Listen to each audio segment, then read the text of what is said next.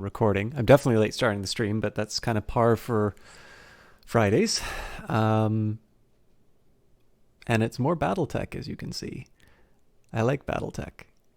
And I have no idea if I will get past the mission that we were on Wednesday, but I'm not going to be too upset if I do, because it's a chance to learn.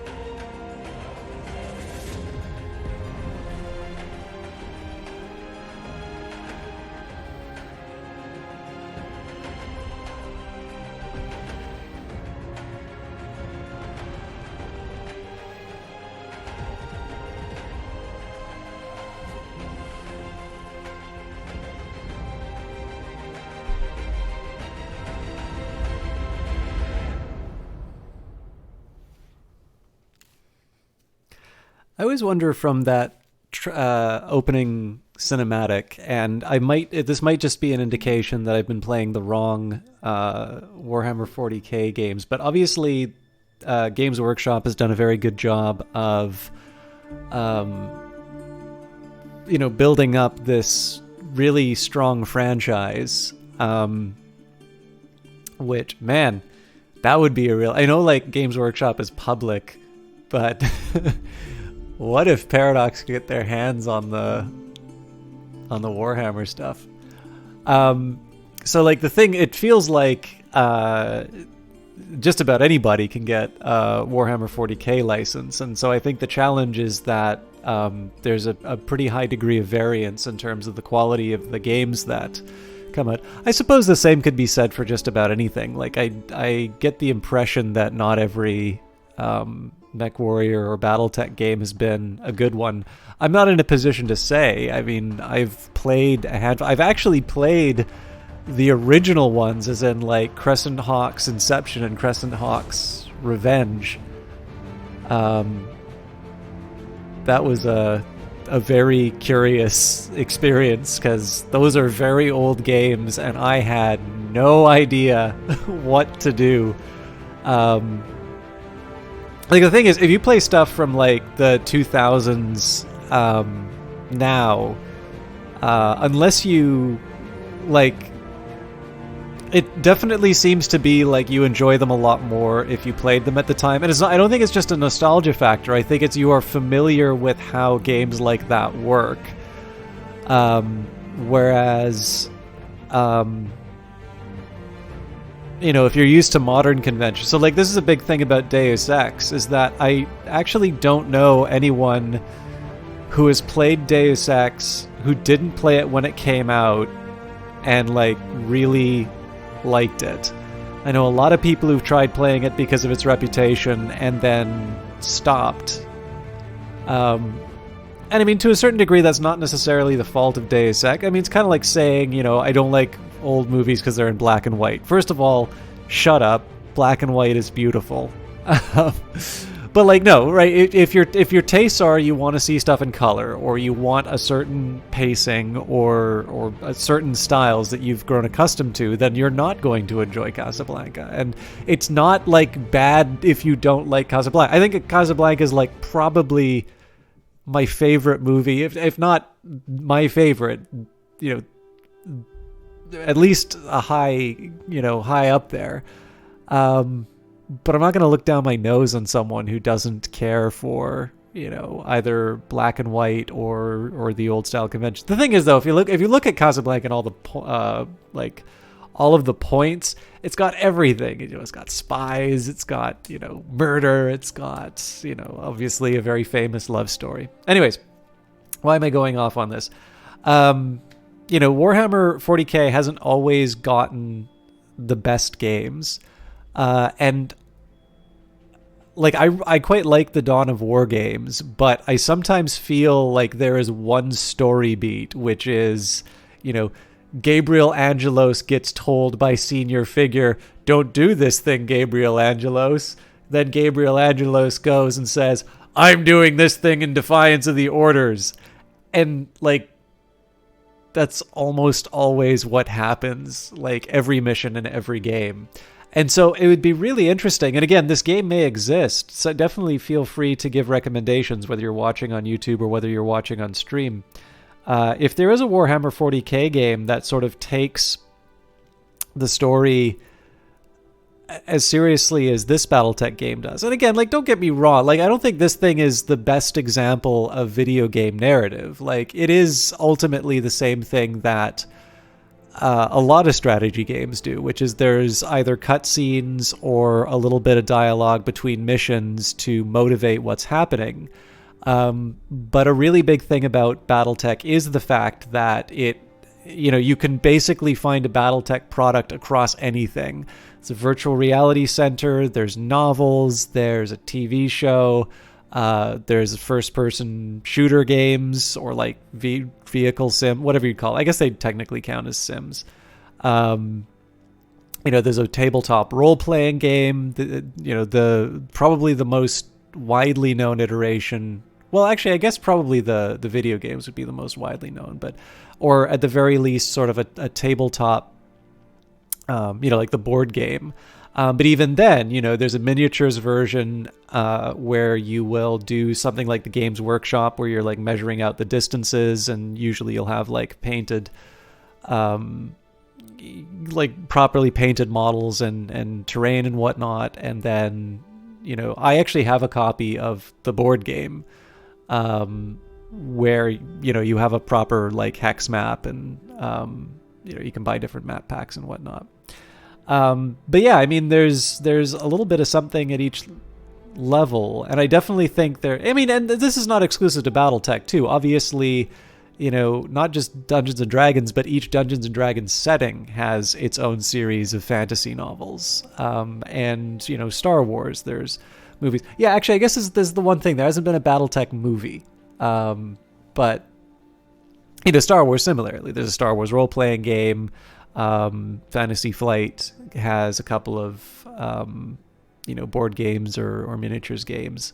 One that shares the name of a sort of grand strategy style game. I have no idea whether or not the two rebellions have anything to do with each other, though.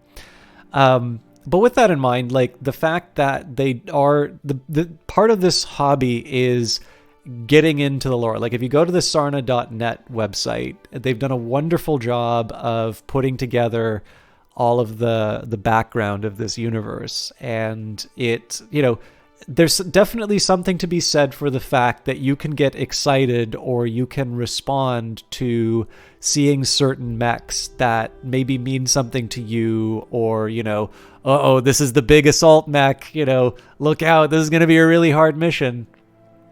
I mean, even the trailer to Heavy Metal, which of course is a wonderful segue for me to say thank you very much to Paradox and Harebrained Schemes and anyone else who I owe a thank you to for giving me a press key. I was given a key for the most recent DLC, Heavy Metal, for press purposes, or promotion purposes, although I did buy Urban Warfare and Flashpoint with my own money, and I was a Kickstarter backer for the base game, but it's important to disclose this stuff.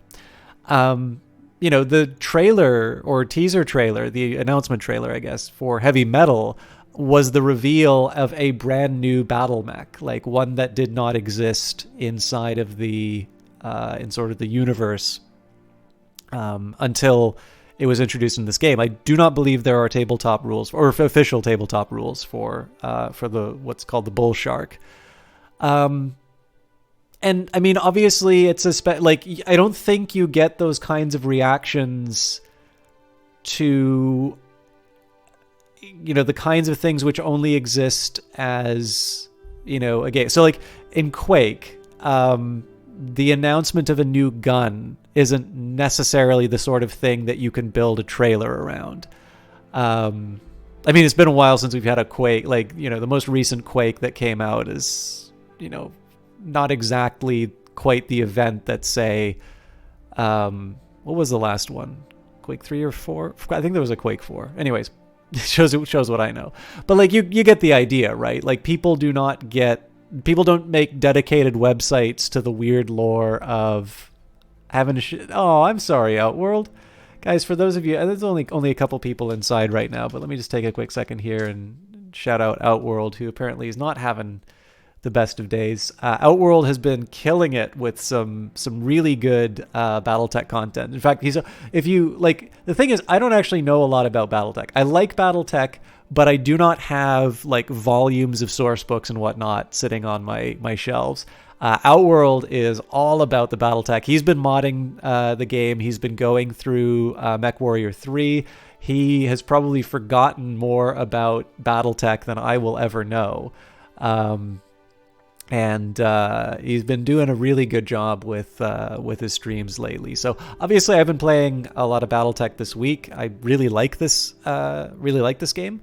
But definitely, if you like seeing BattleTech stuff, and in particular, if you like seeing the the variety of how this game has been realized, or well, this franchise has been realized across different games.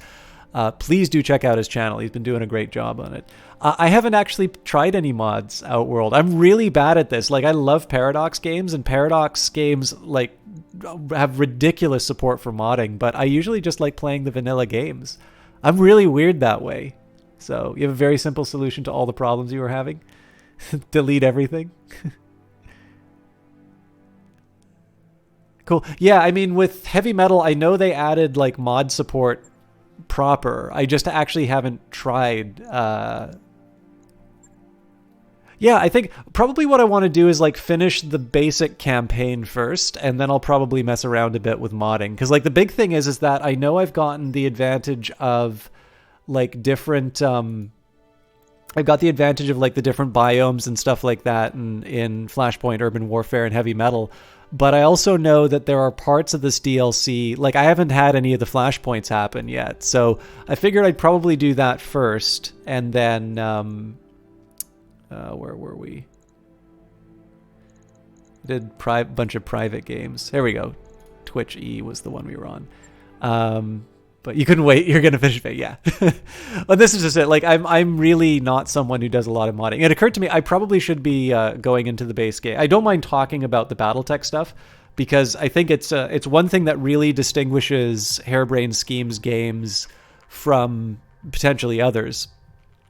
But at the very least, I can let my rickety old hard drive do the work. Oh, and we have got the legendary Johnny Big Time himself. Johnny is a great streamer on his own. I have no idea if I'm going to be able to convince him to do something like MechWarrior. Oh man, Johnny, if you get MechWarrior 5, I will get MechWarrior 5, and we're going to co-op that. But I have a feeling that probably we can finish the Division 2 first. And like, what else do we have? Destiny. We can try Divinity again, but maybe not live on cast until we figure it out. Dying Light. Anyways, for those of you who don't know... Oh, yeah, I actually don't know that much about MechWarrior 5. I know it's by Piranha Games. Actually, Outworld, I saw you put a little bit of time into MechWarrior Online. It's been a while since I've played it, and I quite liked it. I've actually spent money on it, but what did you think of MechWarrior Online?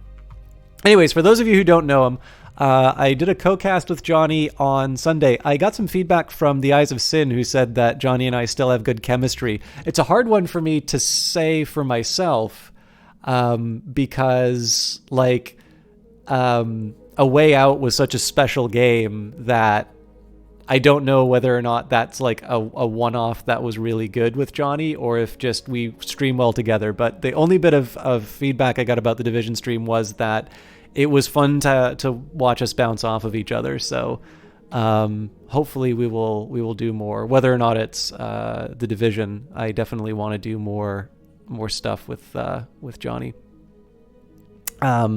But he has been doing Star Wars lately. What are some of the other things you're planning on doing, Johnny? He's been doing a good. He's been doing a few things. Like he was playing some UFC a little while ago. But the biggest thing for me is that it's a little bit like Outworld. Like Outworld has got a tremendous attitude. And he's got, I mean, one of the things that's really nice is that he's a partnered streamer, but you do get to hear him speak quite frankly about things that he feels are working and aren't working.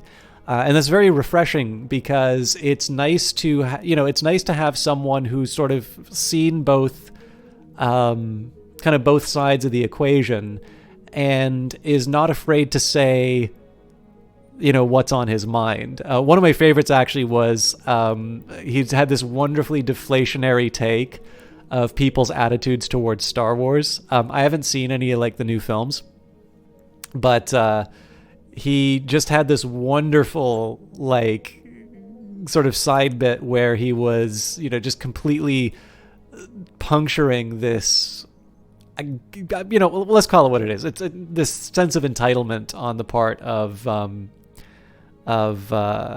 certain Star Wars fans, and it was just a delight to hear him do that, because again, it wasn't particularly malicious, but it was just kind of the reality check of, are you guys being serious right now? Like, just listen to yourselves. Yeah, exactly. I mean, I could say the same about just about anything that I really enjoy. Like, I'd love to say, you can love something 100% and everyone who likes this thing alongside you is perfect. But no, I mean, unfortunately, sometimes people take it to a point where it doesn't really need to go. I think it's good to, like, I think the biggest thing is that we've used shame in the wrong way. So like, we definitely have a lot of call outs now, or canceling or whatever it's called. Shame is a very useful mechanism. Like, I have no shortage of opinions.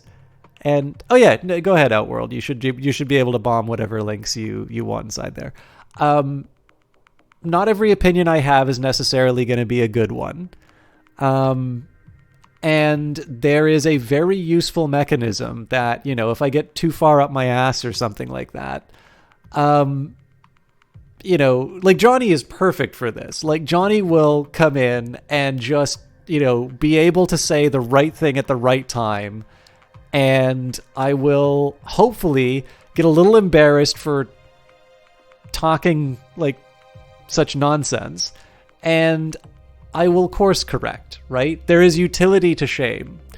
But that's not really what we've been using it for. Instead, it's sort of this, I've got a score to settle with you, so I'm going to dig up this thing from your past and, no matter what you do day in and day out, we're just gonna, it'll never stop. We're gonna let you know what a terrible person you are. And at that point, like, there's really no corrective mechanism there. A really interesting thing for me has been, some of you may remember when I did Battlefield 1, and there is a mission in it called Nothing is Written, which is a very good one, and it involves the Arab Revolt in World War I, which heavily implies that it is a story of Lawrence of Arabia, but it is in fact the story of Bedouin, and Lawrence is a character inside of it. And the challenge with that one, I was just before I was getting ready to do that stream, like I think the day before, I had this wonderful conversation about T.E. Lawrence with someone. And, we talked about the movie, we talked about the revolt in the desert, we talked about the fact that he did a translation of Homer, all this great stuff. And I was like, man, this would probably be a good introduction for the stream. And I usually want to have people, like, obviously here we've been at this for a little bit. The game hasn't started yet, but just a chance to kind of let people come in. Outworld,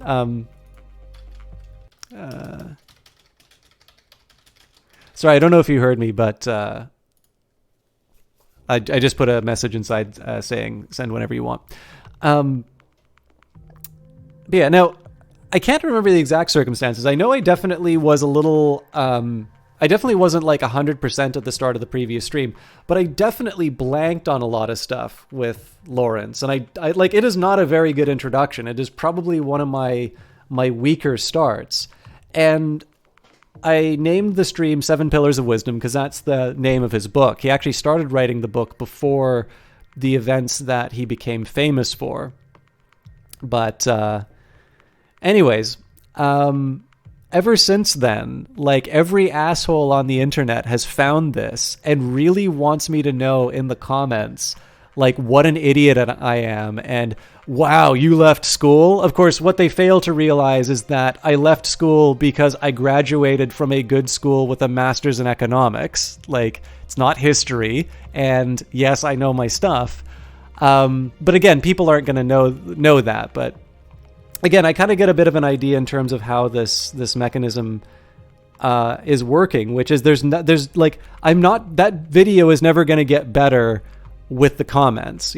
That sweet takedown, that sick burn that you send on Twitter is not designed to make that person reflect and become a better person. It's purely performative, and there's definitely a level of savagery behind it to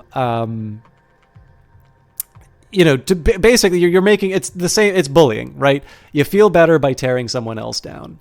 And I think one of the things I can actually tie Outworld and Johnny into this, because again, I get off on a topic and I go on forever on it. But the nice thing about Outworld and Johnny is they are much more of an example of that former category, which is if I say something stupid, I can 100% rely on both of them to hold me to account for my stupidity, but not in a malicious way, in a way that ensures, I care enough about you that I don't want you to see stupid stuff and continue to say stupid stuff. And Star Wars fans who got made fun of for liking the movies growing up bullying people for liking the new Star Wars. You've become the very thing you swore to destroy. Yeah, exactly. See, here's the biggest thing. Okay, I am going to start the mission just shortly after this, but I actually want to get back to the Warhammer 40k thing I was going to say before. I hope you tell me to stop when I say stupid. Well, this is just it, right? Like, most of the time when people say something dumb, it is completely innocuous. It's more like, so it's like, again, your Star Wars fandom stuff. It is completely fine to puncture people who are taking this stuff way too seriously. And the biggest thing that I can say is that, I am clearly not interested in the new trilogy. I'm sure I will get around to watching it at some time, but I knew that so it actually took me knowing that J.J. Abrams was doing the first new one. And it's no knock on J.J. Abrams. He's clearly a very successful filmmaker who knows what people want. But I kind of knew this movie is probably not for me. And then every other bit of evidence I saw said, yes, this is not a movie that I necessarily want to watch because I already have the original trilogy and that worked fine for me. I'd rather not have the old movie with some new, like a new coat of paint on it. And to my understanding, that is basically what The Force Awakens is. And that is fine for that to be. Because the biggest thing I can say is, like, if you are a Star Wars fan, so far as I can tell, there has never been a point where more people have been into Star Wars than now. And this is the catch, is that it had to become something modern or different or whatever to become that. So, like, if you thought that you were going to get something exactly the same as the movies that you fell in love with, those movies already exist. To me, I actually wanted something really different, which is why I'll probably watch Rogue One first. But I may not necessarily watch the new trilogy because it sort of seems to be trying to do the fan service thing, but in my case, not really succeeding in it. But yeah, I did. Okay, I'll start knocking off these things here. Anyways, all I wanted to say was Outworld did a wonderful job of non-maliciously sort of taking the piss out of the clearly hyper partisan Star Wars fans who are busy going on about who should get fired and whatnot. And Johnny does a wonderful job of this too. The Warhammer 40k thing I meant to say is just, it would be really, and again, this game may exist, feel free to let me know if it does, but a game, like a Warhammer 40k game that sort of motivates the actions of its characters sort of the same way that Battletech does, that it becomes a story in this larger and more interesting franchise, rather than just sort of be a table setting for the given missions. But anyways, we're like almost half an hour into the cast without starting, so let's reiterate the mission. This is the one that we ended on Wednesday. The Restoration Army is engaged in the Battle of Attrition against Directorate forces, and our ground forces need to resupply if they're going to prevail. To that end, I'm sending you to capture Directorate munitions dump, eliminate their defenses, and prevent them from getting away with the munitions. Our support staff will handle the rest. The Restoration Army's been locked in a stalemate with the Directorate for a few days now. In the end, it's going to come down to whichever side has the most ammo, so let's make sure that's our side. And yes, I realize I probably just did a terrible thing by, like, suddenly cutting off that Star Wars thing, because I realize people have strong opinions on it, but you came here for Battletech, not Star Wars, so we can talk about that during the stream if it comes down to it.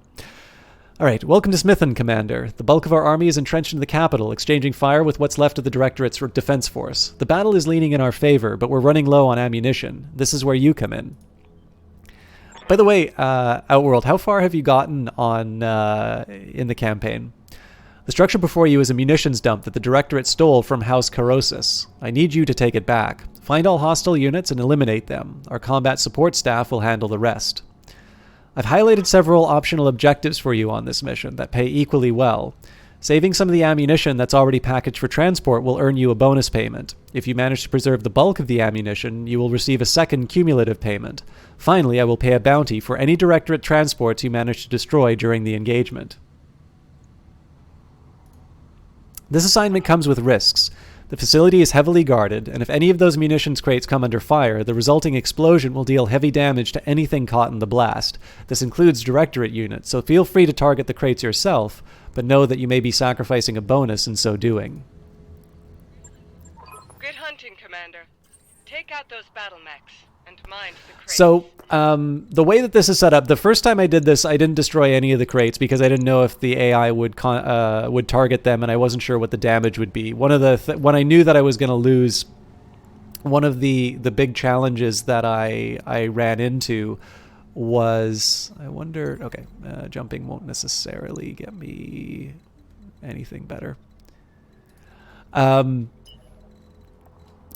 I wasn't really sure what kind of... one of the mistakes that I made when I knew I was going to lose was not blowing one of those things up to see the kind of damage that it would do. It turns out that these do a lot of damage, and the mission is just to save 6. So with 8 crates, you can blow up 2 of them if you want to try and do the damage bonus. And it is something that can really give you an edge in certain circumstances. The vanilla game is much easier in terms of hit ratio, and you feel like you steamroller once you come back to vanilla. Oh, okay. I didn't know that. Because this mission has definitely been giving me a run for my money.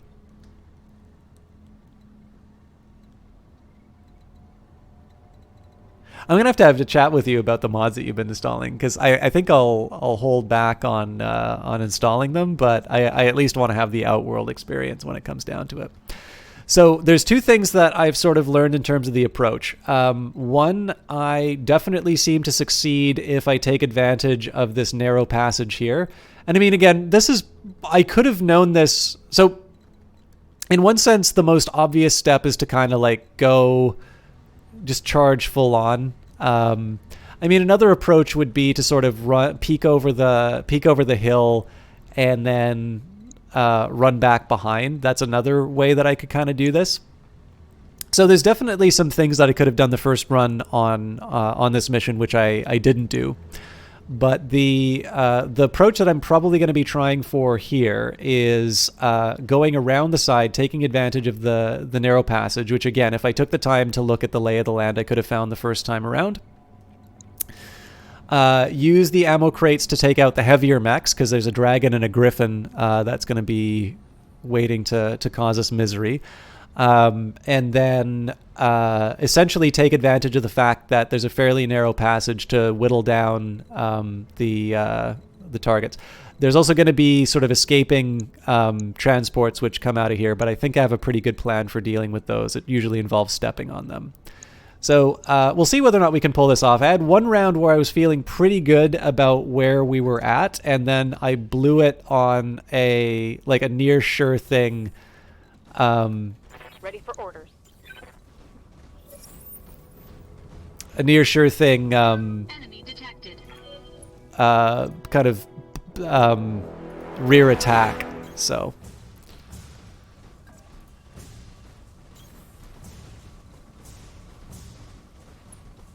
Oh well. What do you mean? Sorry, Outworld. I haven't seen your What transgression did you do? Oh, this is interesting. I did not. Okay, so just because it defaults you to sprint doesn't mean that you are locked into it. I'm gonna have to keep that in mind. I always thought the first round you weren't able to take actions, but it actually turns out it's just been because I've been sprinting. Oh, gotcha. Sorry. Anyways, I'm locked into it now. One thing I might try in the future is making Beefeater a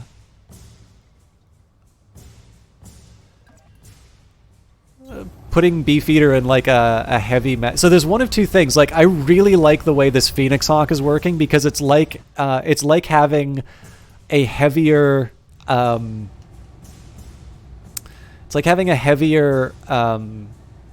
Spider or Jenner or something like that. This thing has got a great jump range, and yeah, it runs hot. But just being able to zip around the battlefield and have it with like a high initiative character makes it like having a super light mech. Super light, like when I say super light, I mean as in a super mech that is lightweight. All right, that's going to be a liability. So one of the drawbacks about this approach is that we take a lot of damage to get into position. This one means the first person that runs in is going to get locked on, so there's going to be a bunch of LRMs that just come down and ruin his day. All right. I bet the trebuchet's in the way, so in this case... Normally I would sprint it straight to the... I'm going. I would normally run this straight to the woods, but in this case this medium laser is going to be enough to take out the turret, so... May I interest you in melting armor? Target destroyed.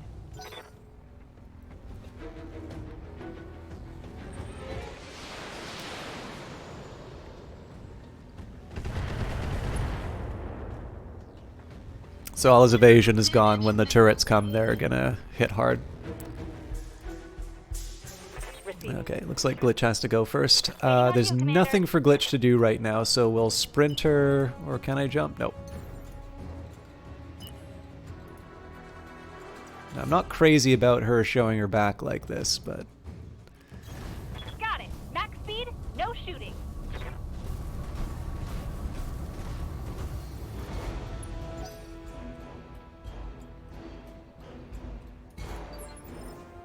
Good to go. And similar story here. So there's a side of me that kind of wants to do a move and attack, but if I do this, I'm just signing myself up for disaster. So we're going to sprint, and the objective here is basically to get her... the objective here really is just to get her in the woods. The idea here is the Phoenix Hawk is going to be kind of running around on its own.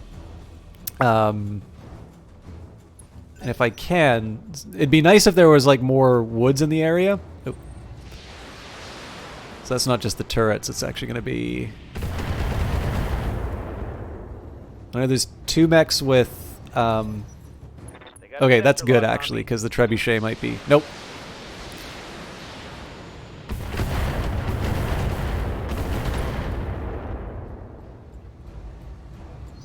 That supply truck is running with a full load of ammunition. Don't let it escape.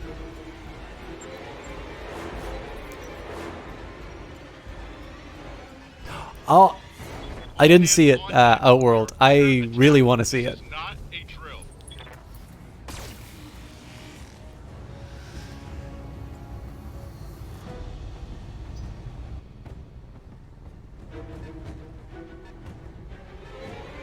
By the way, I don't know if you heard the question. What did you think of MechWarrior Online?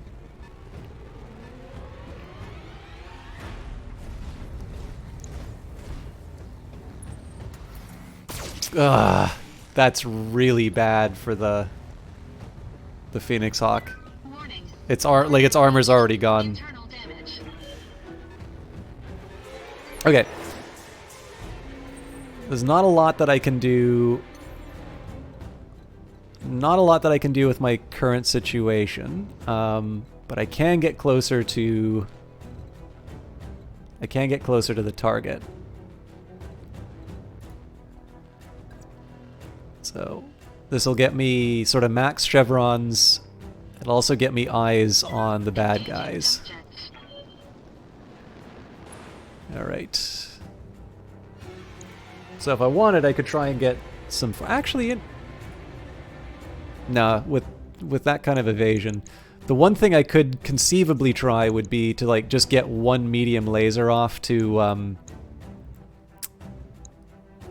you know, help him out with help out my allies. So I've got machine guns, medium lasers, 2 medium lasers. If I had to target one, you know what? I am going to do one medium laser here, and this is really just so that I can knock down a chevron. There's no other purpose for this. Oh, but it was a good hit.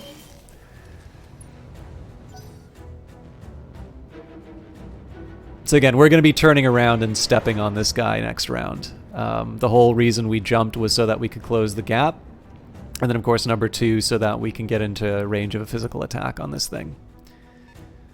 Now, of course, one of the drawbacks is that when I go to step on it, I'm going to be exposing my back, and I'm not going to have as many sort of chevrons.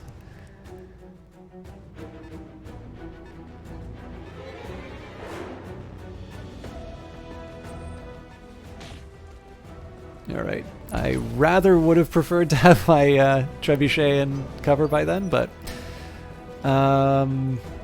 actually, it looks like Zap is in the probably the most dangerous position right now. So we'll get him. It's just because of his lack of movement. So the movement we're going to be doing right now is not that dramatic, but it is at least going to get him in the woods and one evasion. Oh, no, yeah, it's one evasion chevron. And again, in this case, I can throw. Nope, I can't throw out medium lasers, and I do not want to waste. I do not want to waste any missiles on. So this is an interesting question. One priority would be okay. So we've got 60-ton, 45. So there's 2 paths that I can go here. One says get eyes on the dragon right away. The other says cause some grief for the spider when my allies are involved. And you know what? In this case, let's sensor lock the spider in this case. Sensors locked on.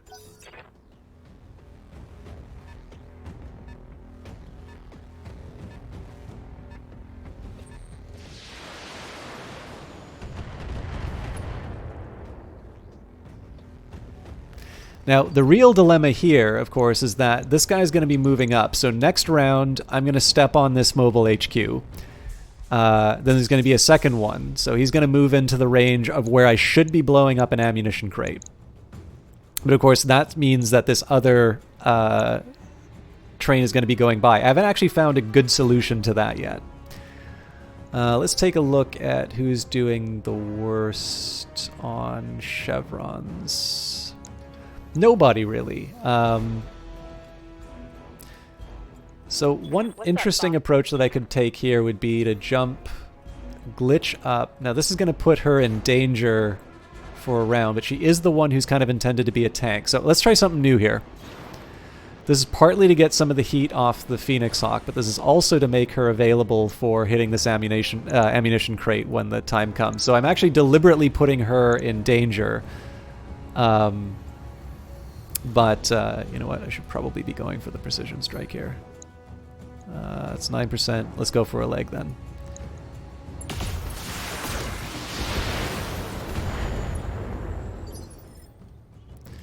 So again, I'm putting her in danger, but it's in the name of getting, one, getting a little bit of the pressure off of Beefeater, and then second of all, to see if we can get a good shot on these ammunition crates when the time comes. Do I want to, well...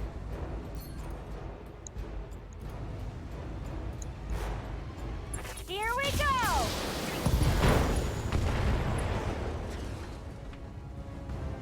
There's more where that came from. So they'll probably wind up standing up next round, but if I can get a spare... Actually, you know what? One of my guys might get a shot on them first.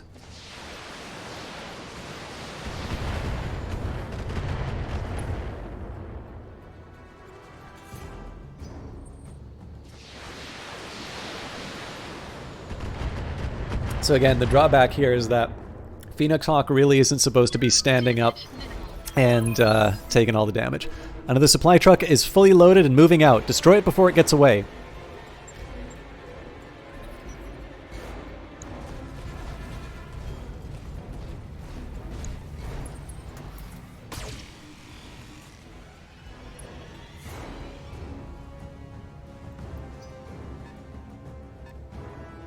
Firestarter is somebody I want to keep an eye on. If they get close, then we've got problems.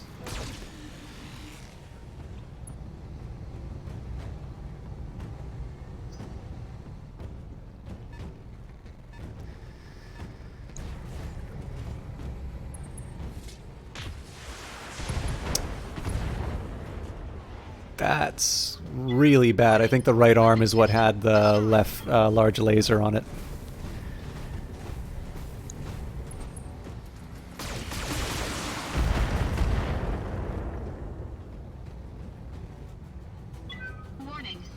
Okay, well, we definitely know what Beefeater's doing this round. Yep, so he is pretty much useless as a contributor. I'm going to turn my back. I might wind up really regretting this, but... Engaging physical attack. I really didn't need the machine gun on that. That was my bad.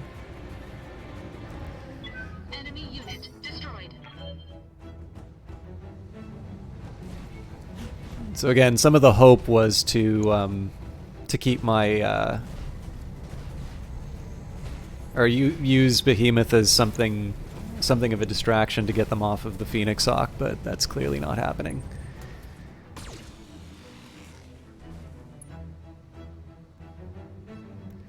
Another thing to keep in mind is that if my main guy gets taken out, that's still a huge liability for the company because it means that I'm going to be spending all the time in the med bay. The good news here, of course, is that even though the Phoenix Hawk is not going to be moving very far, I am going to be turning my body. That's where the Griffin's going. That's bad.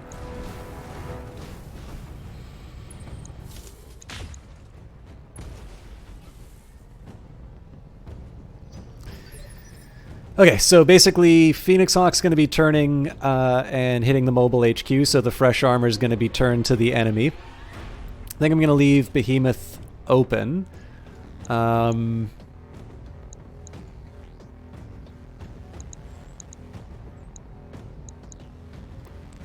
There is an argument for a reserve here. It's just not a good one. So.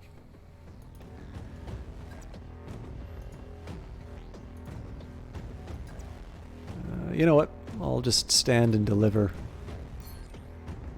My next question is, do I want... Okay. I kind of want to divide my... I kind of want to take advantage of my main targeting, but I think being able to drop some LRMs on the Spider is a slightly higher priority. If we get lucky with the Locust, of course, that's great, but I don't think I don't think it's worth using the precision strike quite yet. No problem. I've got enough guns for everyone. Firestarter might have also been a good call. I am going to save Behemoth for the dragon, though.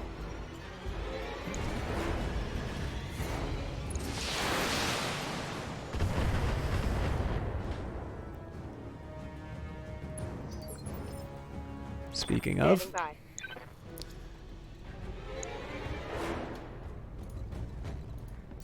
by. Okay, so I can get the ammunition crate right away, but that means that I'm wide open to attacks. So if I jump, that gives me a bunch of chevrons.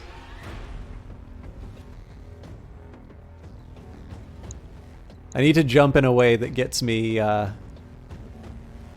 wow, there are not a lot of opportunities. So if I do that, I wind up in range of the flamer, and that's just too high of a cost. Okay, well, it's not great, but it covers what I need. And that's, like, this is a pretty good... I really couldn't ask for a better setup on the ammunition crate. So this thing's got 25 health. I hate using ammo on it, but...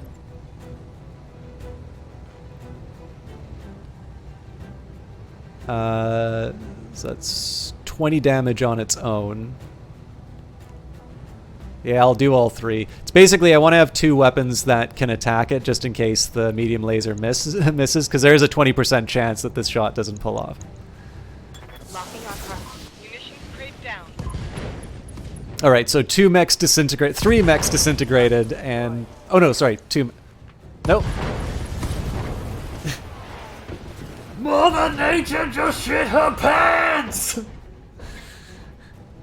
That was 2 mechs down.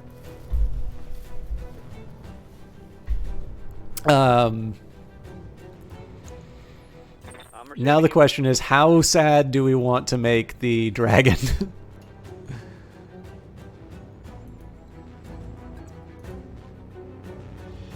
I am going to try and go for the... Okay, so that's 70 on its own.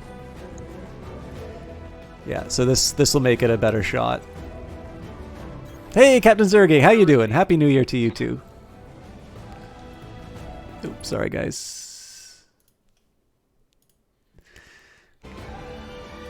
Alright, well there's one reason why we brought this trebuchet. So all of the damage obviously is on the back, and I want to try and hit this thing in the back as soon as possible. That still has 100 structure.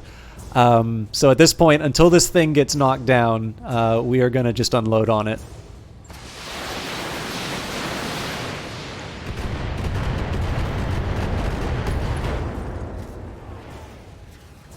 Inflicted some heavy damage.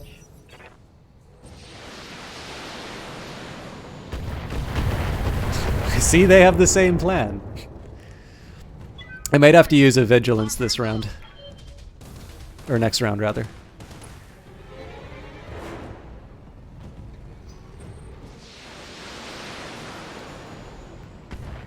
Oh, I just got knocked over.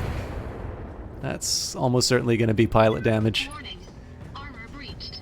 Internal So I damage. think this thing's actually going to be able to move. Detecting mech warrior injury. That vehicle's going to be able to move before I'm able to do something nasty to it.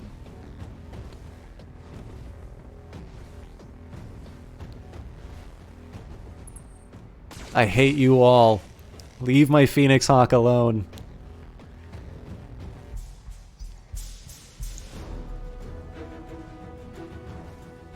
The Panther's basically just a death stick.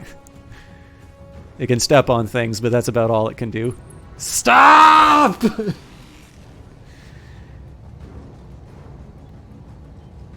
Warning. Armor breached. Internal damage.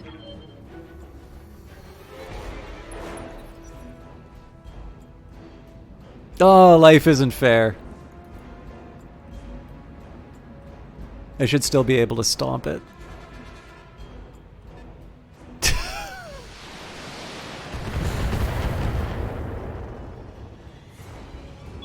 Warning.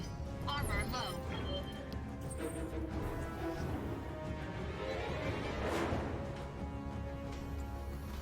Okay, I actually have full stability, so like an idiot, I'm just going to run in and step on something. And then I'm probably just... You know what? I'm probably just going to use him in the back. Engaging physical attack. I'm just going to like jump jet to the far back of the level and use him for scanning. Why? Warning. Detecting mech warrior injury. Good to go. Okay, Firestarter is my new public enemy number 1. Uh-huh.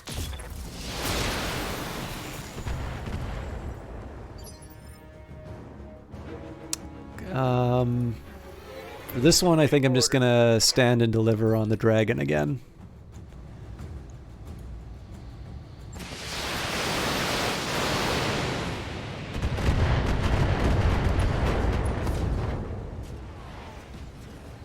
Solid connection on that one.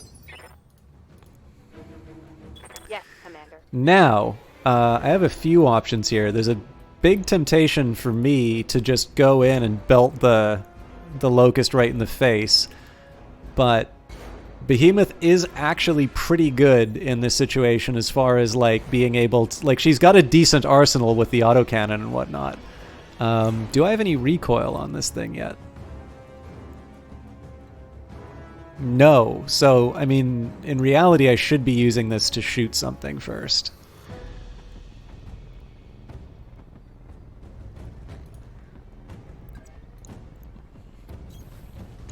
Oh, you know what? I'm probably opening Beefeater up for another hit from...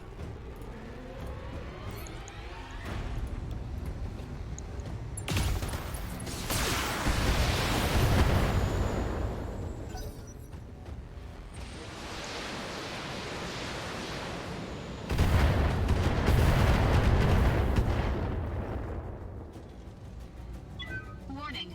Armor breached.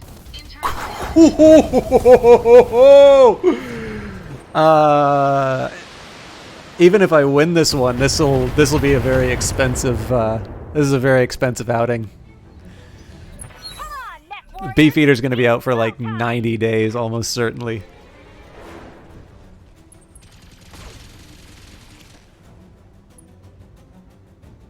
I mean, it's easy to see why, right? He's the only target I presented them in that narrow spot. The problem is the opportunity with that ammo crate was just so good. Like, realistically, we are in a perfect situation right now. Everybody else is completely fresh, and they've got a forest to defend them. And that dragon, like, the only thing is the griffin has kind of been sitting in the background doing nothing right now. Okay, in this case, I'm going to go and punch the Firestarter. I didn't really want to go from that angle, but Engaging. any other... oh, okay, well, left leg's gone, so that's what I wanted. Critical hit, Commander.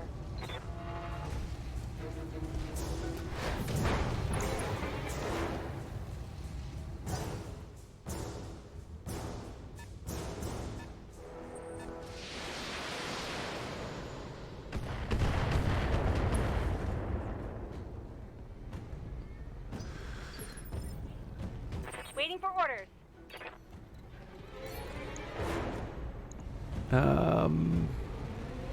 I'm only doing this because the center armor is so weak. Oh, oh, that's right, because Behemoth is in the way. So is there... Right, if I move up a little closer like that. My natural inclination would be to split the attack, but because this is something that can just clean out the Firestarter here. Yep, we're opening up with everything. So both my Vindicator and my Trebuchet run pretty hot. I would need to make sure that that thing's like just off the table. And as is our way, I think in this case here, we did get one headshot on the dragon already. So it's a remote chance, but if we can get another one, we might actually knock out the pilot.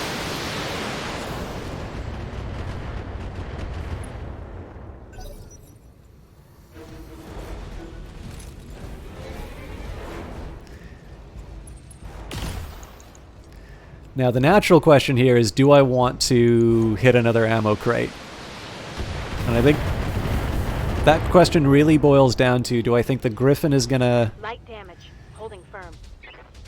Do I think the Griffin is gonna show up near one of the ammo crates? Or do I want to just, like, annihilate the dragon?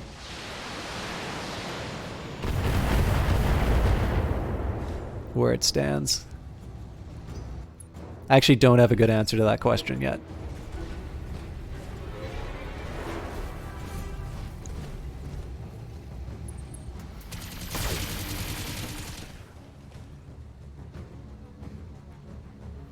I kind of feel like Behemoth is just going to stare down at this guy and... Oh, this is going to be a physical attack. Alright, that is actually a meaningful amount of damage. I need to keep an eye on that. Reporting heavy damage.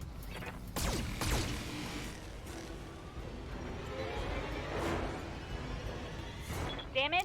Minor. So there is a dilemma with the Shadowhawk here, because if I make her stand still, then the dragon gets a free shot.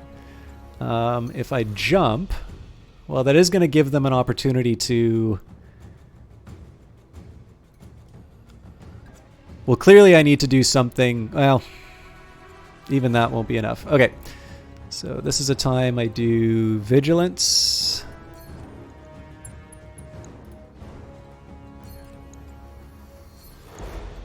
And the question is, do I want to hit the Panther or do I want to hit the Locust? Panther can still damage me, so...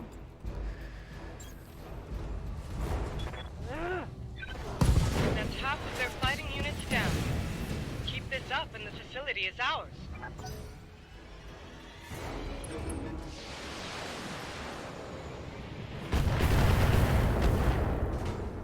So I did the Vigilance to make sure that I had enough to keep me standing. Ready for orders.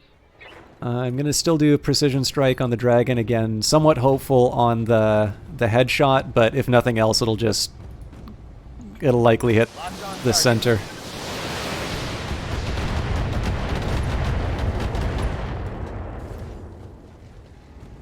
Target's taking a critical hit. Good to go. And Glitch, I think this time... Oh, I can't open up with everything, so... That's enough. Firing on target.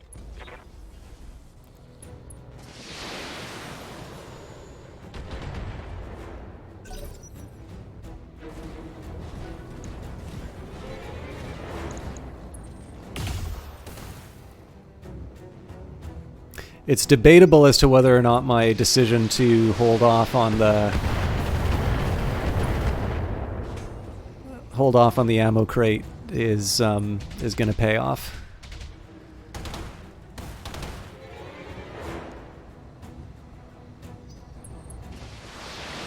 And the Shadowhawk's definitely taken a lot of damage. I can't really afford to have that running around too much longer. There's work to do. So again, my inclination is to run and shoot and punch the Locust, but in this case I actually want to get into the woods. They are going to be getting some like back shots on me, but the back armor is fresh. Okay, so I can go for the leg, which has got 33 structure. Center's got 25. See, I'm banking on taking out this pilot with the yeah, it doesn't matter. We can do this. Let's go. Hostile eliminated.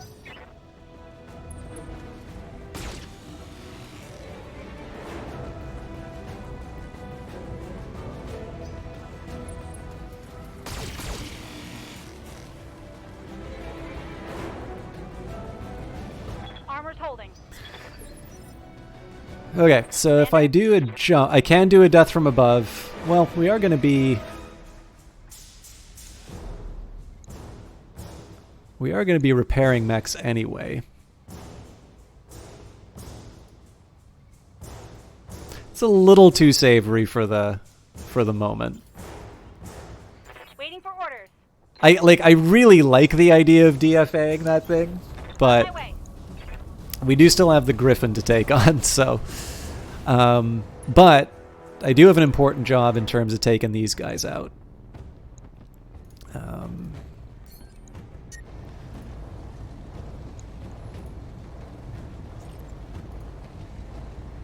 This will have to do. Firing on target.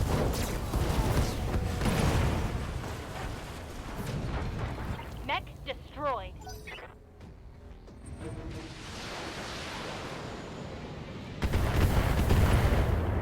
Now, I have a dilemma with the Locust here. So one argument would be I take the Trebuchet up and I try to take out the Locust. That removes their eyes, so the LRMs only have the Shadowhawk to focus on. We're all sort of safe back here, and that leaves the Griffin sort of forced to come after us. The alternative with Zap is to get a sensor lock on the Griffin. In this particular case, I'm going to move him up to focus on the Locust. And this is just because his heat isn't very high right now.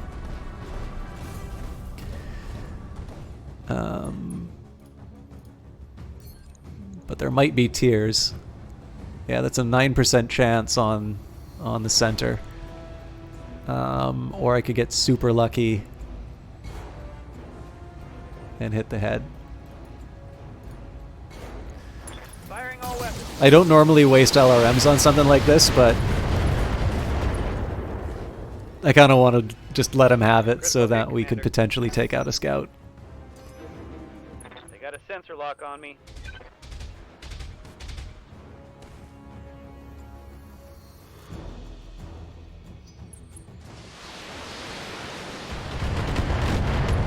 Oh, sorry, Commander. I'm hit. Okay. Yes, Commander. Copy that. So I'm leaving myself open, which is not good, but Putting my weight into it. cool. There's only one of them left. Take it out, and this facility is ours. So with luck, Behemoth doesn't get nailed.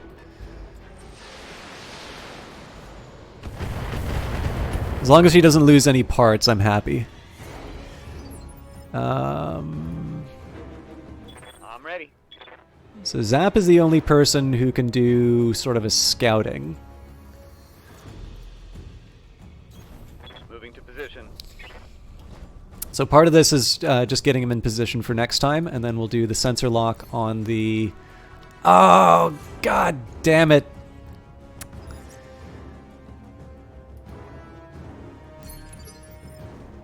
Commander?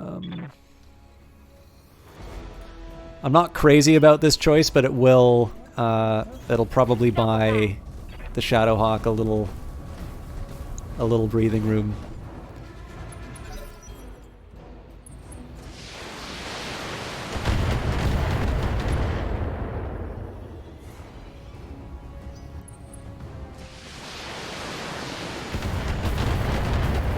Vindicator is a reasonably well armored. I know, like, the way you're introduced to it is Glitch as the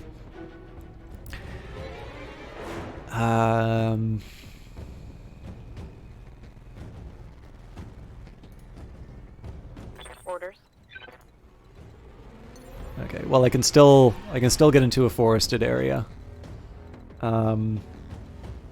Against my better judgment, I'm going to reserve, and the main decision is going to be whether or not this Griffin shows itself.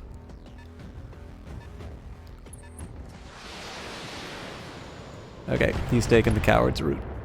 So that means my Trebuchet's not Minor in... damage, Commander. My Trebuchet is not going to be in play on this one for the start.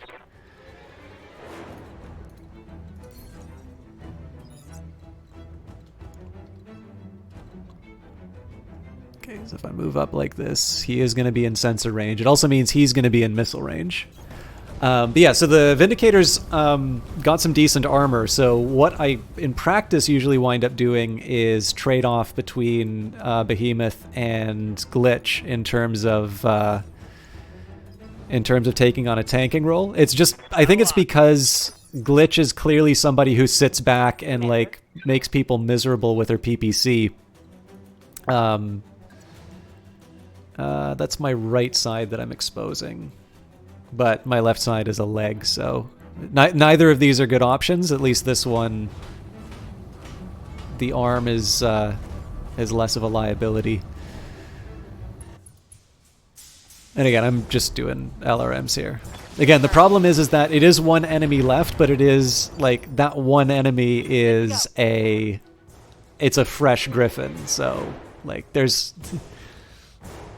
no good way to engage this. It's gonna be a little hair-raising for a while.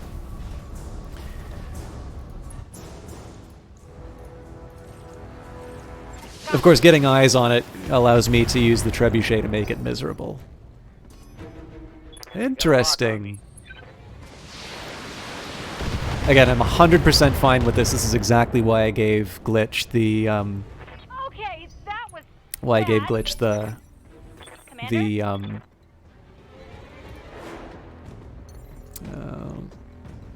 Okay, well, apparently both get me what I want. I'm a little surprised by that, to be honest. But that's fine, because... Now again, the drawback is I'm making my back face these turrets, and we're almost certainly not going to take this guy out this first round, but I can't do half measures forever. Yeah, we'll go for the legs. Affirmative.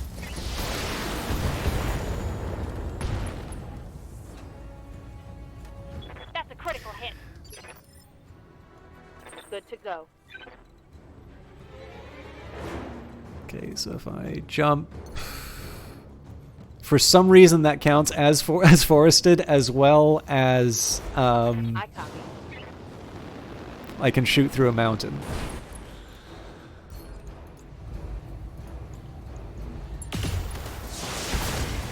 Again, the hope is that we knock this guy down. And there's, of course, multiple ways we can knock him down. The one I'm most interested in is... So if I do that, what are my chances? 65, 70 compared to where I stand, which is the exact same. You know what? I'm just going to stay put. Now I can do a precision strike. The question is, do I want to? I think in this case here, we'll just let him have it. It's going to be heavy stability damage, so he's going to have to make a decision as to whether or not he wants to fight us or does something to protect himself.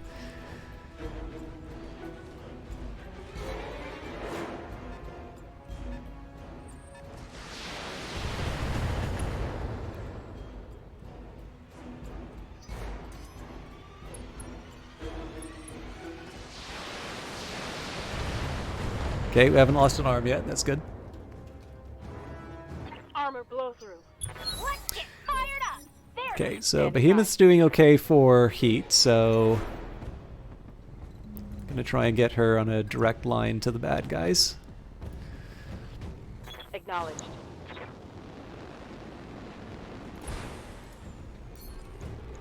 Ooh, but I can't access the leg that I wanted.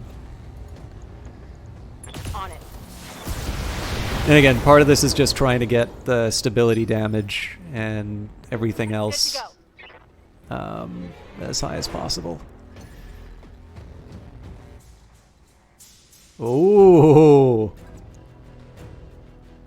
I mean, the alternative is death from above, but you know what? Before I do that, because this guy's close to getting knocked down anyway, we're going to do just a standard attack. Target confirmed. I think we only have one more round of missiles.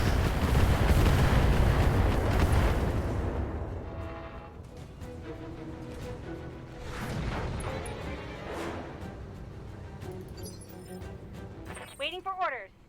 So again, DFA is cool and stylish and all of that, but right now I need to be focusing on finishing this off. Okay, now this is a dilemma, right? Taking out this leg is not necessarily going to finish the fight, but my chance on the head is very remote. So in this case I am going to focus on the leg just basically because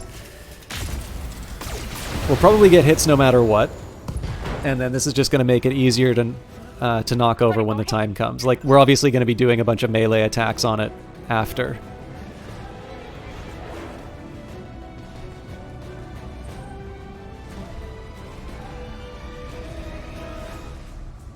Actually, this might be a little more than Glitch can take. Nope. Never doubt the Vindicator. I'm taking a pounding, Commander. I've been sensor locked.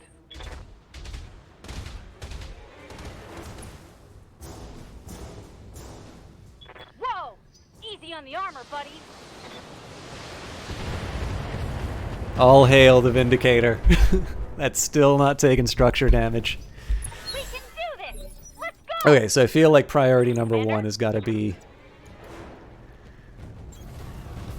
Ugh. Alright, that hit somewhere I didn't want it to hit.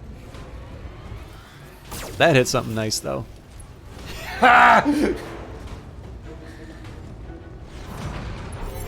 Oh man, that's like a fresh griffin for me. Okay, so the Phoenix Hawk, like the damage to my pilots is pretty drastic, but that was a pretty good round overall, I think. So good job, Commander. With the supplies you've secured for us, our battle mechs will shatter the Directorate's battle lines. Smithen will be liberated now and forever. And Lord Corrosis will be grateful. Not to put too fine a point on it, but we do need his help. And we shall have it. I'll arrange an audience with him directly. Enjoy your victory, Commander. You've earned it. Mission successful.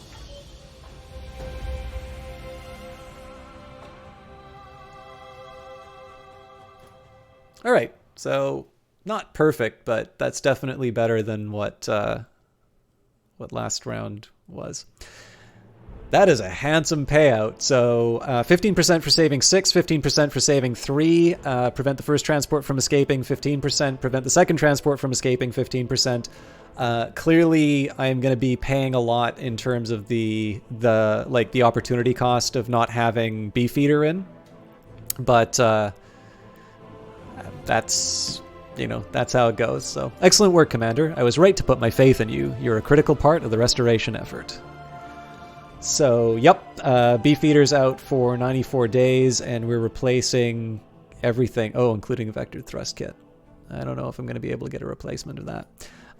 Vindicator didn't take any structure damage, minor structure damage on the Shadowhawk, and the Trebuchets lost, going to take a little bit on the leg. So, and Behemoth is out for 13 days. So I think in this case it's going to be a matter of waiting 13 days and then we hire a replacement pilot while we wait for a Beefeater to get better. Actually, I guess we've got Mosley in the wings as well.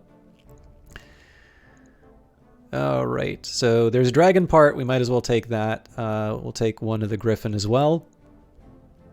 And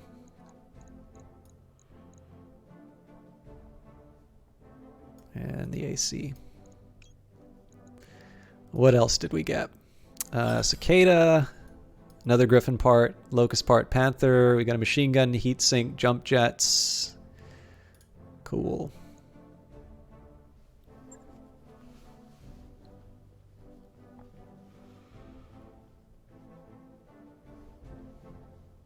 I didn't even know there was a, or maybe there, I don't recall there being difficulty settings. Black box in orbit, Smithen. My Lord Corrosis, what a pleasure it is to see your face again. Long did you serve House Arano, and long were you a friend to me. Your loyalty and wisdom are remembered to this day. Spare me the pleasantries, lapdog. You're here because your mistress needs something. Isn't that right, Lady Arano? Go on, speak for yourself. You don't need Madeira to speak for you. My Lord Corrosis, my forces have just liberated your system from Directorate control. At this time yesterday afternoon, I was waging war on your behalf. As your liege lady, I require your loyalty and the aid of your technologists, and I expect you to provide it. What you require means nothing to me. For the last 3 years, your uncle has squeezed House Corrosis for its labor. His directorate has conscripted my house guard, looted my treasury, took my children, all because I kept loyal to House Arano. House Corrosis, wealthy in knowledge, a founding house of the Oregon Coalition, currently ruled by Lord Simon Corrosis. The Corrosis House sigil is a black raven on a field of white. The ancestral seat of House Corrosis is Smithen. And where were you while your sworn allies were under attack? While your people were being slaughtered? You were hiding in the damned frontier. I saw your little broadcast from Weldry. By your own admission, you left us to die. So given what he said to Lord Madeira, I'm thinking he's probably not going to be too interested in what a mercenary captain has to say. We understand the hardships that you have suffered, sir. But from this point forward, you will show me the respect that I am due. Your own son was released from captivity by my hand. I fought and bled to set him free. You saved my Otto, yes, but he isn't the man that I remember anymore. The prison administrators on Weldery did something to his mind. And my daughter, Lena. She supported you, you know. Even after you abandoned us to our fate, she refused to break faith with you. She sang your praises to all who would listen, until the Directorate made an example of her. Lena was barely 20 years old when she died in your name. My fealty to your cause died with her, and so if you want my help, you will compensate me for it. You have a job for my technologists, and I have a job for your mercenaries. We'll trade service for service, or you'll leave here with nothing. Eating Snacks 45, how you doing? I'm always happy to see that that emote there. I hope you're doing well. I hope you have big plans for the weekend. I'm so sorry, Lord Corot. That was a really bad time to break character. I'm so sorry, Lord Croesus. I didn't know. As a member of the founding council of the Aurigan Coalition, you are entitled to my help, and you shall have it. My mercenaries will assist you with whatever you need, and I will oversee the task personally. You have my word. The founding council, a ruling council composed of the heads of 7 founding houses of the Aurigan Coalition. Prior to the fall of the Aurigan Coalition, the founding council consisted of Lady Kamea Arano, Lord Santiago Espinoza, Lady Branca Madeira, Lord Henere Parada, Lady Samantha Gallus, Lord Simon Corosis, Lord Pierre-Louis Decimus. With the rise of the Directorate, the power of the founding council has been severely curtailed.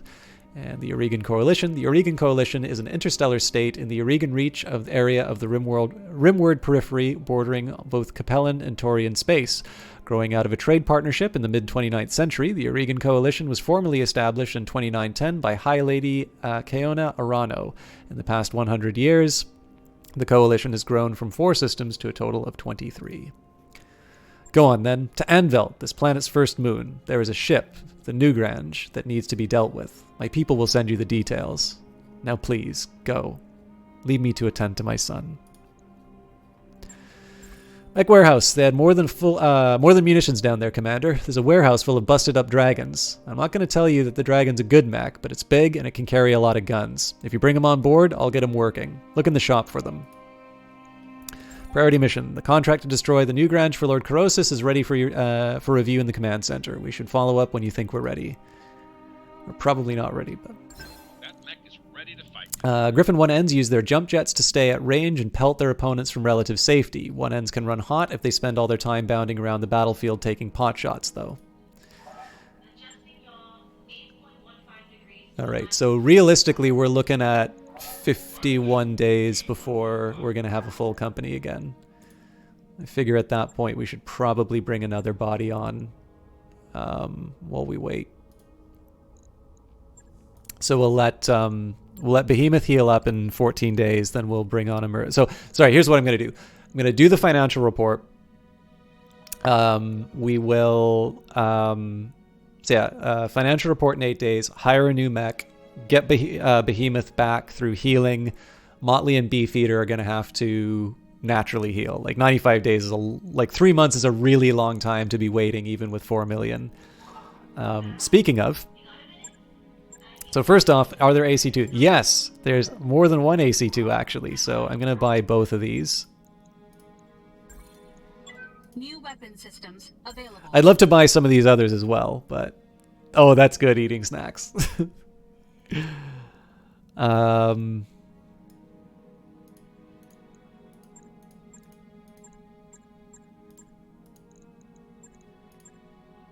Actually, you know what? I might just want to park the Shadowhawk because I don't think I'm going to be able to get the vectored thrust kit back. Anyways, I was told there would be dragons.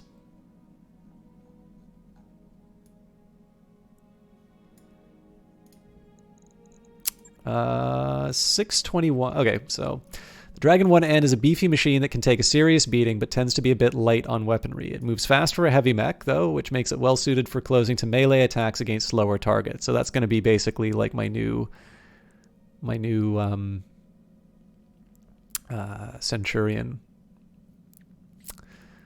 It's expensive. I mean, I'm not going to be doing a lot of missions quickly. I might as well get it, though. New equipment available. Yeah, so I'd love to buy all of these like improved weapons and whatnot, but I think I'm gonna leave it at that for now. Let's go to the mech bay and look at what repairs we got to deal with. So first things first, we'll just do standard repairs on the Shadowhawk and the Trebuchet. We'll get the Blackjack back online. So finally we have an AC2. We'll give it the ++. I'm a little worried that it's going to get shot off kind of first encounter. Phoenix Hawk is probably going to be just a disaster. Which quote should use? Hello air-breathing humans or hello skin bags? I feel like air-breathing humans communicates the same idea but can't be taken offensively. Meat bags, I personally don't have a problem with, but I can kind of see how somebody might get a little offended depending on the context. Okay, so...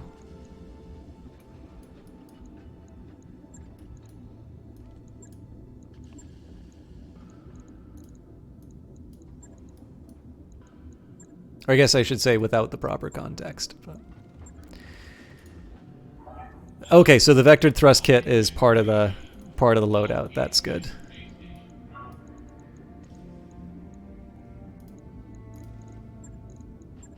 Okay, that's a lot of money we're spending on replacing it, but it's a good, like, it's a really good sort of scouting mech. So, okay, I'm probably going to be paying through the nose for all of these mechs. So the question is, like, I don't think I need 2 Centurions. So I think this one we're going to put into storage because this had the weird loadout anyway.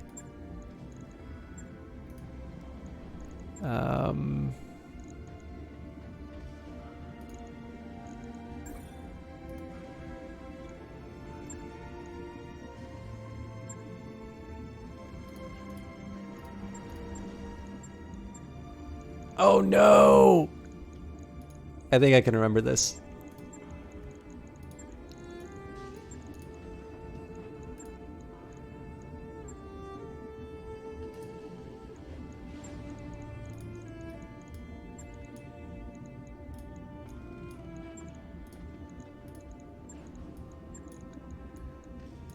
So this is just so I can put the cockpit mod in.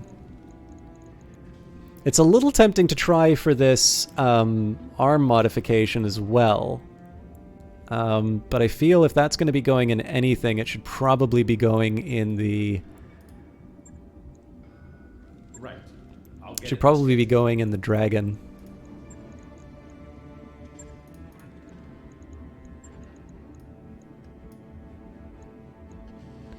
The gyro would be nice, but I don't have the space.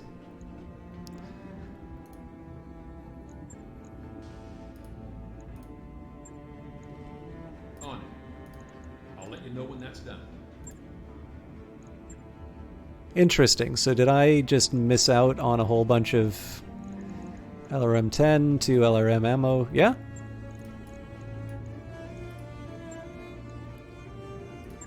So I'm just going to take a quick minute here and do a max armor on everything just to make sure that I'm not... Right. I'll get it in the schedule.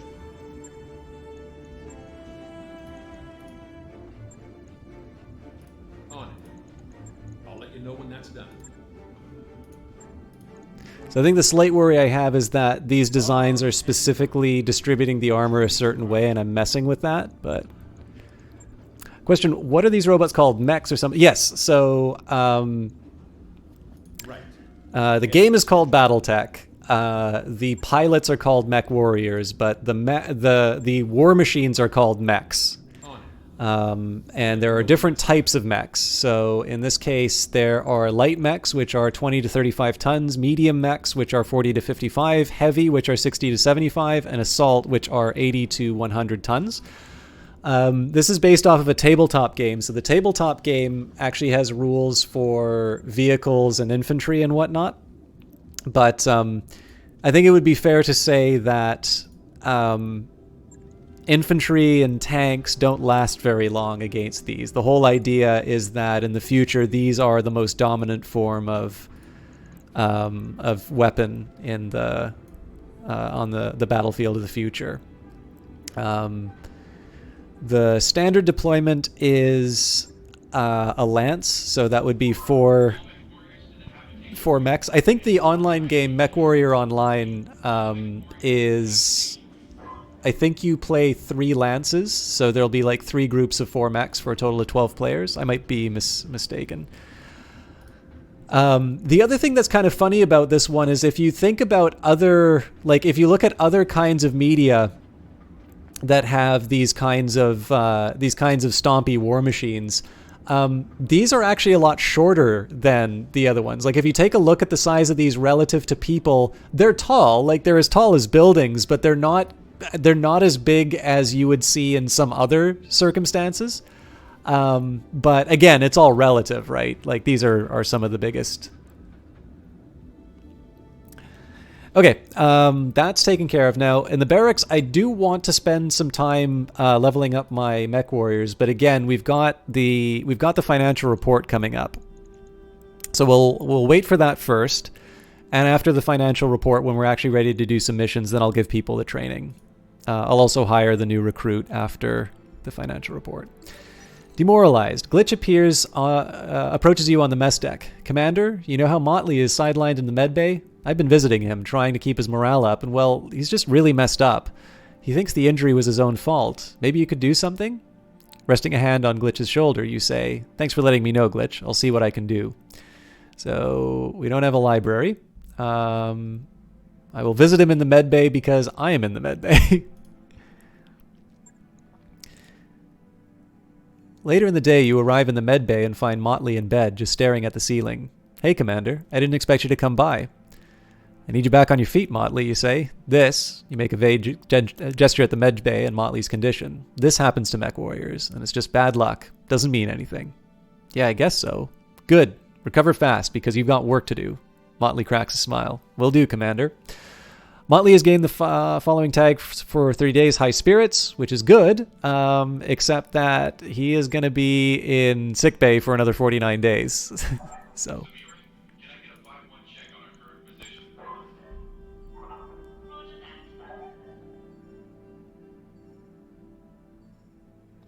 Okay, finance time. So obviously we're paying quite a bit for storage of mechs, but in this case, I already put away the Centurion that I didn't want kicking around. The rest I'm going to keep as is. That definitely cost us a lot more than it needed to. And one thing that I've learned is that even though it says 52 here, it is a hard cap at 50. So in this case, this is the whole reason why we went hard on the extravagant for a while, because my costs were going to be going up over time. So if I can get myself at resolute and I can adjust my morale through other means, I'm in a better a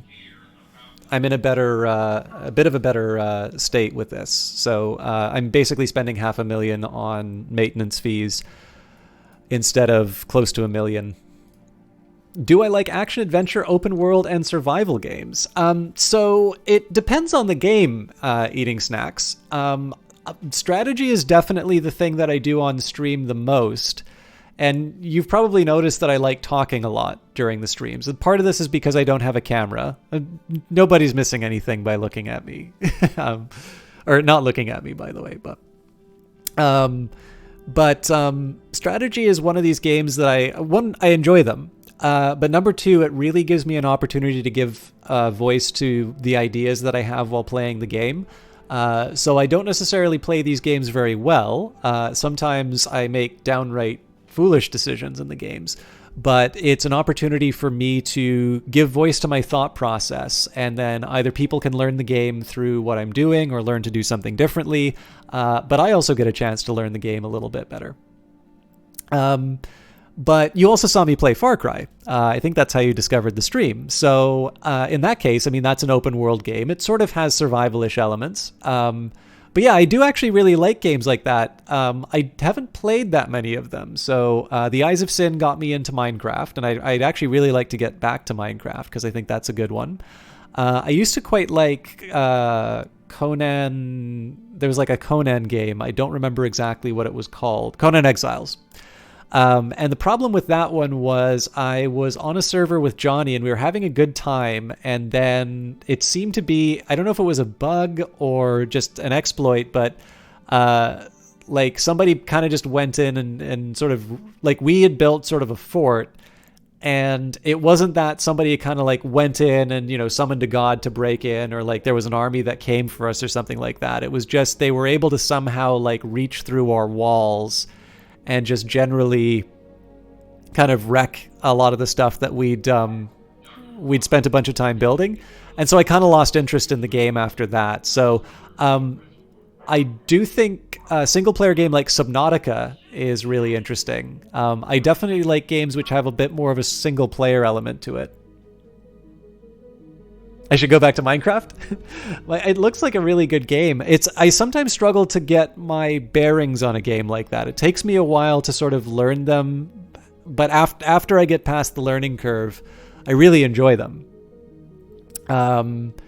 I do, in terms of other open world and action style games, you know, I've done the Assassin's Creed games before. I'm very fond of the history to those.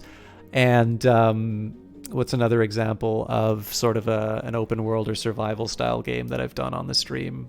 I did a little Grand Theft Auto as well. I like Grand Theft Auto as well. Grand Theft Auto Online is definitely a fun time.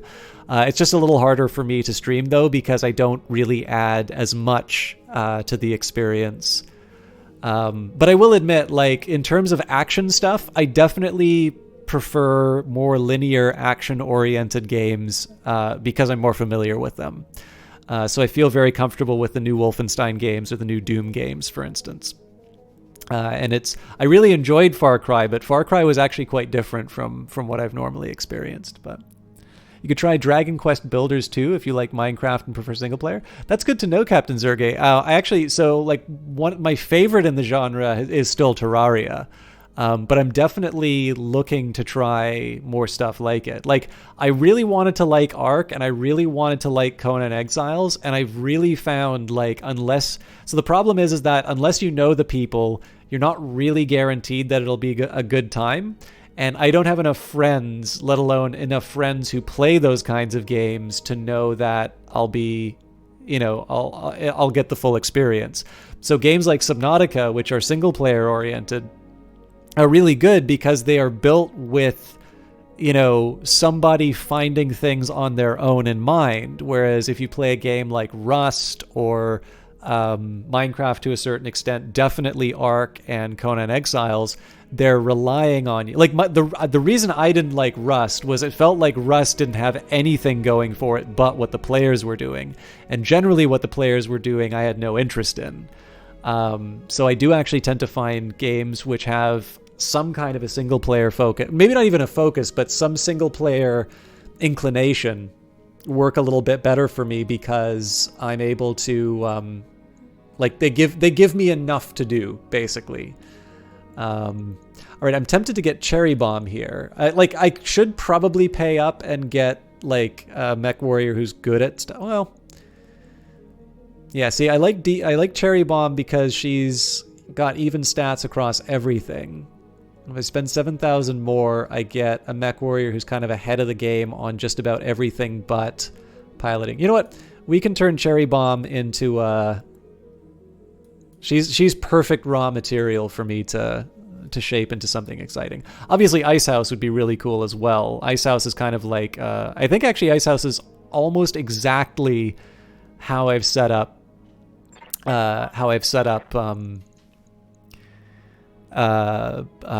God, what's her name? Behemoth. But no, in this case it'll be Cherry Bomb, especially because we may be benching Cherry Bomb. So in this case, I kind of want to save my pennies.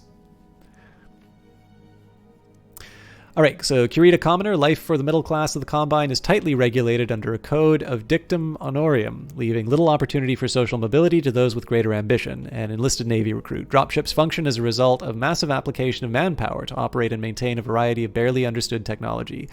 For those with dreams of space, regional navies are always an option. All right. New mech warriors So again, the available. reason we did this now, we still have 6 days for Behemoth, but this means that this new recruit is going to be training in the simulator. Doctor's orders. As you're on your way to medbay for an evaluation, you hear Behemoth and Motley shouting, and then a large metallic crash. Commander! Behemoth calls as you enter. How nice of you to join us. She raises halfway out of bed, trailing a tangled rope of tubes and wires. The senior doctor turns on you, flushed and angry. Commander, your mech warriors refuse to follow their recovery regimen. Motley lounges in a nearby chair. How come you're running around the ship? You're hurt too.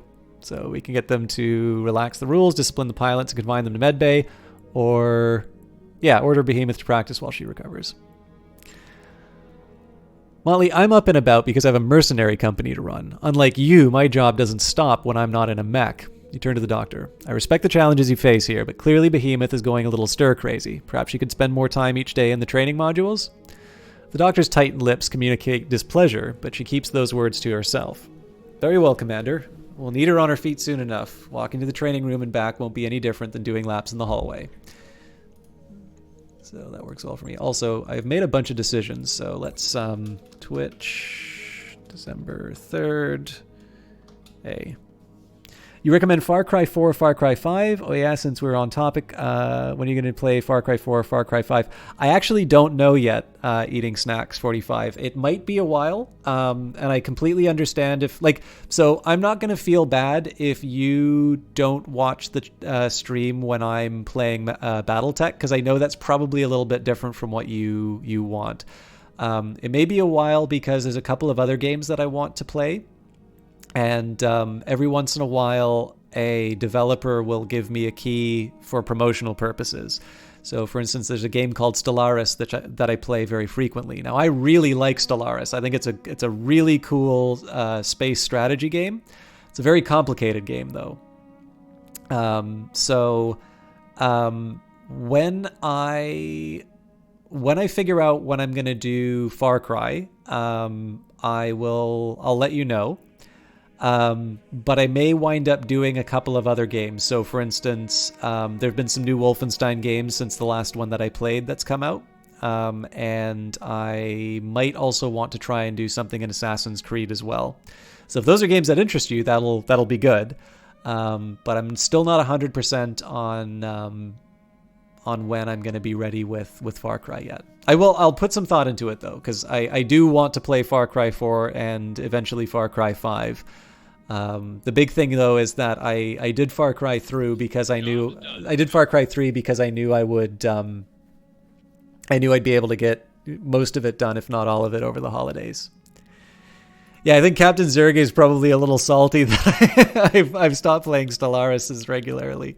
But it's mostly just because I have sort of an expectation that I'm going to be getting back to that quite regularly when Federations comes out. All right. I forgot to talk to, not Darius, but Madeira's probably got some stuff to say to it. I'll see you.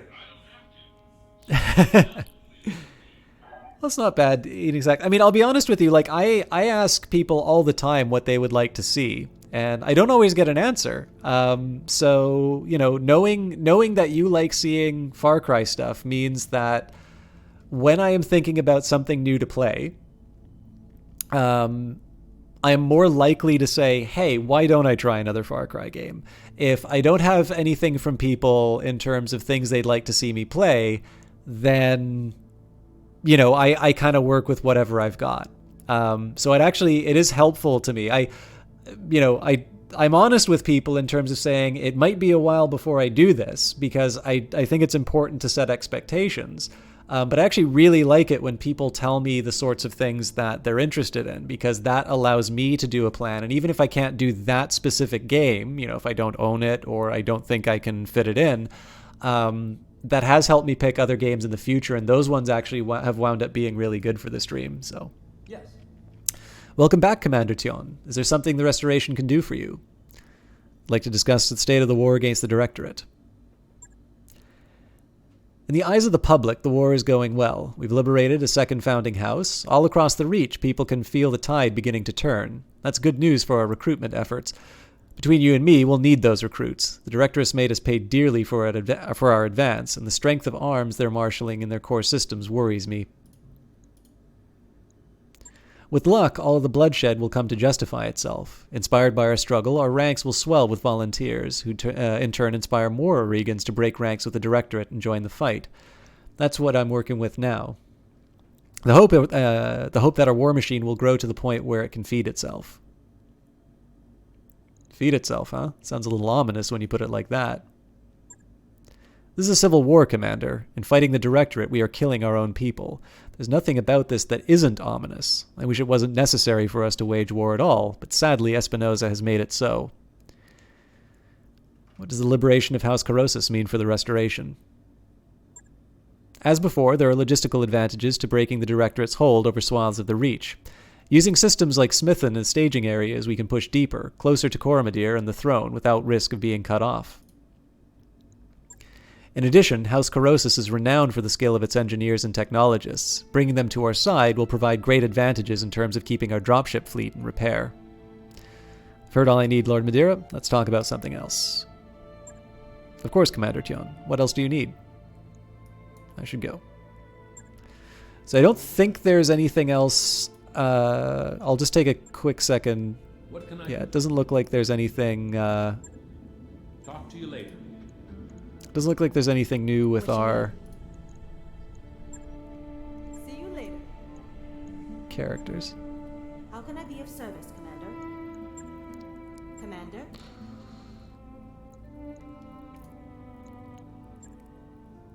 Yeah, so I already know the finances. It's kind of interesting how disliked we are. So I don't know what we did to anger the Lyria. Oh, you know, it's probably just because we're the we're from the periphery. So the Magistracy of Canopus is a periphery faction. Free Worlds League is a great house.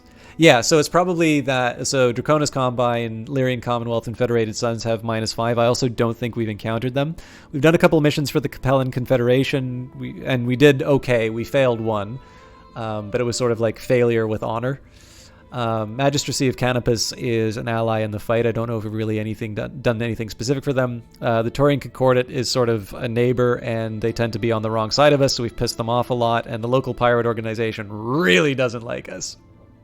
But that's life. What does this do? Are you... Oh, I didn't know it was Samire. What does what do? Are you talking about the screen? So this is just the story for the game. So one thing about this series, Eating Snack, this is like a 25-year-old game, like a board game.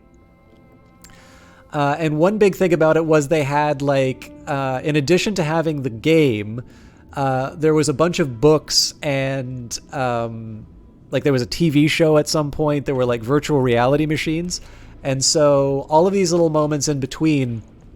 Each of these tabs will allow you to do something with managing your company, because you need to make sure that you have enough money to keep going, and you need to maintain your mechs. Like, I get to choose which mechs I bring on the missions. But having the different story elements adds... Basically, the big thing is that you want to reason...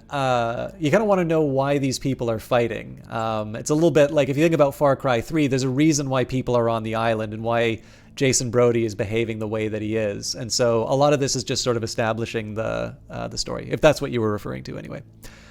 The B team. Oh, I should have paid a lot closer attention to this. I didn't need to hire all these people. So we're training a group of mech warriors to act as a local defense force, and we'd like you to assist in their training. There's a decommissioned Taurian base that we need to take ownership of. As it's undefended, this is a perfect opportunity for our trainees to practice operating as a team in a low-risk environment. We need you to send along a single experienced mech warrior to keep an eye on them and model good behavior for them. So I didn't actually need my full mercenary company. Sorry, first thing. Let's train everybody up.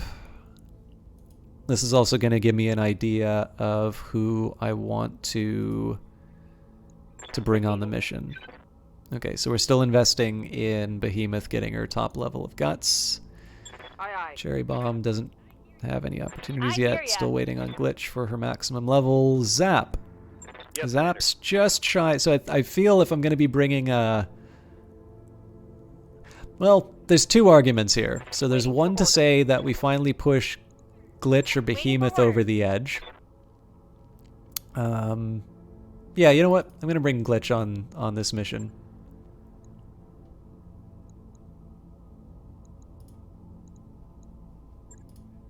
Greetings, Commander. Come on in. So the question is, do I want to go heavy pay, heavy scrap? I think we'll just keep this normal. So we've come a long way together, old friend, but I fear I have yet another favor to ask of you. Our fortunes are married together. Aid us, and we will aid you, as it's always been. We would not ask this of a lesser ally.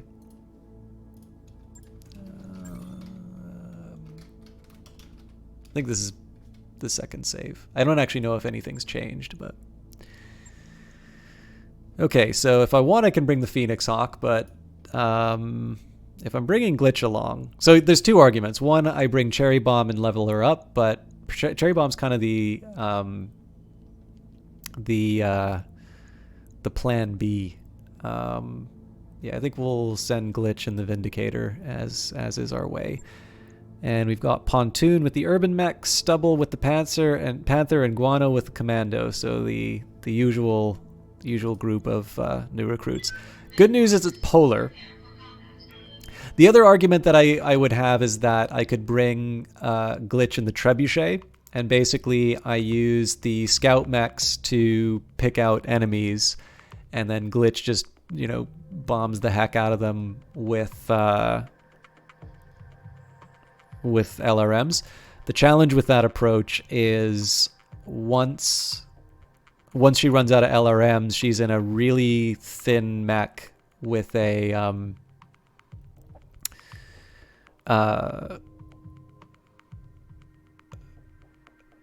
with like only medium lasers. So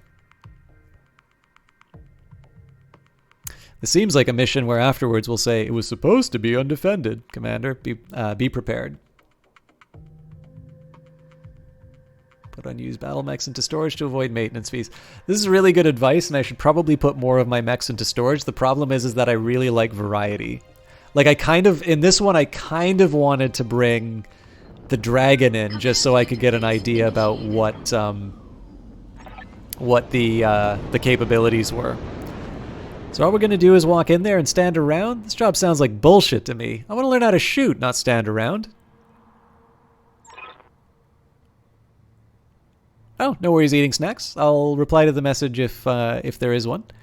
Assuming you want it. If you don't want me to look at it, that's fine too.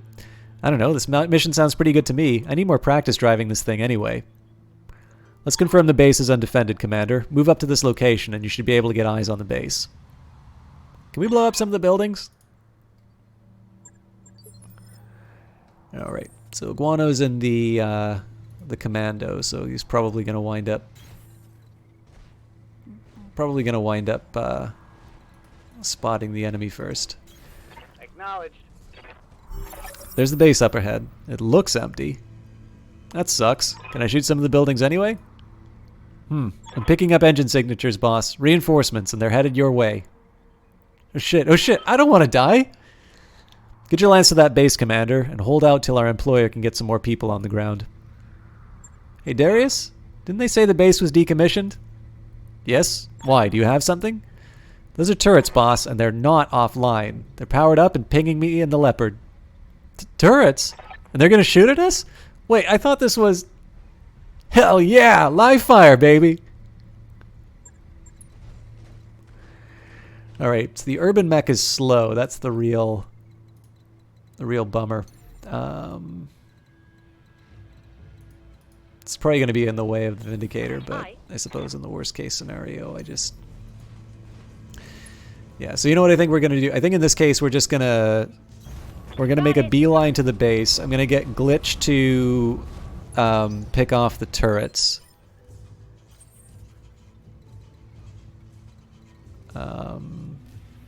I think in this case with Guano... So it's a tough call. I think in this case I'm actually going to send Guano on the high ground here. There's enough forest to be able to move him into safety if it comes down to it. Reporting. Okay. contact. So the good news is between the Panther and the Vindicator, I got a pair of Acknowledged. got a pair of PPCs that should be able to deal with the You turrets. betcha. But I do want to be careful.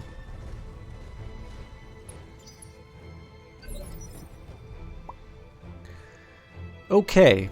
I'm So here. the fact of the matter is Pontoon's not really going to be doing a whole lot.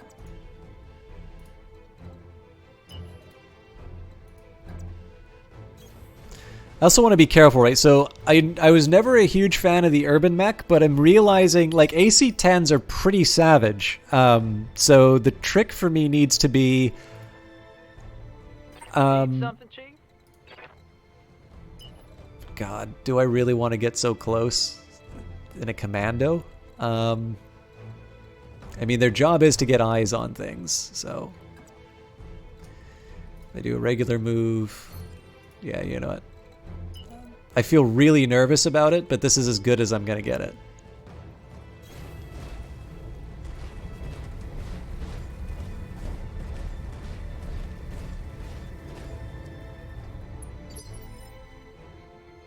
So it's definitely saying there's reinforcements somewhere.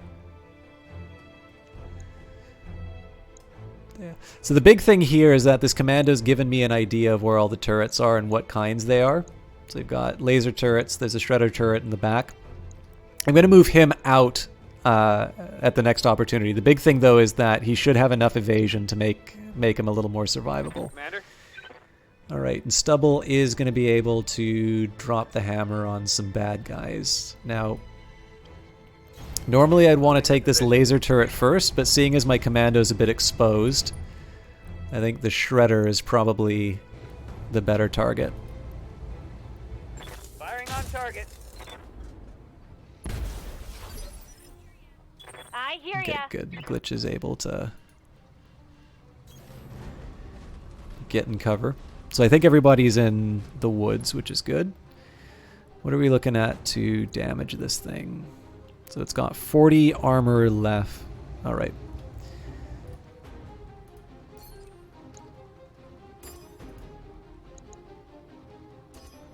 Drat.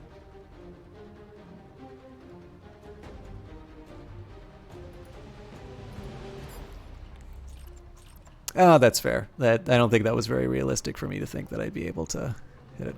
So this is to clear out the shredder turret. This one's to soften up the light laser turret. Got it.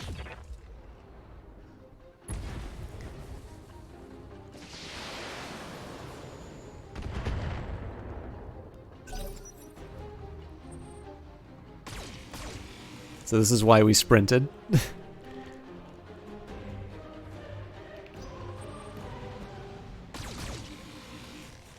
And I don't know if the shredder... this shredder's dead, but...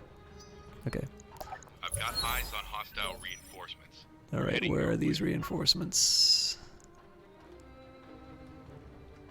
We don't see them yet. Okay. So good news is the turrets aren't going to do anything until next turn. So with Stubble... I'm your spaniel. So if we move closer, we've got 80% chance to hit, and if we stay put, we... Okay, so it's the same chance to hit for both. Onward.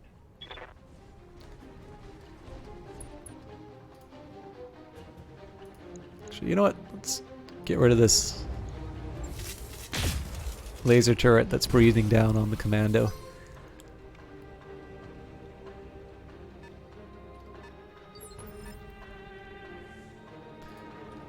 Okay, so Guano's obviously got to get to a safer position.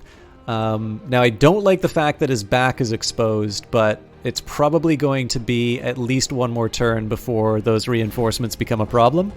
So the drawback here is that I'm not going to get my evasion chevrons.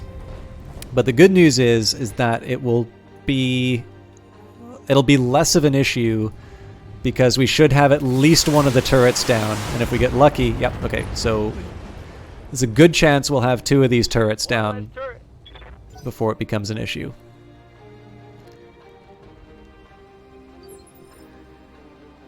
Now, pontoon's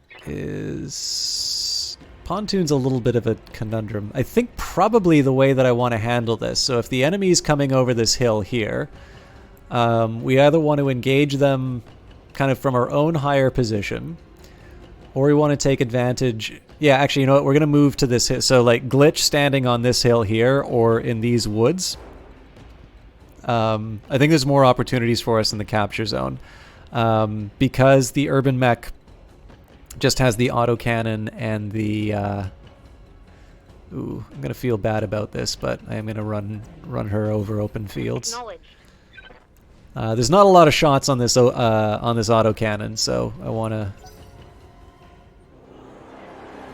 conserve my ammo. Okay, now for Glitch, I think this is still... Nope, that's not in the forest. Okay.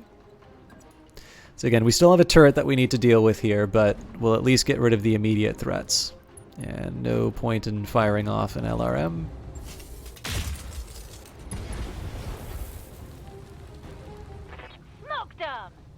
No, the Commando doesn't have jump jets, so I'm probably going to want to sprint this next round. Waiting for orders. Yep. So now I can kind of afford to go over open territory. Again, it's a concern because depending on what these things are, they might be able to put some hurt on my Commando. But the sooner I get them into... Like, the thing is, right now, it's a probabilistic attack that's going to happen to him. If I wait long enough, it's going to be the certainty of an attack. Yeah, so, for instance, in this case here, there's definitely something that's going to be able to look at him in a turn, but he's also going to be behind trees next time. So... Waiting for orders.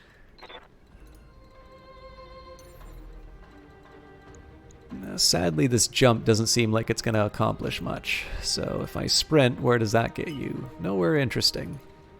Okay, so we'll put them on a hill, and we'll get them Look, Mom, I'm flying. get them looking at whatever potential enemies there are. And we don't really have any other options right now, so we'll just race.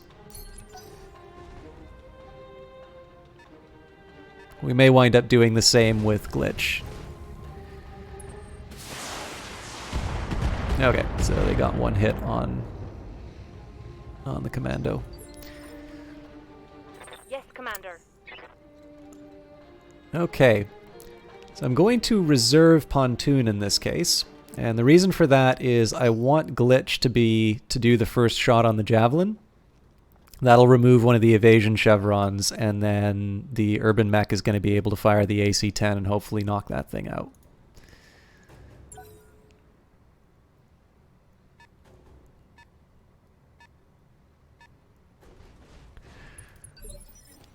Okay, so for Glitch, we can jump right into the fray.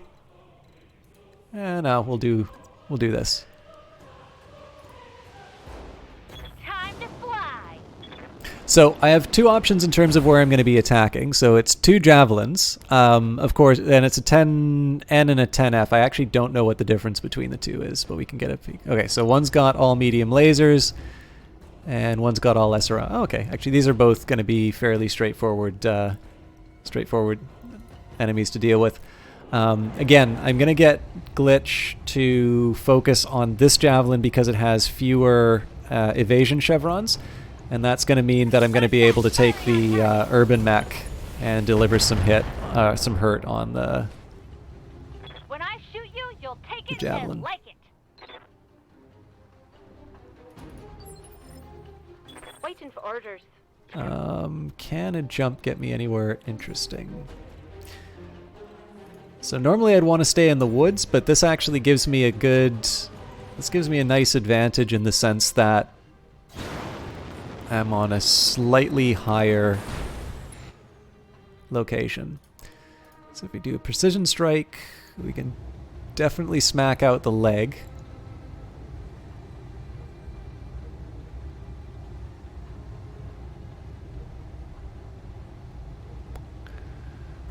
I think I'm gonna go for the right leg in this case. It's a remote chance, but the trick here is that because this thing does so much damage, I kind of wanna have 2 weak legs that I'll be able to take advantage of later. Taking the shot. Okay, as it is, we took out the left arm. Although the thing is, I don't think left arms are useful on javelins, so. Receiving you. Okay, again, in best case scenarios, I am able to utilize the full movement of a commando, but I also want to have him in the fight. Okay, again, I am really nervous about taking point in a commando, but he is going to be able to mop up this javelin here, so 1 round of this I think I can bear. And again, he just gets to let her rip. We'll also try and go for the leg here. Nice. So that means subsequent shots will be called shots on this guy. Now that hit something good.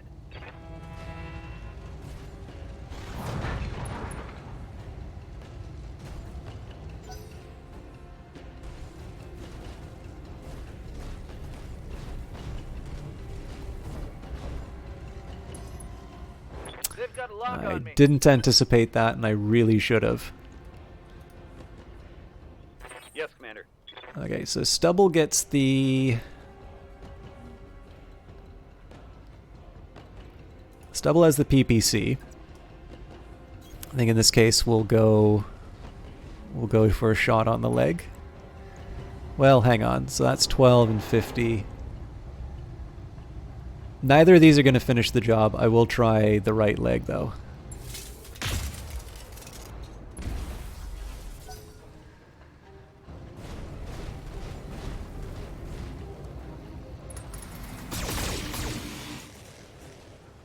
Yeah, so that commando's looking a little rickety.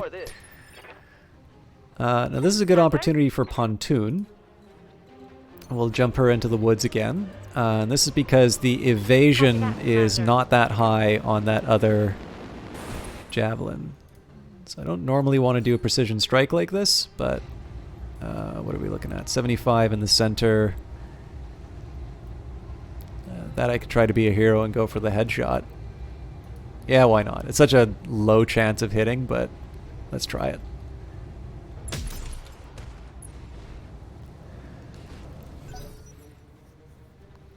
The recoil is also a factor in that one. I probably should have considered, but... Ooh, that's a... Yeah, that is definitely not something I want the commando facing down. I'm gonna have to run him out next round. Waiting for Okay, orders. so again, Glitch can definitely afford to stay in cover. On my way.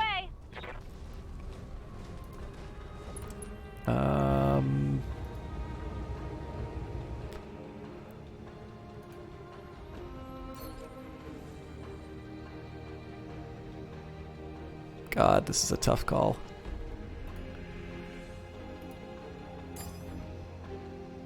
I mean, the whole point of legging this thing was so that it would be an easy target to take down. But it's a waste if I... Yeah, we'll do the LRMs and hope for the best that at least a couple of them hit the center. Well, see, there's... Okay, so there's 5 of those, so effectively I need over half of them to hit the center. It's very unlikely that that's actually going to work. Screw it. Uh-huh.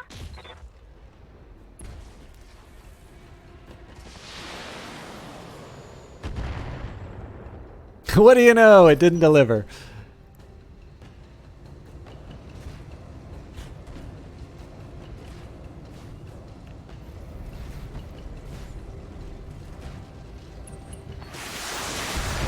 And the commando paid for that. My internals are taking a beat.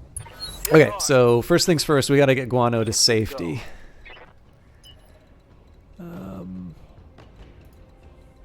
I don't want to expose my back.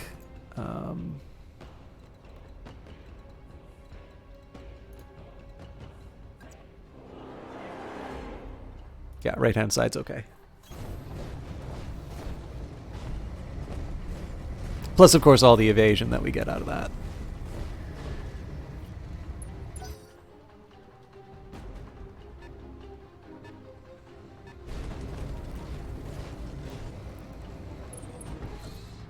Ooh. Didn't know that was a large laser. I await your command. Okay, I wouldn't normally want to do a targeted hit, but on this one, this can take it out. Feel my wrath. Yep. Goddamn, let's So I think I get the resolve back on that. Are there none who can stand before me?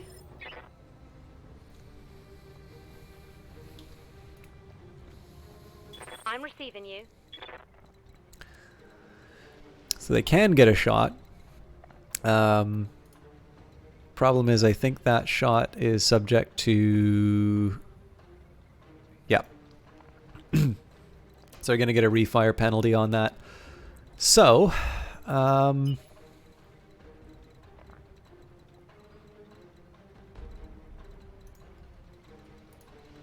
does a jump get me? Not a heck of a lot. Here we go. There's really no purpose to that move, to be honest. It's more so just want to get them back into position. They're gonna... Oof. Watch my stick. I was kind of hoping that wouldn't be a rear attack, but... Good news, though, is they kind of exposed themselves to the wrath of Glitch. Waiting on you, Commander. So I would have preferred to cross as much distance as possible. But for now, just walk up a couple. That light laser turret might hit her in the back, but she's in the woods. And I think I will do the precision strike. So, as is my way, I'll go for the legs, hope for the best. Tell me what to shoot.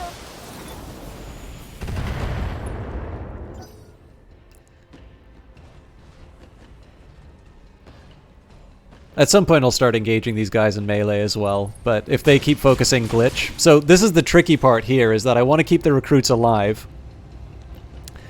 But it is actually better if the recruits take the majority of the damage. And that's because they don't stay part of the company. Okay, so this might count as another rear attack. Roger that. Going to But full at the throttle. very least I'll get the evasion for sprinting. I do plan on bringing him back into the battle, but again, it's... I gotta be careful in terms of exactly how I bring a fragile commando into that, because it's, you know, one or two bad hits and it's game over. Minor damage, Commander. Nothing to see here. I'm ready.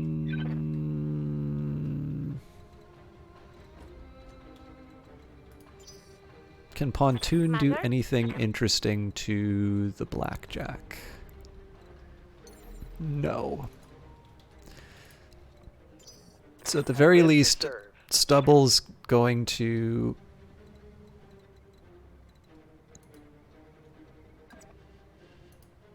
So I'm a little worried about this laser turret. At the very least, Stubble will weaken the...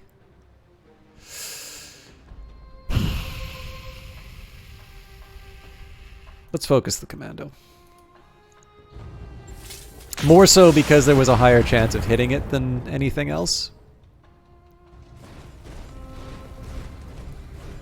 But they are closing the distance rather nicely, which means that Glitch is going to get involved soon.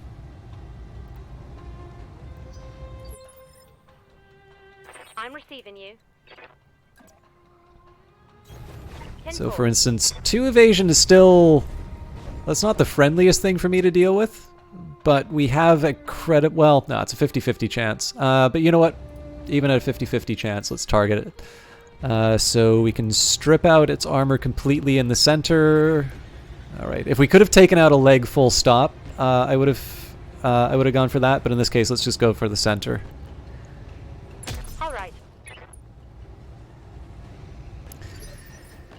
Okay, and Glitch is available to do a physical attack, so we're going to close with the javelin and give it something to think about. Coordinates Now again, I'm going to expose her to quite a bit of damage here, but she can take it for now.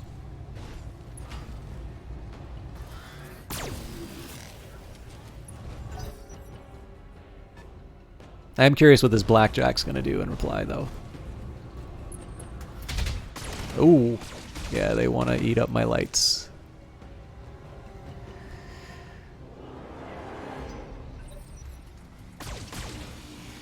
Yeah, so Glitch is getting it from all sides. I want to be really careful about that. Whoa! Easy. Oh, it's on now. Okay. So, Yes, Commander. best case would have been if I could have moved Guano into a spot where he can take an active role in the fight. Second best is I get him his move. Well, no, actually, so if I'm going to be moving him and he can't do anything, I should be sprinting him. I can't get him in the woods, so at the very least I'll move. That's exposing his back again. This is actually a really dangerous move. But I'm going to trust his evasion.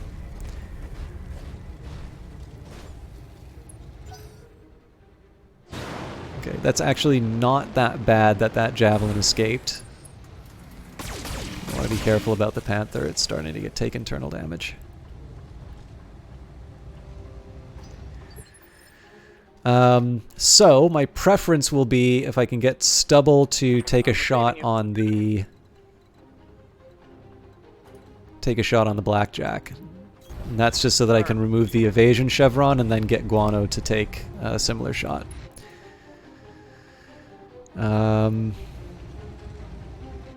So here's a tough call. Do I want to try and take the focus shot on the leg? Would I have enough to take it out? No, I wouldn't. So we'll conserve that. Firing a full salvo. Well, happy about that stray shot. Yes, Commander. Okay, so if I want... Oh, he can't go after the blackjack. That's a little surprising. That's fine. It's a fresh urban make. Now, again, urban mechs are not necessarily known for their durability, but it's all relative at this point. So I can rip through their armor. It won't be enough to take out the structure. Won't be enough to take out their leg. I think in this case we'll still go for the center. Damn it. Roger that. Target confirmed.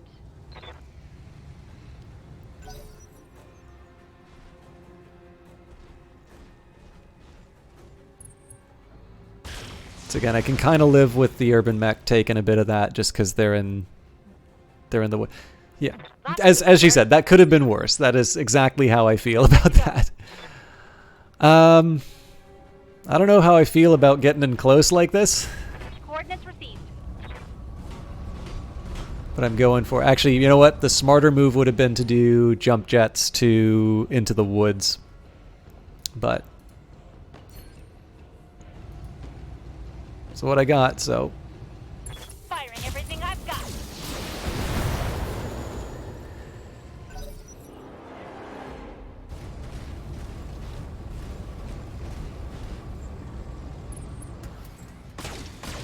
I am fascinated by that decision. Because clearly the... because they wanted to divide their attention.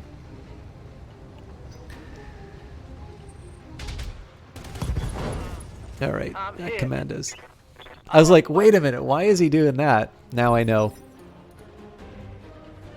Waiting for orders.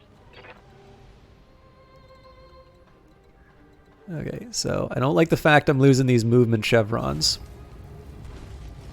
But it is going to get me an early attack on the blackjack, which is now the priority. Target squad.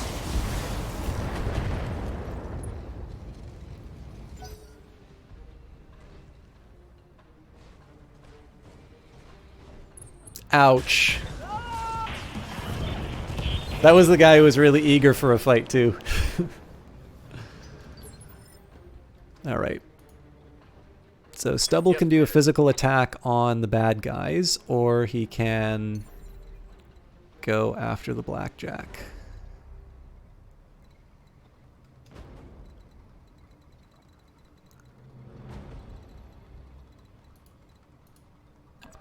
Confirmed. So this is mostly for the evasion.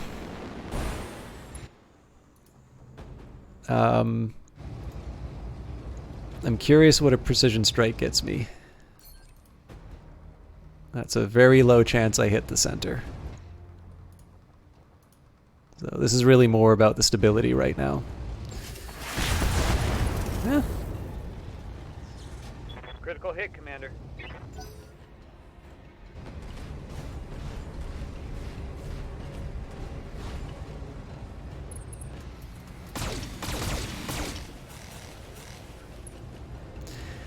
I can't really afford to have the urban mech in there anymore. I'm receiving you.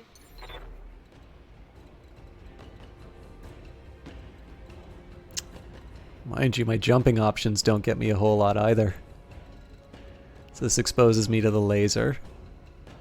Well, I mean it's the right torso.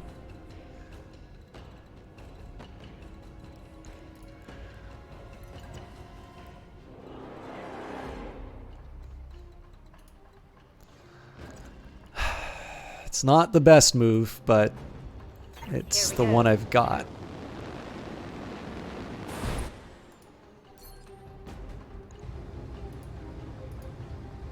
Oh, Copy that. you betrayed the cause.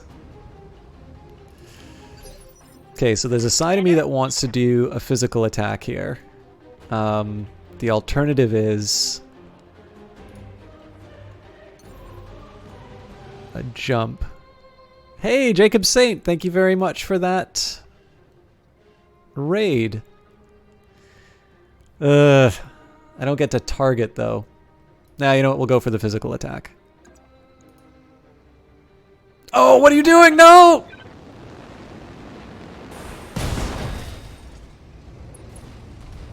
I meant to do a standard physical attack. Structural damage. Oh, that was so bad.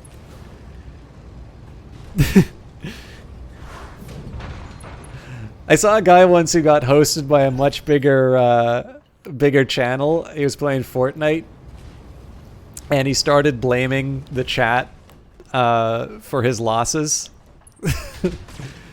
That was definitely an interesting choice. So, for the record, that was my idiocy. How you doing? Welcome everybody from Jacob Zates. Took a heavy hit Raid there. distraction objective achieved. Work is done here. Hey, Carlo the Curious. Yeah, that's quite the anecdote for you, for you to say that on. Waiting for orders. At no point do I intend to blame chat for any of this. I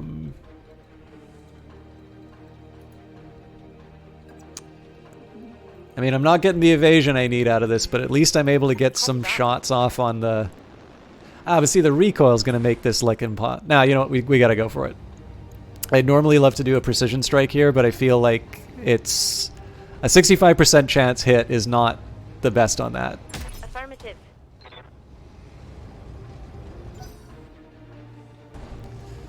I just hope the commando is gentle.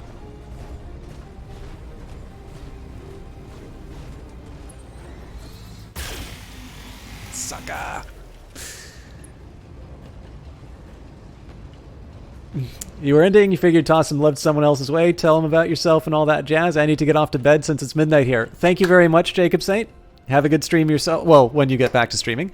If I could get somebody from Jacob Saint's channel to give me the elevator pitch for the benefit of the people who are watching me, I figure most of you have the capacity to figure out that I am System Chalk. I've been playing Battletech all week. I definitely play a lot of the Paradox games, so my usual thing is to do a Paradox game on Mondays at the very least, but we've been doing a bunch of... Hey, thank you very much for the follow. We've definitely been doing more Battletech lately, although I did Far Cry over the holidays, so I count as a variety streamer. I just don't necessarily do it that well. I talk a lot, so some people like the sound of my voice. And so, no cam, definitely a lot more talking. This is one of the big things. Is like I like to give voice, and I tend to play a lot of strategy games because I like giving voice to the thought process behind the decisions. Of course, it does not necessarily mean that I'm making the right decisions all the time. It just means that I have the opportunity to share that thought process. This is partially for the evasion. I feel like this is an acceptable use of the targeting. Hallelujah. I was a Kickstarter backer on Battletech. Really liked the game, but I didn't do that much time with it. Paradox did send along a copy of the Heavy Metal DLC, though, which I have been having a jolly good time with. I did buy Urban Warfare and Flashpoint. But yeah, if you want to know about the sort of stuff that I do, lots of Stellaris, lots of Battletech, Age of Wonders Planetfall, Surviving Mars, and then every once in a while I will break out and do something a little more narrative focused. Another one is one thing you might have seen if you played Cultist Simulator. I had the only thing on YouTube that is like ever picked up that I do is I did a tutorial thing for it. Other than that, I like sharing games with people. So if you were looking for good Battletech, I'm not going to feel bad if you go somewhere else. If you like sharing Battletech and find it an interesting property. Oh yeah, actually, sorry, this is one big one that I've done. I did the Shadowrun games, all of the Shadowrun games from Harebrained Schemes. They are wonderful if you've not played them. But yeah, I talk a lot. I like talking over the games, and strategy works really well for that because I get to give the reasons for why I'm doing things and learn from my mistakes and my successes occasionally. All weapons are go. And the funny thing is if I play stuff on my own time, I actually really like shooters. I just haven't had as many opportunities to do it. But yeah, please, if one of you is still hanging around from Jacob the Saint stream, and again, I 100% appreciate that. Just because some streamer hosts a channel doesn't necessarily mean that is a channel worth watching. So if you guys want to file out and find something else, I get it. But for anybody who is still sticking around, could somebody tell me what Jacob Saint does? Sorry, I think I was calling him Jacob the Saint. Anyways, I'd love to know. I would love to know more. Okay, so both of them get the protection from the woods. The AC is probably going to have a pretty heavy recoil penalty right now. So I should have thought about that. I actually should have thought about that before moving, because I could have got a sprint for a better position, and given the recoil arrest. So for now, we'll just do a brace. Eating Snack says, gonna stop playing, but have a good day, and I hope you win this mission. I shouldn't have too much trouble winning the mission. The big question is whether or not I win the mission without taking too much damage. Why? I'm gonna need a medic. Alright. This game loves giving the most just bovine excrement headshots. Alright. We're still going to go physical on Javelin. I am opening myself up to a shot from behind. But the Vindicator's a big boy. So, oh, you stuck around to your sales pitch. So I tell about myself, so most of viewers tonight are new from a raid. Well, see, I need to admit, Jacob, say that I like the first melee attack I ever did in this game was, who is that? Peculiar Bob. Great name, by the way. I have to admit, like, the very first physical attack I ever did in this game was a medium mech on a light, and it was a first shot headshot. Like, that was my first melee attack ever in Battletech. So if I'm honest, the game has treated me very well, but obviously if it's the AI that gets the advantage, then it's clearly nonsense. Okay, I gotta see I'm gonna take a minute here. That's a clip from your stream tonight. I'll wait till it's my turn. I'll put that up on the stream. As long as you're okay with me showing your content on the stream. I will, I kind of want to see this. That's gonna be in the shop for a while. Not good. Then again, the pilot's gonna be in the shop for a while too, so. I'm here. Alright, Urban Mech shouldn't have the recoil penalty anymore. Oh, and the commando is lying on its back. Order acknowledged. Okay, so before we determine the fate of this commando, let's go...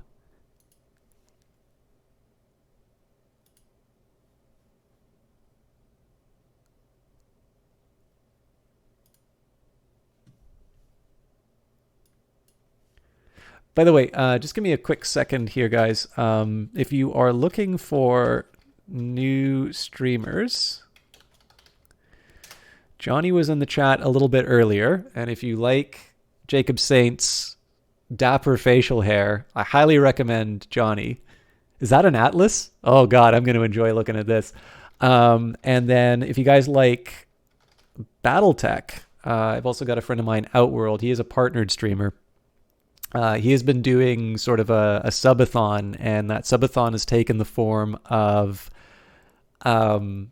doing like all the Battletech games. So he's been doing MechWarrior 3, he's been doing this Battletech game, he did the Sega one. It's all good stuff. So anyways, so for those of you looking for a sales pitch from Jacob Saint, we get to see a magnificent headshot. Gotta admire his gumption. He's gonna come over. Explain that. How on earth? How?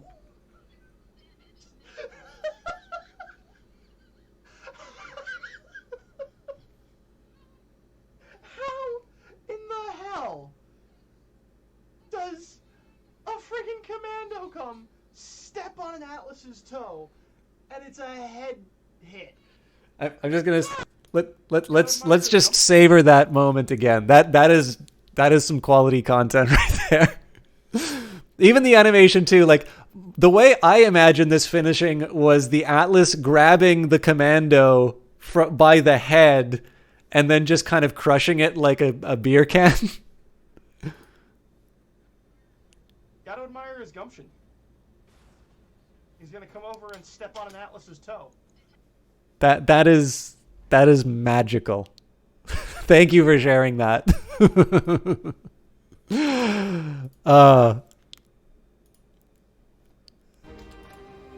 How does it even reach that high? Now the real tragedy here is we're not going to be able to actually take out the leg on this. So, we'll still go for it. You suck! It's a sitting target! You're not allowed to fire the... Oh, Isaacson. You gotta see this. Sorry, this is now the... This is Jacob Saint by proxy. So I was complaining about a... I was complaining about a headshot that the game got on me.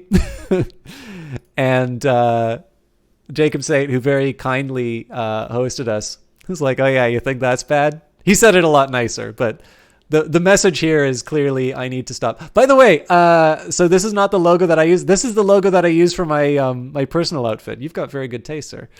Like the multiplayer logo.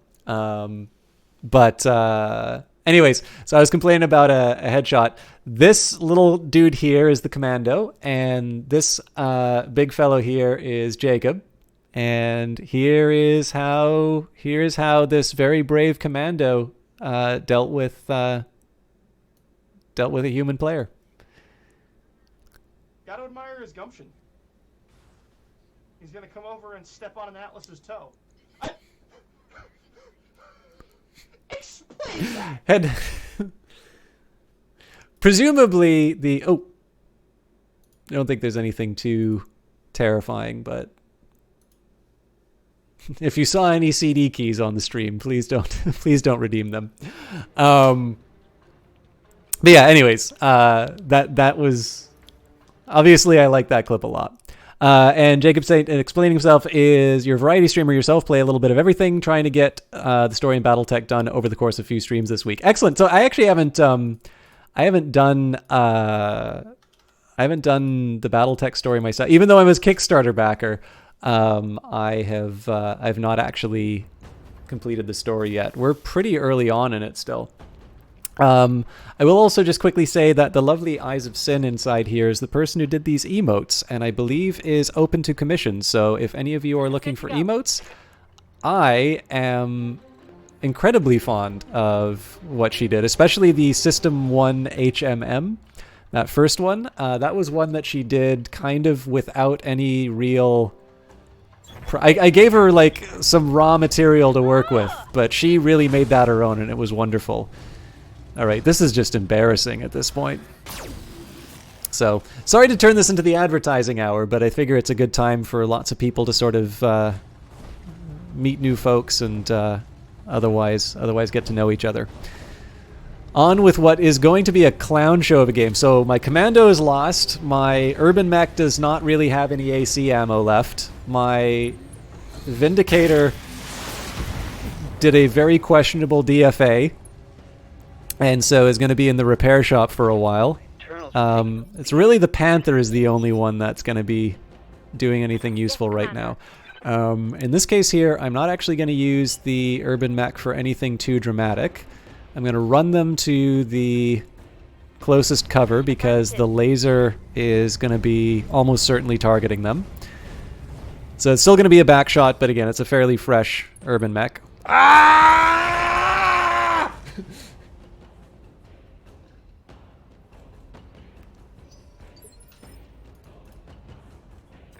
Okay, at least it wasn't the PPC. So, do I want to go for the leg, or do I want to just... You know what? Just pick a dance partner, everyone.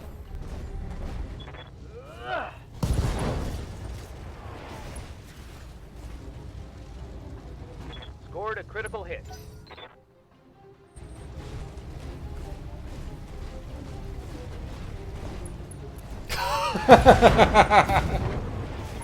Commander, Well, losing weapons. I'm actually quite okay with that particular one because I don't keep that mech. Affirmative.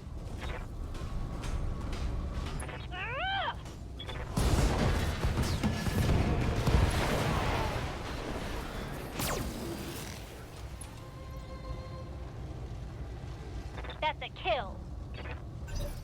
It does mean that the turret's going to be a little harder to deal with. Oh, really?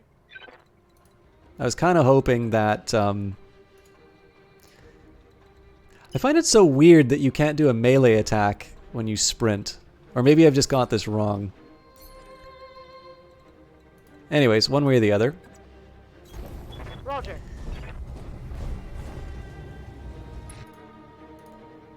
Make it count, please. Fire in. Oh, I should have paid attention to the number of evasion 10 ammo. evasion chevrons. There was no way that was going to work. Engaging.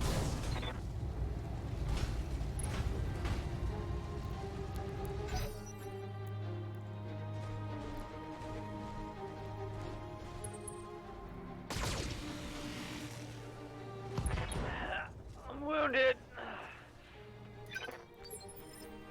Commander? Any of you ever watched the TV show Billions? There's a boxing match in this that reminds me. That's it, Commander. Our employer is sending in the cavalry. Good work. Oh, really? Come on, I want more targets. I was actually expecting I'd get a chance to kill the base turrets. Enemy down. I could use the extra money. Oh, looks like I do. Okay, so Stubble needs to move as far away as possible from anything that can hurt him.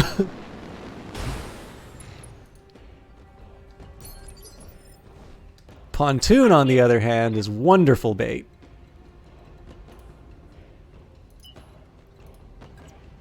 Hey, Talwyn Greenwood, how you doing? Oh, you're kidding me. Waiting for orders. Okay, apparently there's a very narrow set of opportunities here.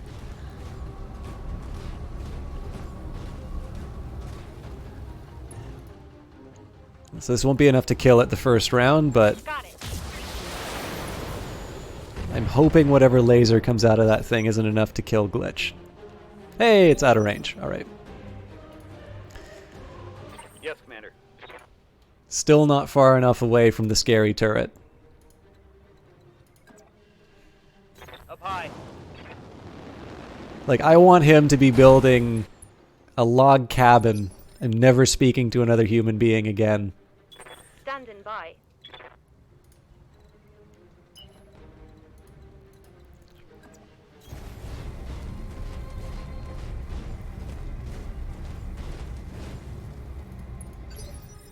Yes, I am deliberately avoiding the capture zone.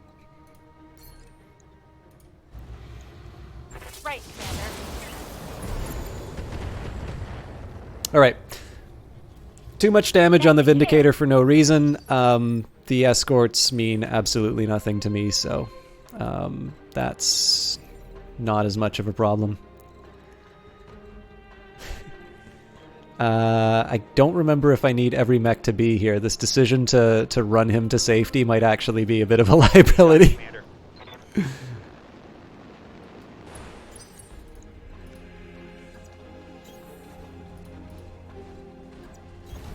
Coordinates received.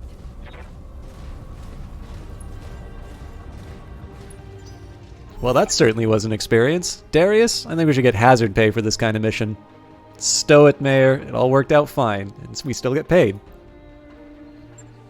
Mission successful. I mean, the mission was a success, but my pride will never recover.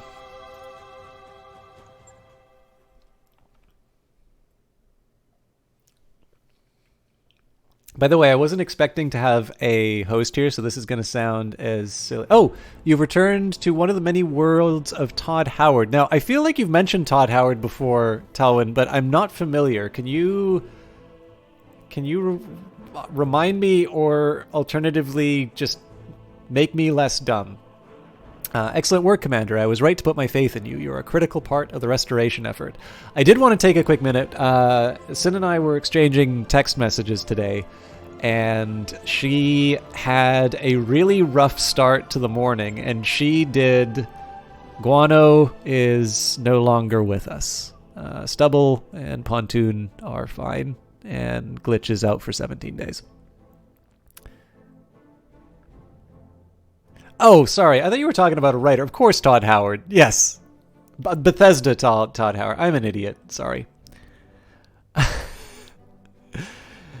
I think this. I'm trying to think about your book of riddles that you bring back. Yeah. Excuse me while I bang my head against the desk for a little while. That's really embarrassing. Oh, hey, we've been looking for AC2s. I really want to take the other stuff, but the AC2s are something that are a replacement part for me, which I have found in short supply. So this is stupid as hell, but I'm doing it anyway. Anyways, so Eyes of Sin started with a really rough morning, and we were able to have a chat. But I think what really impressed me here, and this is a trait that I wish I had in myself, she did not let that beat her. She actually got a bunch of stuff done, and I wanted to take a minute, even though most of you don't know her. She's obviously somebody who hangs out in the stream and did some really cool emotes for me. But I wanted to say, it's one thing to write it in text, obviously, but I did want to take the minute to give a very special kudos to Sin for not letting the day get the better of her, and in fact turning it around into something that was very productive. So yeah, well, that's just it. I mean, your morning, like, whenever I get something like that, I almost inevitably let it become something that like really drags me down. And I don't know, when somebody like there is something mildly insulting in terms of sitting around and saying is like, well, if Amanda can do it, then. But no, like it was really cool to see you kind of pull that out of the fire, and I'm glad you did it. So travel to Smithen's moon to destroy an arms smuggler's dropship for Lord Corrosis. It is a 2.5 skull mission, so clearly we're not going to be doing that for a while. Lord Corrosis really talked up how dangerous this ship's security detail is. I'd suggest approaching this job with an abundance of caution, Commander. So this will be the hardest mission that we will have done when we get ready for it. We've got Backyard Barbecue. We maintain a very accurate registry of all military convoys on this planet. Recently, an analyst spotted something odd. A convoy that wasn't accounted for anywhere in our records. It's been regularly traveling along one of our standard logistical routes and using our logistical comms, which is how it evaded detection for so long.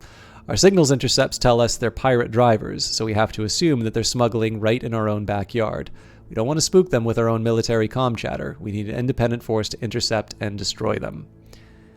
Then there's repossession, witness protection. Like all of these are fairly substantial contracts, so I think we will go for Backyard Barbecue. But I obviously need the mech warriors for it, so we are 1 away from a full complement. This is an all-ship announcement. As a reminder, pets are not allowed aboard. She really is. If you're out on shore leave, Refit. Oh, that's right. We lost a jump jet. enjoy it there. In its native habitat. It doesn't belong on a dropship. So just to give you an idea in terms of why I prioritized the AC2, like we found in a store. Those two that we picked up are basically my only replacements for my family blackjack. Okay. So in this particular case here, I think we're going to wait out glitch. I mean, the challenge here is I was really hoping that we would get a bit more done before the financial report. That work order you submitted? Okay. But if nothing else, it's just more simulator time for everyone else. So we'll be able to bring the rookie out. I'm a little concerned. So obviously my biggest liability right now is the amount of time it takes me to get my mech warriors out of medbay. It's going to cost me $1 billion for the extension. Sorry, not $1 billion, $1 million for the extension. And honestly, like that's a third of my wealth basically. Hey boss, we've just completed those But upgrades. my logic behind this is it will ultimately be the thing that it mitigates the opportunity cost of, me sending Beefeater in a Phoenix Hawk and having him melt. So this could be a bit of, actually, to show my supreme confidence in my choice. Third, I think this is C, right? To show my supreme confidence in the decision, I'm saving. So Beta Pod, once repaired, includes what was clearly once a hydroponics facility near the spine of the Argo and a low-G gymnasium just above that. Neither survived exposure to the hard vacuum and stellar radiation, but they're tantalizing indications of the luxuries the Argo once included. So 900,000, average cost 3,500, completion 20 days, barracks, supports up to 16 mech warriors. The crew has seen Beta Pod rec facilities on the ship's floor plans, Commander, and it's all they can talk about. More practically, we'd be able to bring the Beta Pod medical facilities back online. That's the main reason for wanting to do that. So, this is going to be another 900,000, so I do need to get some jobs done. But even though it's a big expense, it's one that's my biggest problem right now is not actually repairing mechs anymore. It's healing mech warriors, and as much as I'd like to imagine that people are not going to get shot, I think I'm going to have to face the reality of more casualties. So, Backyard Barbecue. I do want to practice with the dragon at some point, especially before served cold. But clearly, this is going to be one where I need. More I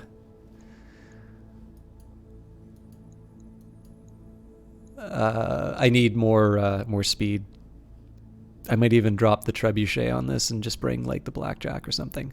I'm gonna wait this. I kind of want to just go all in on the money, but in this case I'll just tilted a little bit more payment. It's always a tough call because like salvage you can always sell, but I don't like selling salvage. So in this case, I'm just going to go for the extra cash.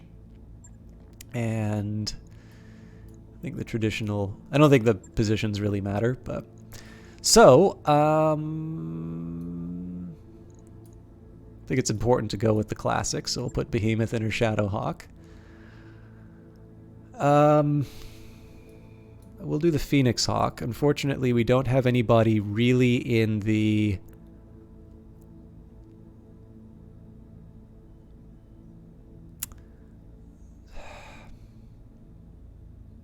See, the usual way that I do this is I have someone sitting in the Trebuchet.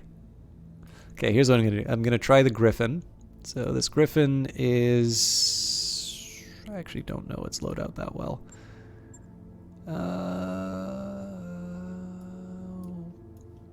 Put the newbie in. Oh, that's right. Before I do that, I might as well give people their levels. Behemoth, still waiting. Glitch. Okay, congratulations. You're the best gunner. Cherry doesn't have anything for a level up yet. Again, Behemoth, after this mission, will get her extra level. And I think we were saving up for Zap's gunnery. Okay. I'm still okay with that decision.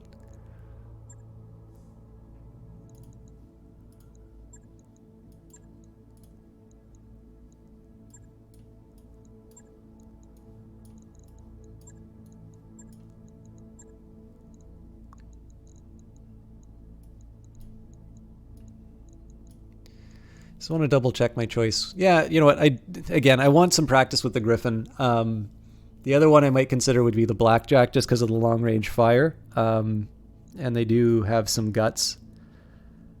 No, I'm fine with this.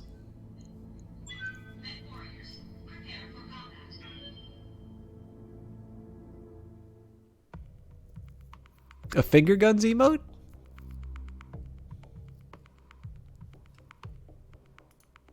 Hopefully you're doing fun things to this one.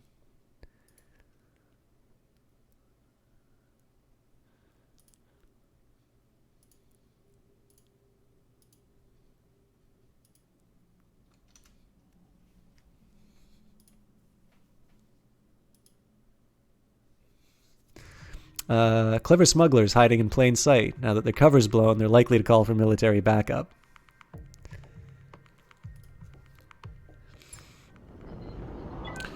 So one problem with this, seeing as Beefeater isn't running the Phoenix Hawk, it's going to count as just any other medium mech. But my big argument for bringing the Jenner would be sort of getting some eyes on like a potential target for the Trebuchet. Right now, if I bring the Jenner or the Spider, what's likely going to happen is I'm going to pull them out too far to try and take out the convoy, and then they're going to wind up shot to pieces. So those are cute. According to these survey maps, you should be able to see the convoy's route from this location. Once you have eyes on them, destroy the vehicles. Any other units are at your discretion, but there shouldn't be much opposition. Famous last words, Commander. When you're ready for pickup, I'll meet you at this landing zone. This whole planet could use an air conditioner.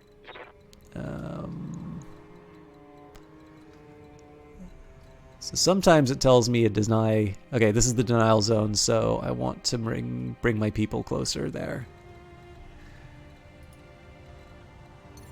I think that's a little too much heat for a desert area. I'm curious if they see anything. Nope. Okay. This is another favorite track of mine that's in here, but I think the music tends to be quite quiet on the stream. For those of you who do have the game, it's Wolf at the Door.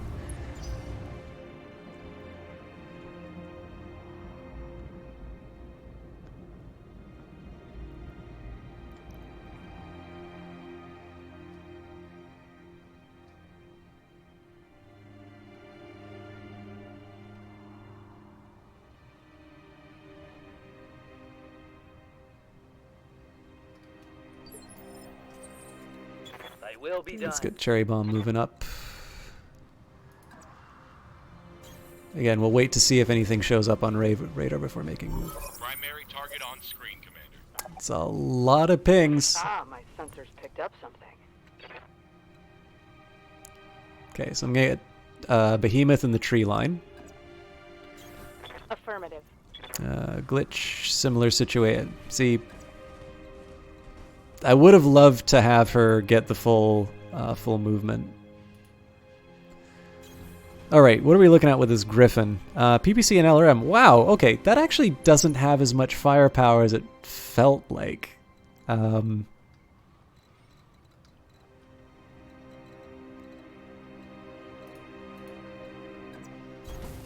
going. I'm tempted to reserve on this one just to see where this all goes. I'd be a little nervous about exposing the Phoenix Hawk, but yeah, in this case I'm going to let them move. Uh-huh. Ah, I see you have a Griffin as well.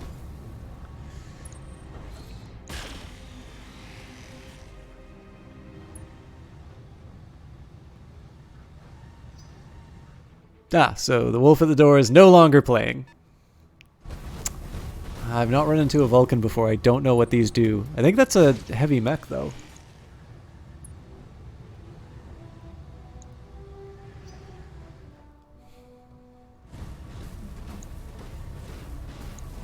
Alright, these are actually going to be a really big pain.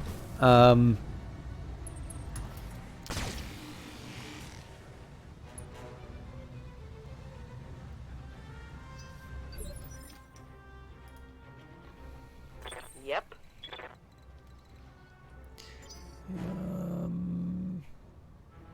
So what, have these moved already? I think in this case I'm still going to reserve, because I really want to see these vehicle movements and get an idea of where it's all going.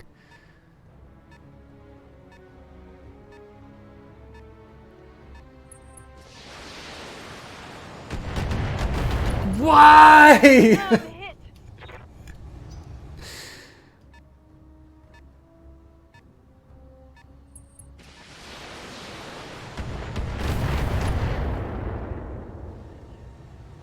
Barely hit, Commander. Alright, I'm here. wrong guy. Yeah. I'm not 100% sure how I feel about this, but again, the aim is going to be to eventually start popping these On It's it. convoy bros. So the cicada is in cover and has a really high Waiting to it. evasion. So in this case, the physical attack is going to be a little bit more useful. I think everything else will be focusing on either melting the Griffin or the Vulcan, but I think I actually have to. Okay, so if I stand and deliver, so the Griffin's got an LRM-5, large and medium lasers. Vulcan's got a flamer, which is going to be a liability. But it is a medium mech. So who has less armor? 420 versus 570. Okay, so that kind of tells me that I want to focus on the Vulcan if I can.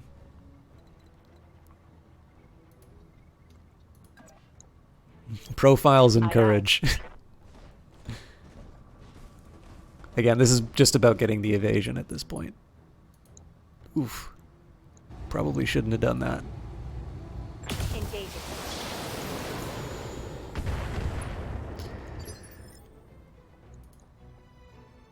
I'm receiving you. I think in this case I'm actually going to move What can I do Glitch for up ya? to deal with the... So the big thing about this one is that she is the better shot. I maybe should have led with her. Got it.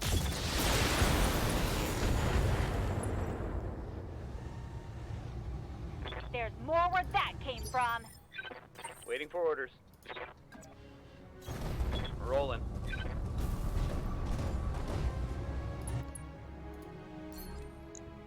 Let's see if we can bring this thing home. Affirmative. Not quite what I wanted, but close. This just in. Critical hit.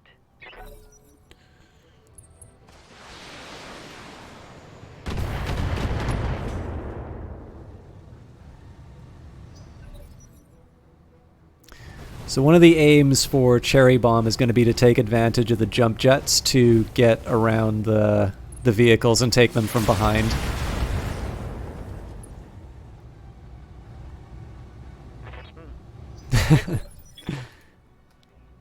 Okay, What do you so if I need? do a jump... Not sure how I feel about getting so close, but no guts, no galaxy, I hear. Acknowledged.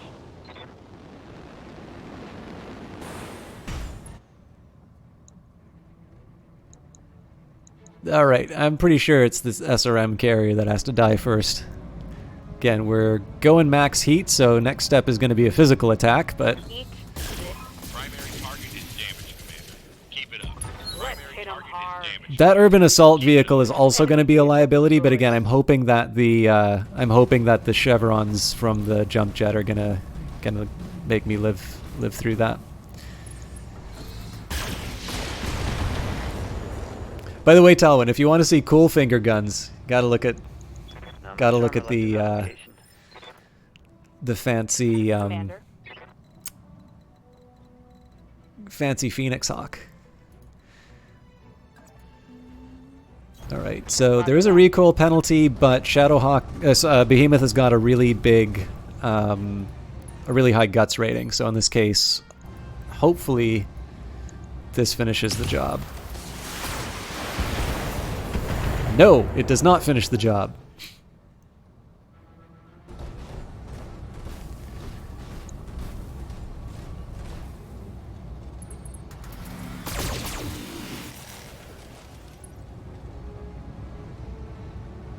Light damage. Holding firm. Waiting for orders.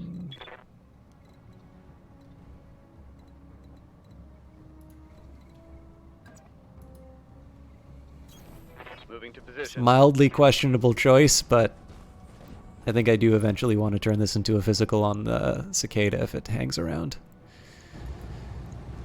So if we don't take it out, at least we'll knock it down. There we go. You will not be overheating my Phoenix Hawk. Okay, so the real question here is, do I want to enjoy just a good proper beatdown on the Griffin, which is kind of fresh, or do I want to soften it up with PPCs first? Let's try softening it up. This is heat liability, but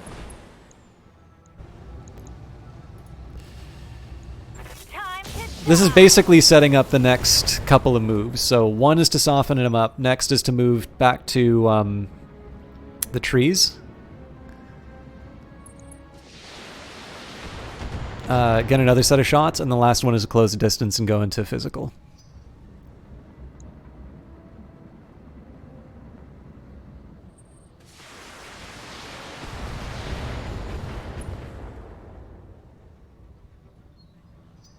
Mess him up. Mess him up good. It's a lot more hits than I thought it was going to get. I'm not crazy about turning my back on the Gallant, but I think in this case I am going to try and stomp the Strikers first. They're getting the angle on. I'm under heavy fire. Okay, so who do I want to move first? Start with Cherry Bomb. Ah, I thought she was going to be able to hit that Striker. That changes things quite a bit. So again, this is a dangerous move because I'm exposing my back to the Gallant and I'm not going to have the movement. But this is kind of my primary objective, so I really need to turn off the machine guns for those. That's just a pure waste of ammunition. Move her down.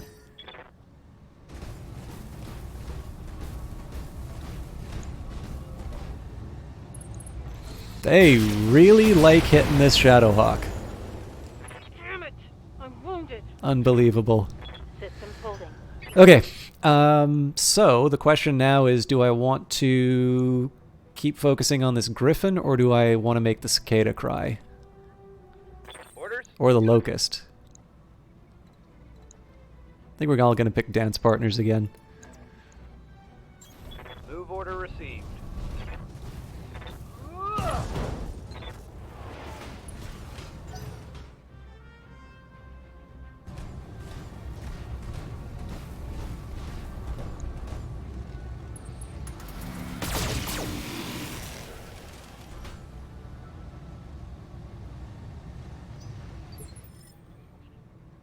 I'm gonna let her. So this is a tough call. I do prefer keeping her in the woods and not having her back facing that griffin. So we will step on the locust, and then I think I'm gonna get. Oh yeah, that was the right call. Then I'm gonna get Glitch to run in and mess with the griffin. This is a little bit more of a fair fight, but at this point, this is just to start running some interference. Also, of course, she gets to cool down a little bit.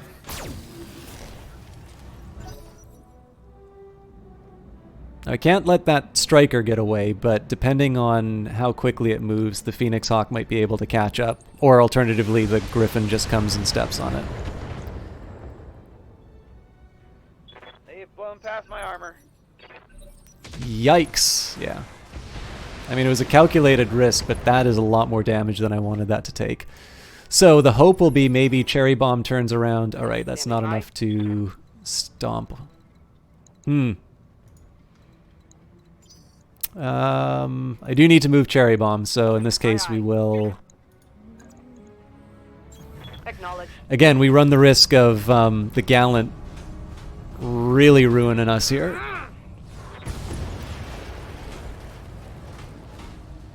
Forgot to turn off the machine guns again. But the idea here is that one of my other units is going to go deal with the Gallant instead.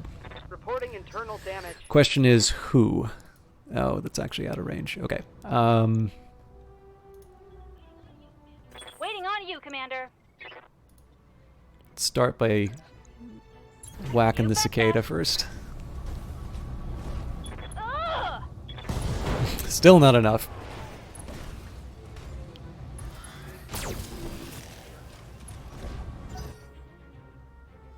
So we'll see what it does in reply. It's probably going to go for the Phoenix Hawk, and I'm going to be sad. Nope, it's just gonna chill. I'm ready. So again, we're changing dance partners here, but this is Locked on for physical attack. it's not really enough. Receiving you. Yeah, you know what? We'll just Orders. do the beep. I probably over-prioritize melee. It's just really fun. There's a little bit of a design behind this, but I am curious what happens with the... Enemy flanking. We live! Alright. So,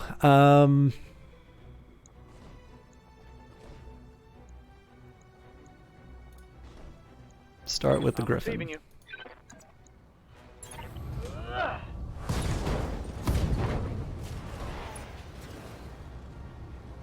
Critical hit, Commander.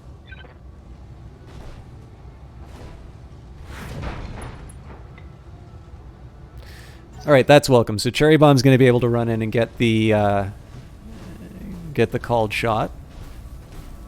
Assuming the cicada doesn't ruin them.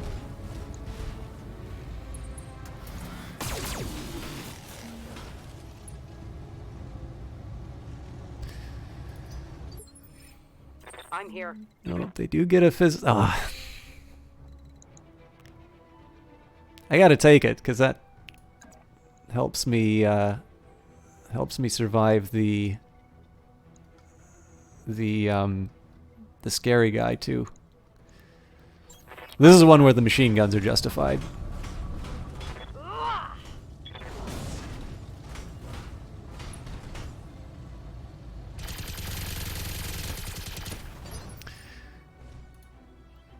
Okay, so we'll let Glitch do the honors. I was hoping that I would have somebody dedicated to the vehicle here, but alright. In this case, I think the leg is as good as anything.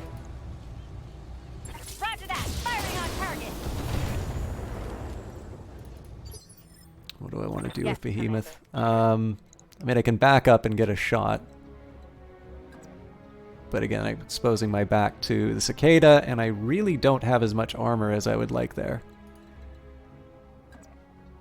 I don't think there's a version of this where I don't turn my back.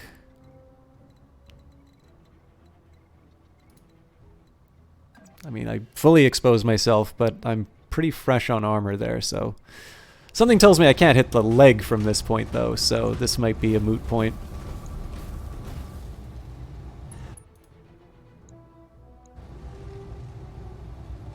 It's a chance. I think this is a range problem, right? Yeah. Ah, well. All weapons are go.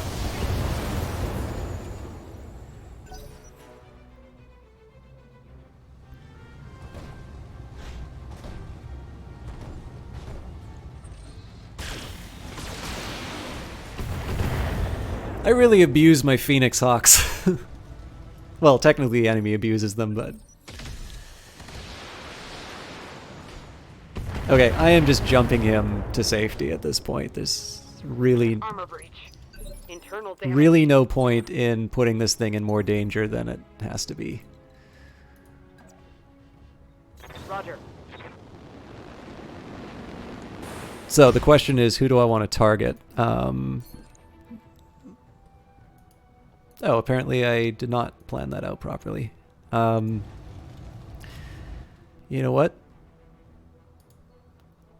Let's just do vigilance. We'll save the called shots to the professionals. Aye, aye. Engage the target.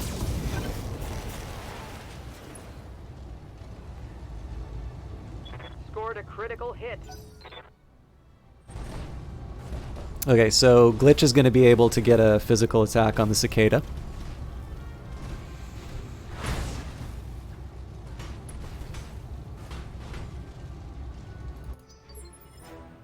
What can I do for you? Got it. This is gonna be good. And we still fail to do anything useful. Ah, never mind. I love you, Glitch. Did you see that? Did you see it? She is rightly proud of that attack. At this point, let's just slug it out.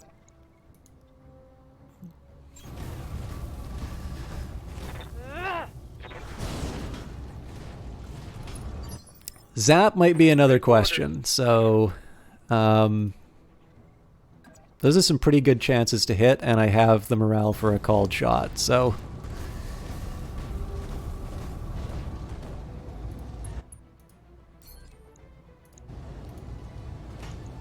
Roger that. It's an awful lot of metal on the field for not much opposition. Seems our employers may have a leak. I'm not seeing any more mech signatures, at least, so that's money in the bank. Only if we take out that convoy mare.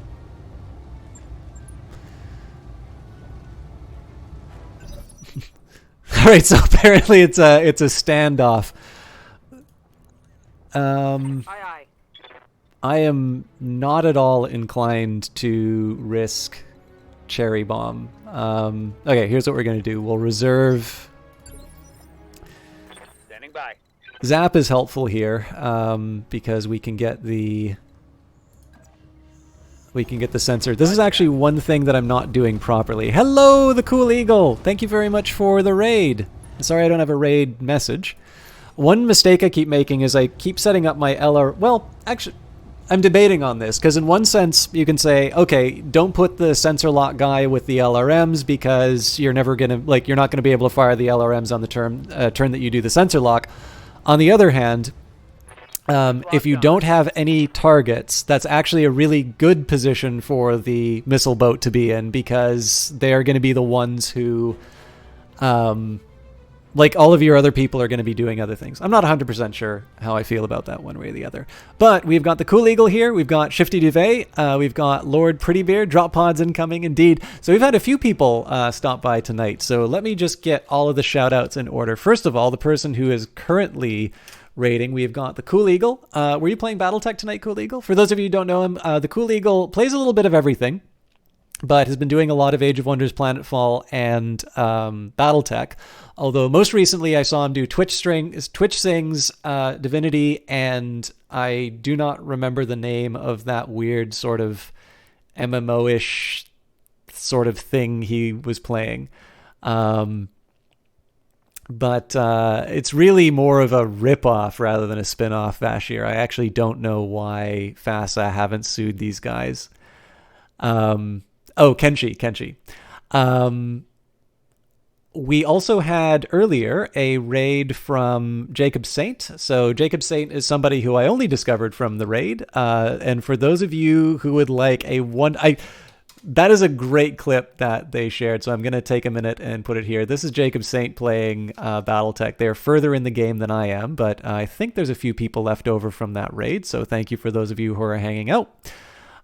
We had Johnny Big Time in the channel, possibly still in the channel, and he doesn't really play Battletech. He's got a wonderful personality, great sense of humor. We were doing some co-op of The Division most recently, but in fact, actually, I'm going to take a quick, again, sorry to do all the advertising here, but I'm actually going to take a minute here and find a YouTube video that Johnny and I did, because this was my favorite stream from last year, and very few people have seen it, and it makes me so sad because I really thought this worked well between us.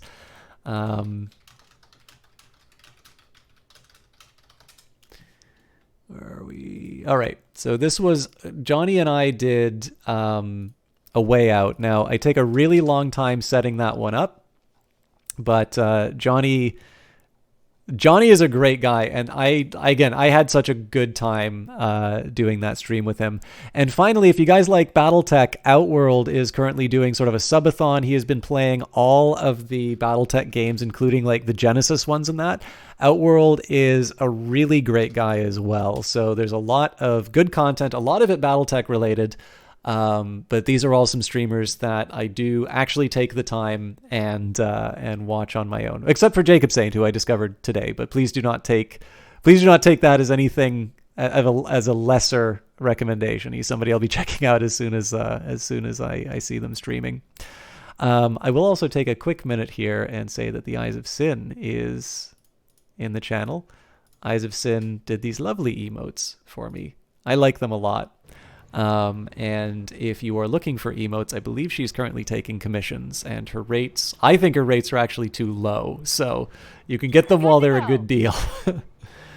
All right. Advertising hour is done. Has he played or streamed Mega Mech? I do not believe he has. You do voice? Oh, that's right. Actually, so for those of you who don't know Eyes of Sin, she doesn't just do voice work. She did voice work for among other things. But the first bit of voice work I ever saw her do was for the Horizon Zero Dawn board game, like the Kickstarter for that. So it's not that, okay, so like one of the things that really annoys me about streamers is that like a voice acting thing comes open and they immediately assume it's like, oh, well, I'm a streamer, how hard can voice acting be? It's like they're two totally unrelated disciplines. That's how hard it can be. But as it happens, Eyes of Sin is not just somebody who streams and lends her voice to things. She is someone who legitimately does voice acting and has done so professionally and did a really good job of it. She has got one of those I mean, Elegy's good at audio stuff, but I definitely, like, you definitely have a much better broadcast. Like, The Eyes of Sin has a very good broadcast voice. It is very impressive. Okay. I'm going to go for the jump on this one, just again for maximum evasion. I don't know if this thing reserved, so drat. Really? I'm only allowed to do the machine? That can't be right.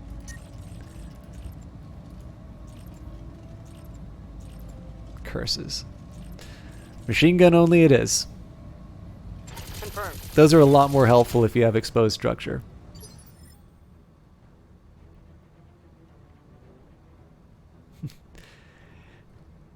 Well, you did a really nice thing of like trying to get him to like help me out when I had some questions, and he completely ignored the message. I'm like, okay, I get it.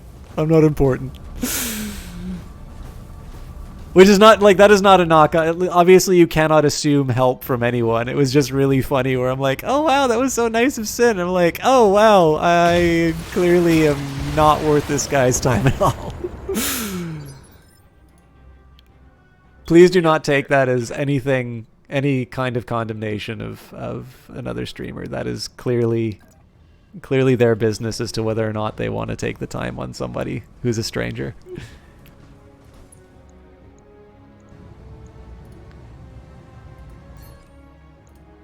This is going to be really sad if I don't finish it off. There we go.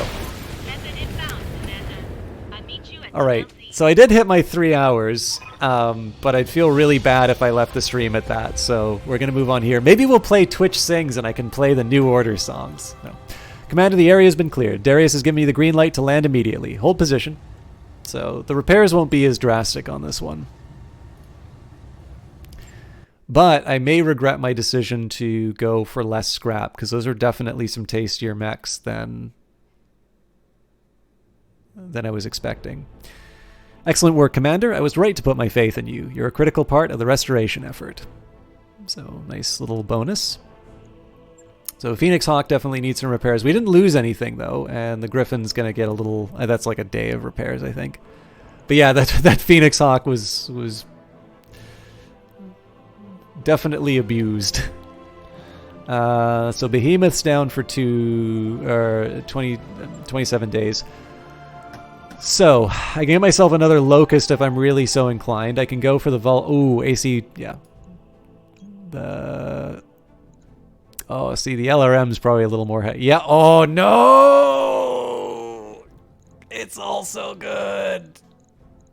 This is like the first time I've seen ++ ammo in this scrap. I am not singing that song, Cool Eagle. Well, we got our SRM++.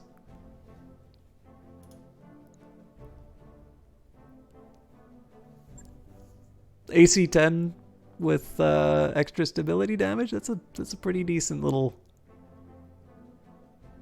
pickup.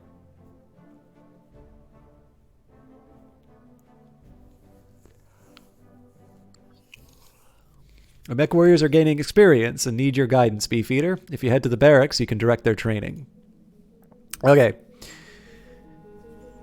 So the real question here is, do I want to hire someone for the 19-day, like, we're kind of already full up. It'd be helpful to get the funds, but honestly, the 6 days is not going to make that big of a difference. So we're not going to upgrade anyone. Oh, let's see if we have like a training mission or something like that. Okay, I'm definitely not doing 3.5 skulls.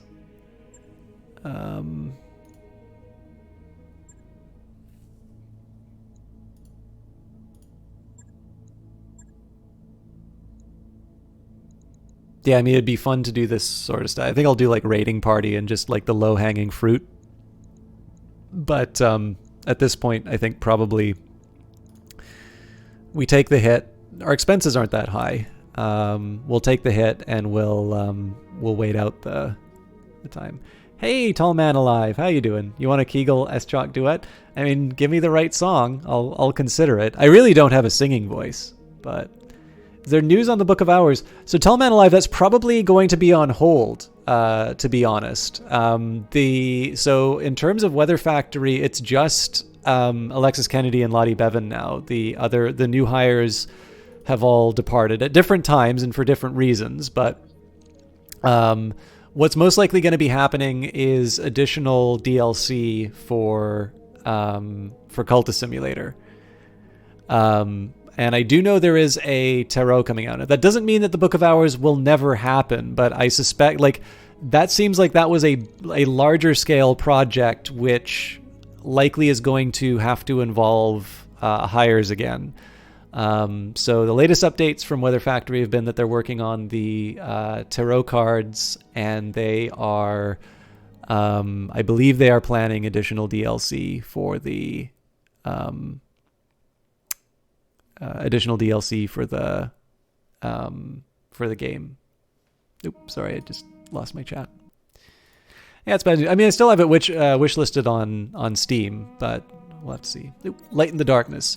During the daily briefing, Dr. Murad raises a hand. There'll be a rare meteor shower on Smithen. I thought that it would boost everyone's spirits if we viewed the phenomena from up close on the observation deck. Sounds risky, Darius shakes his head. It's not like the Argo has brakes.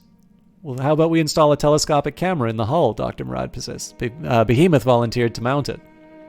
Maybe it'd be safer if you take the Leopard down to Smithen's surface and view the pretty lights from a safe distance, Yang beams. Hell, I'll even cook. What do you say, Commander?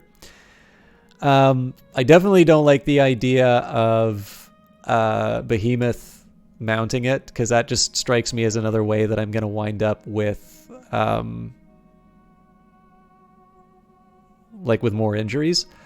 And I don't really need my morale any higher, so let's view it from Smithen's surface. Let's go planet side, you smile. We've earned some R&R. On a secluded corner of Smithen, Yang grills triple F burgers while mech warriors play cards and toss a basketball through a corroded coupling seal they brought planetside. Once the first meteor zips across the sky, voices rise in celebration, but soon the crowd quiets and the games stop. The company looks on in awe as 100 points of light stream across the darkness. Back on the Argo, you notice that the crew is in good spirits but still focused. In the hall, while was it Sumeri?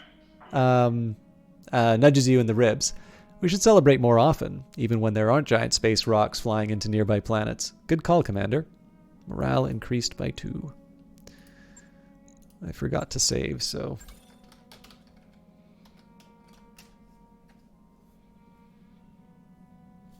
One week? I didn't know that was a duet. Got a new financial report for you, Commander. Find me a new order duet.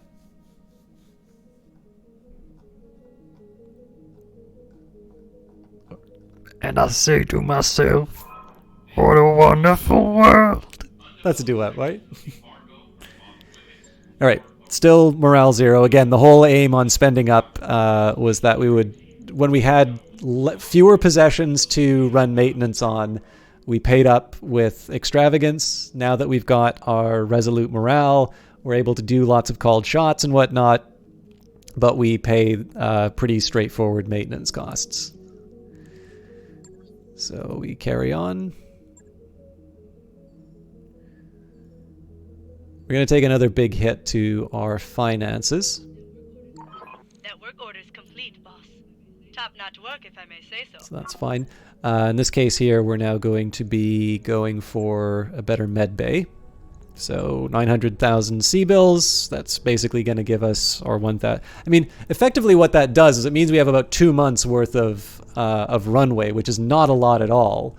But, of course, the nice thing here is that it's also going to mean that the time that my mech warriors are on their backs is reduced. So, +1 medical points. This expanded field hospital allows for 2 med techs to work side by side, meaning more capacity to treat patients. The costs include the salary of an additional skilled med tech to treat your injured mech warriors. Roger that, Commander.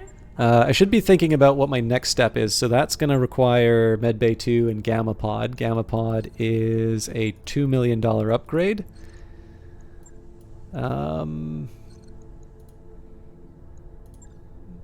3 I think is also a $2 million. Yeah. Better training module is definitely on my wish list. And then, I mean, again, I definitely like stuff that gives me bonus morale. It's just at this moment I don't really need it. So better training module will be step number 1, I think.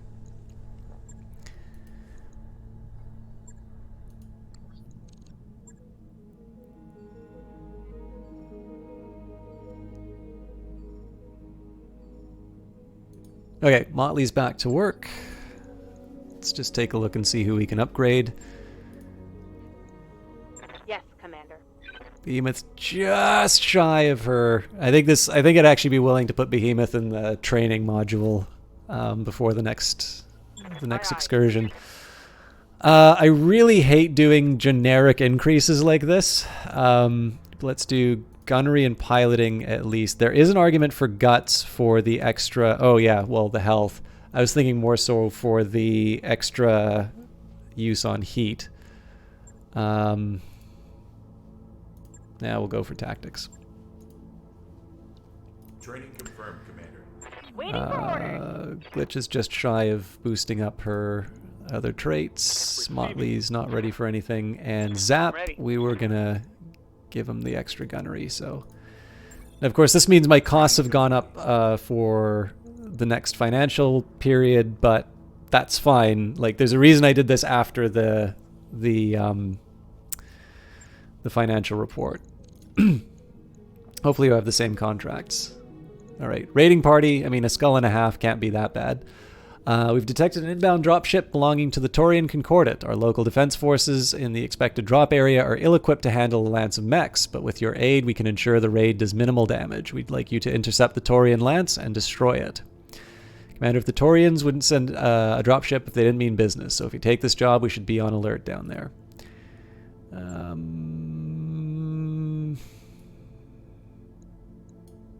This does cover my monthly costs, so I'm going to feel bad about doing it. Now, against my better ooh, hold on. I thought I had that repairing. Oh, that's right. I completely forgot. That's going to limit my choices a bit. That's fine. It actually gives me a chance. I should use this as an opportunity for me to practice some alternative loadouts. Okay, so we've got the Vindicator. I do want to try fielding a dragon.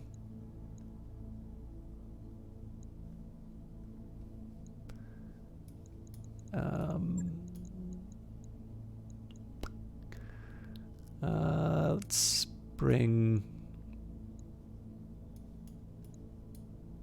Beefeaters. Thing is, though, do I really want to bring something with this many lasers on a desert planet?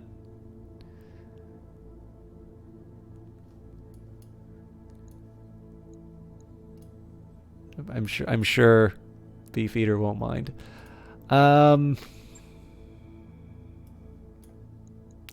Centurion always winds up ripped to shreds. So, we're kind of even for piloting.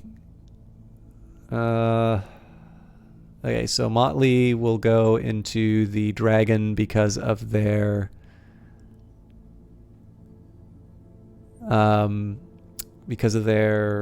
bulwark.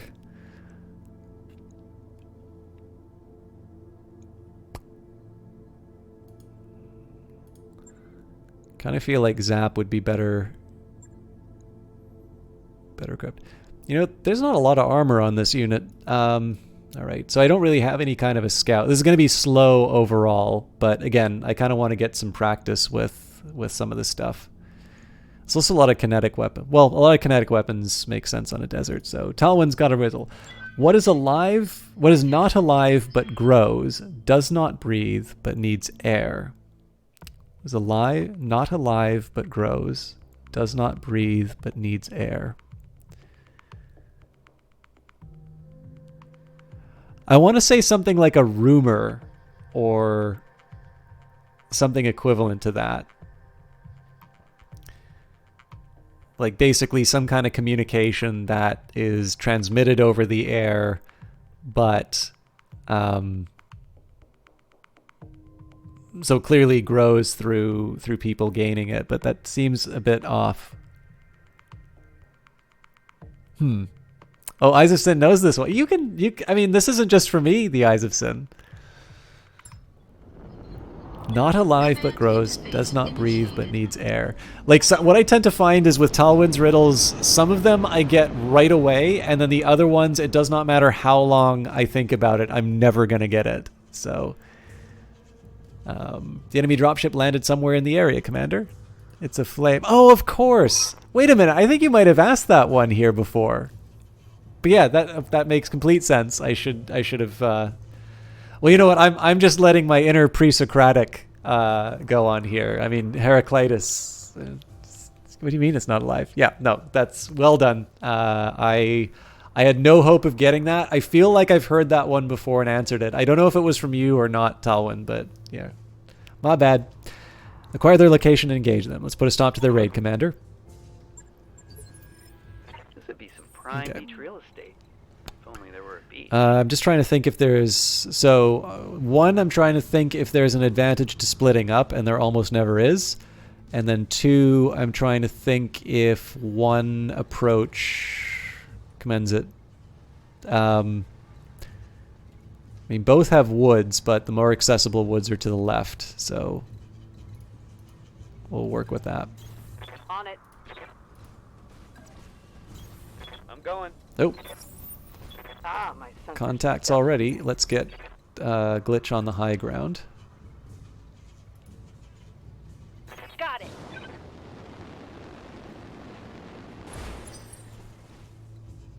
I mean, I could be misremembering too, Talwyn. I would probably put more stock in me not recalling correctly. So I'm not going to be able to get to these woods. I need to sort of refactor my decisions accordingly.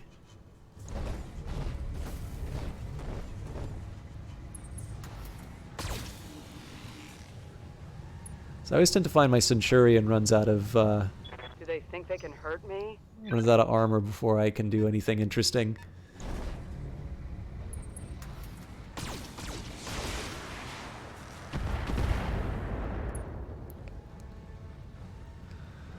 Come on, send me a real mech warrior. Okay, mineral field. These mineral deposits interfere with targeting systems. +4 difficulty to hit units within a mineral field. +2 difficulty for attacks made by units within a mineral field. So I'm not crazy about the extra difficulty for me. But what we're going to do here... So we're not going to waste any ammo on this. We'll just pop off a couple of lasers on the Jenner and get their movement down. Oh, I build castles, yet tear down mountains. Make some men blind and others see. What am I? Build castles, yet tear down mountains. Make some men blind, but others see. This is a tricky one. Because, like, there's the idea... I kind of get the idea that the mountain is sort of taken down to build the castle. I feel like I'm disappointing you tonight, Talwyn. Alcohol bill. Okay, well, this is definitely the right spot for glitch. On my way. Some men blind, but others see. I admit I'm a little stumped by this one.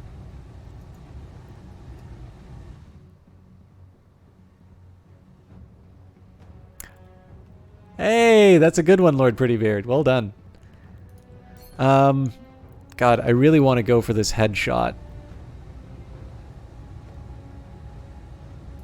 Okay, we'll disable the LRM so we get the breaching shot bonus. Roger that. Firing on target.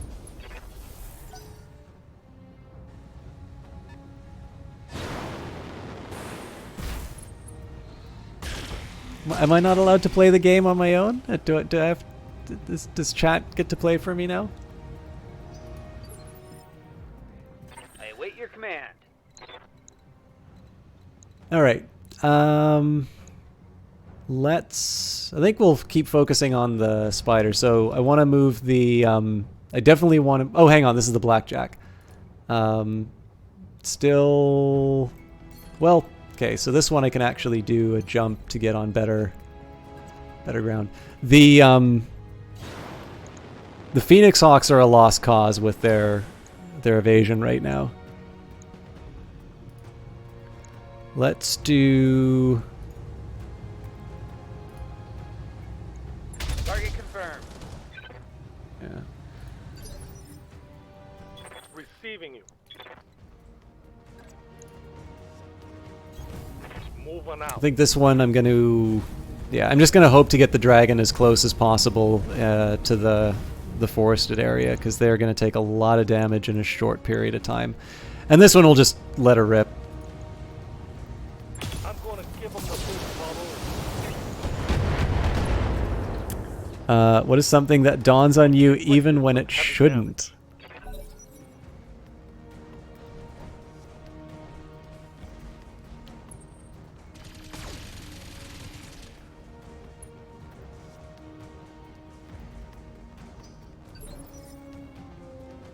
I'm here. You were kicking my ass tonight, Talwyn. I'm not getting any of these. I feel like it's a well, okay, we did a couple medium lasers. I could attempt the AC. We'll do the physical attack again. On my way.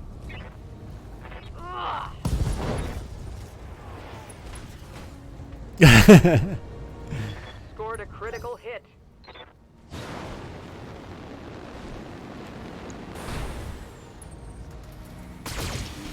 For those of you who don't know, or well, you probably don't know this about Sin, even if you know her reasonably well. Her grandpa is awesome. All right.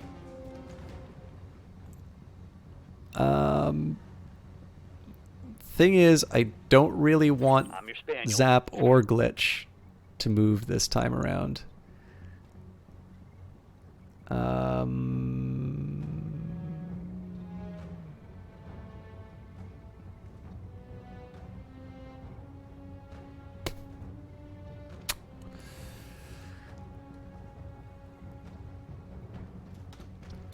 So this time I'm going to reserve just because I know I'm at least going to get the movement, or I'm going to get the evasion chevrons in response to whatever the Phoenix Hawks do. I'm here when you need me.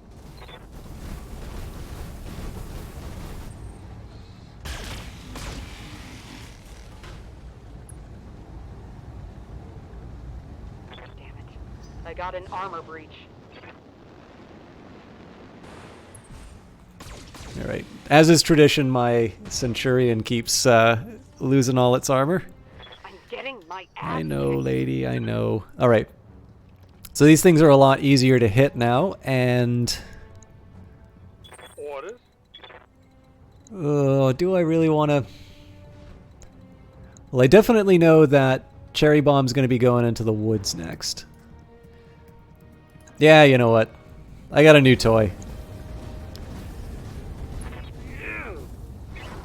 Still didn't seal the deal. Critical hit, Commander.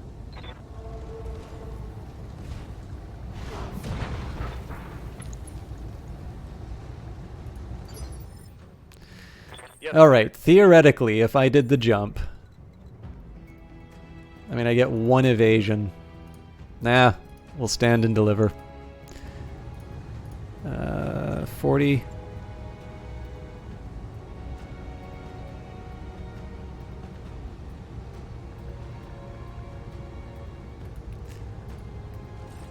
I don't like that I'm alpha striking, but just in case. Confirmed. Show me your war face. That's a kill. And sorry, Talwyn, I've become completely absorbed in Battletech, so I'm not giving your material the attention it deserves. I apologize for that. So again, Glitch is a very good gunner, but I might as well go for the Phoenix Hawk that has the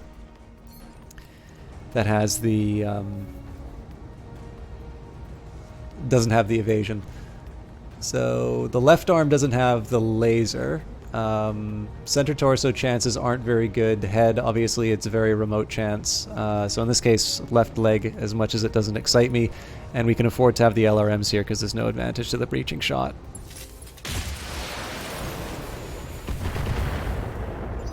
Let's hit him hard. Okay, so hopefully this Jenner doesn't do too much. Well, actually, it doesn't have the heat mitigation. Well, never mind. They're still going to try on for the Centurion. And the dragon, fair enough. The answer, ironically enough, is the obvious. Ouch. Standing by. Let's move. Alright. We'll just let her rip on the stationary Phoenix Hawk while we can. Now, precision strike. See, this is not a very good gunner, so our chances aren't great here. I Holy crap, this is already in the center torso? Jesus Christ. Alright.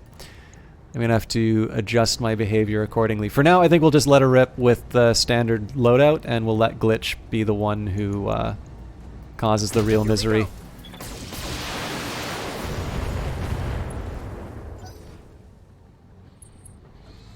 Ooh.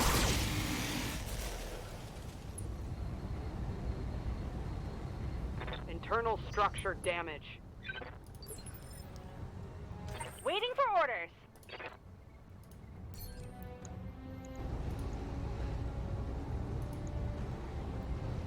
Special delivery.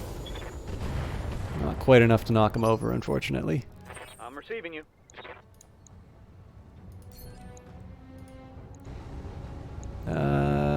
Recoil isn't a factor? Huh. If nothing else, the ACs should knock him over.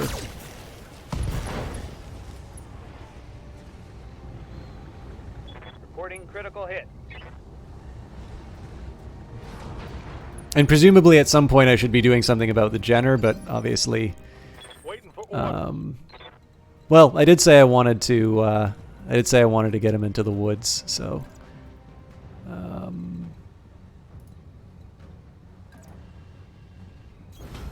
Moving to position.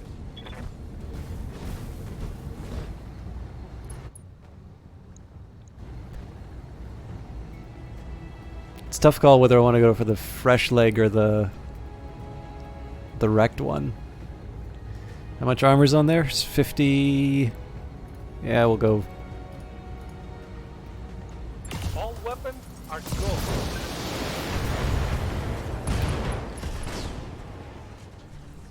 Mech destroyed. Cool. So, everything that's potentially threatening to us also has very high heat generation.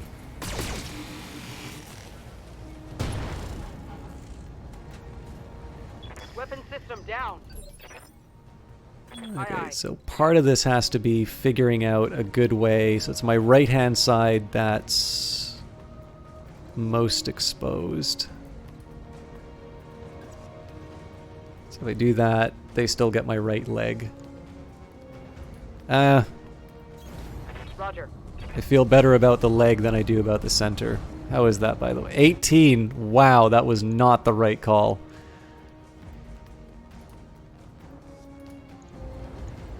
Roger. We are very likely going to lose her.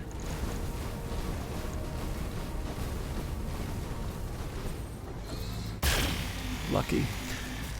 My body's thin and slender, and I grow shorter every day. You can use my single purpose, and I'll be sure to lead the way. When I am placed upon a pastry, then my life is soon to fade. What am I? I would say either a torch or a candle. This has been the answer to a previous riddle, but not necessarily the one I have posted today. Yeah, I would probably say a candle is the most fitting. Although I don't really... Like, I kind of know you can use candles for navigation. I just tend to associate that a little bit more with... Okay, yeah, cool. I have some degree of redemption. Alright. So the big question now is, do I consider the Phoenix Hawk or the Jenner the bigger threat? Maybe the better question is, which one can I take out? That's a really remote chance. And that'll leave Glitch without options. Let's still go for it.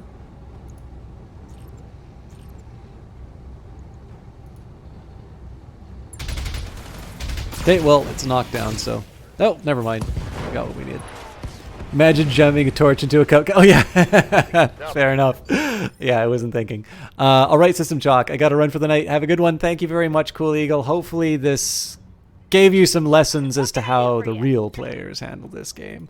No. I like to razz Cool Eagle, but obviously there have been some pretty questionable tactics on display on this one. This one I can just open up. Apparently I still have a free shot. Do I want to go for the... I mean, the leg is a really high chance, and being able to knock this guy over will mean all the difference. Yeah, let's go for it. The dragon won't be able to do it, but... Okay, and in this case, I think I'm just gonna... I'm gonna try and put my big dragon body between between the Phoenix Hawk and the Centurion. The other good bit is that even though I need to let it rip with everything, it is unsteady and it is overheating, so the number of things it can potentially do is quite low. Giving them everything I've got.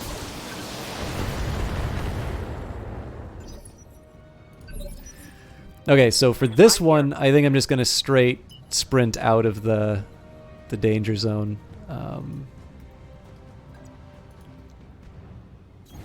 Let's move. The Phoenix Hawk might be able to jump jet away from the mountain, but if it does do that, it's opening itself up to more overheating.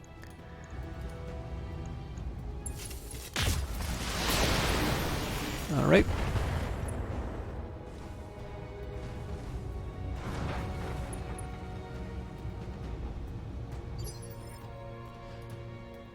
I think Zap is kind of stuck where they are.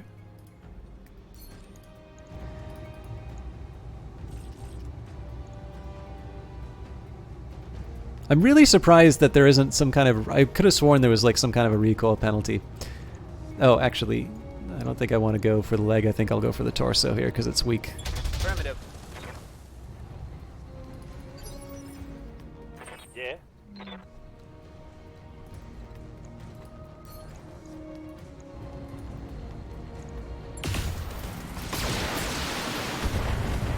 There we go.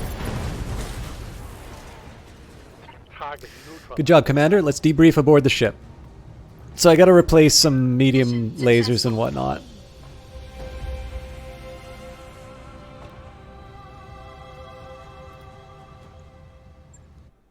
And what time are we looking at? Oh, Jesus, it's already 1 o'clock. I'm gonna have to take a minute before I decide if I'll do another. I'll try to do another mission. We'll see what's on offer, though. Alright, so I need to replace a medium laser. This will probably be in the mech bay for a few days anyway. I've got Phoenix Hawk scrap. You know, one thing that would be kind of helpful is if it gave you a list of things you have lots of. I don't particularly want another Phoenix Hawk, but it seems like if I take this scrap, like that's 1.6 million compared to the...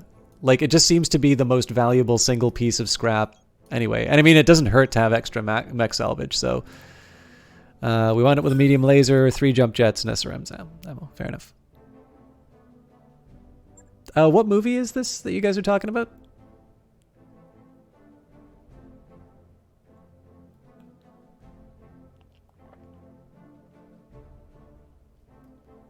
One thing that I think I've learned over the past week especially is the advantage of reserve. I used to like never do it, but there's definitely lots of times and places for it. The Queen... Ah, okay. I sadly have not seen it, but that's actually not... That is true of a lot of movies recently. They're just too long. Okay, I actually wasn't expecting it to be as short as 2 days. Let me just take a quick look. I am quite alright with that division. Okay, what have we got on the shelf? It is all 2.5 skulls. So I think there's a good argument for me to try one 2.5 skull mission. Just so that I can get sort of a feel for what that difficulty is. It's also kind of nice that there is a, you know, $1 million contract. It's an escort mission. An ally of the Oregon Directorate here in Smithen stands accused of a long list of illegal and unethical and deplorable activities. Proof of her guilt was being transported to a spaceport for safekeeping off-planet when it was attacked by unidentified mercenary forces. The convoy narrowly escaped, and we need you to protect it while we arrange for a dropship pickup. So I'm okay taking that mission, but I'm not okay taking that mission with my current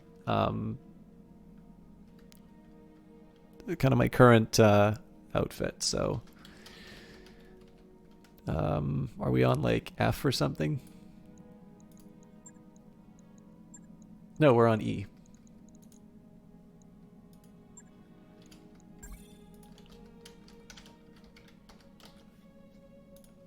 Problem is, I do kind of need the money. But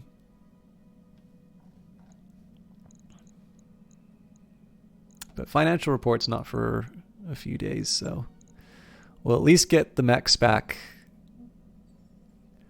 Moonlighting with an autocannon. While pacing through the mech bay on a sleepless night, you stumble across Zap. He is fiddling with a stock autocannon. A jumbled pile of loose metal and wires litters the deck plating around him. As you approach, Zap looks up, a sheepish grin on his face. Hello, Commander. I was just trying to tune this beauty, maybe get a little more performance out of her. Could you do me a favor and keep this from the Chief, though? He's already shooed me out of here once this week. So remind him it's not the mech warrior's job, let him keep working at it, or tell him to share his idea. We'll get him to share the ideas. So, Chief mech warriors belong in mechs, technicians belong in the mech bay. But you seem pretty knowledgeable about these things, and you've already gutted the weapon. Explain to Yang what you were going for, and maybe we can finish what you started. He can finish what you started. Later that week, you catch Zap in the hall. Chief Virtanen wanted me to pass along the good news. He investigated your suggestions and managed to replicate the performance specs of the Kaliyama tactical autocannon. Zap basks in a glow of victory. I knew it would work. So does this mean I'm riding out on the next contract? I feel like I should be the first one to get to fire it. Presumably I'm going to have to refit a mech to accommodate it, but what do I have that's got an AC5? Oh, the Shadowhawk's got an AC5. Technically, Zap's not going to be driving it, but screw him.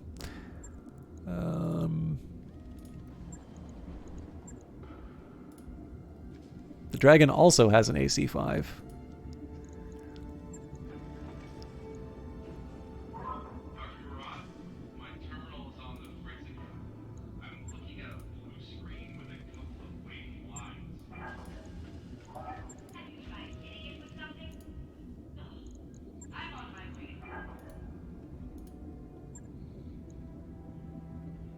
Logged and noted. Shouldn't be too hard. While I'm changing out bits, might as well give me the get the best of everything. Right. I can't remember if any of these guys are packing an AC-10. I feel like at least one of them should, but Trebuchet clearly won't. Phoenix Hawk doesn't carry ACs. This is a laser blackjack. No, we don't have anybody.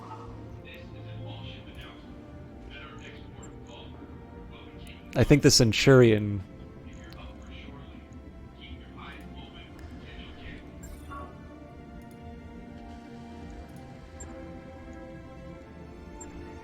Oh, but they've already got the ++.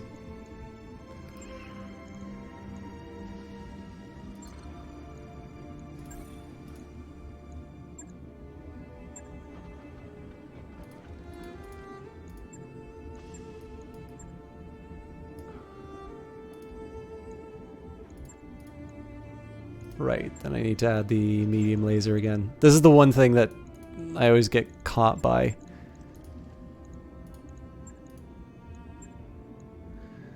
On it. I'll let you know when that's done. I kind of feel like the Dragon should be the higher priority on that one.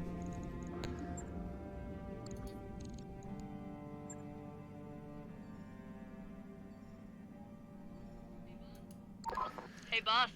Okay, so that's a welcome development. The big question on this one, though, is whether or not I can really afford any of these other improvements. It's not the most responsible use of my budget right now, but honestly, getting that training module online as soon as possible is better.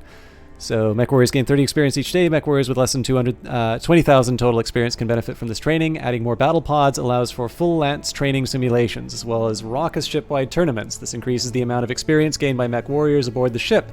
Each mech warrior with less than 20,000 total experience will gain 30 experience points per day. All right, I'll get the team on it right away. All right.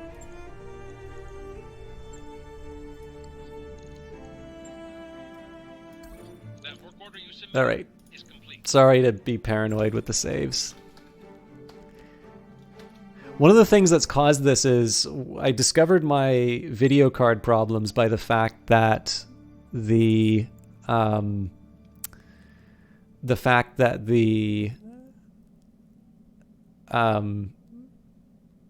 like, so basically it was Battletech crashing. That was the first thing that made me realize the video card was dying.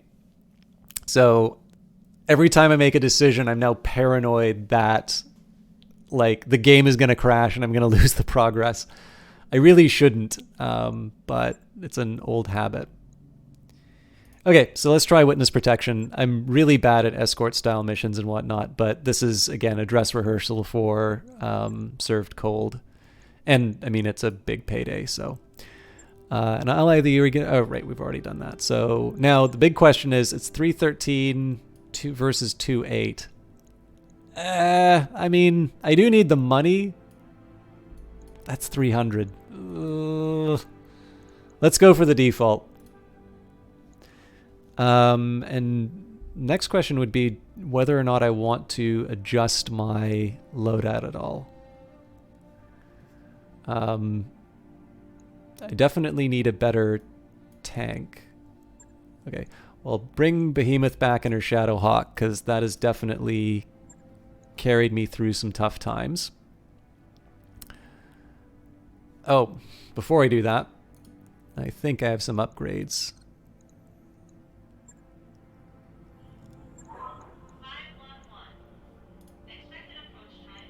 Yes, Commander. Wait, really? Behemoth? Oh, that's right, because she's been in sick bay. I think I said I was actually going to run things out. There's no point in upgrading her because we may not use her until the next upgrade. I think in this case I'm just going to keep the same levels for glitch. Mech warrior training. Well, at least not ready. Zap.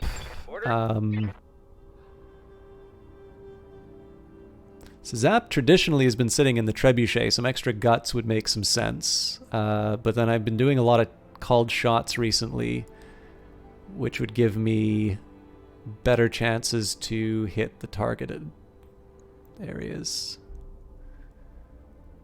How do I feel about that one way or the other?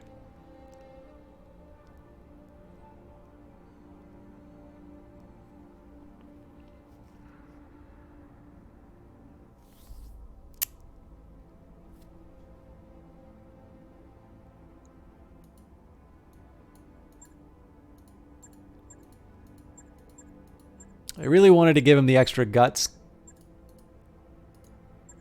because of that threshold, but... Training confirmed, Commander. Alright. I'll try and keep that in mind for this mission when it comes to the loadout. Alright, have a great one, Shifty Duvet. We will see you next time. Alright, finally. Default rewards. Not bringing the blackjack.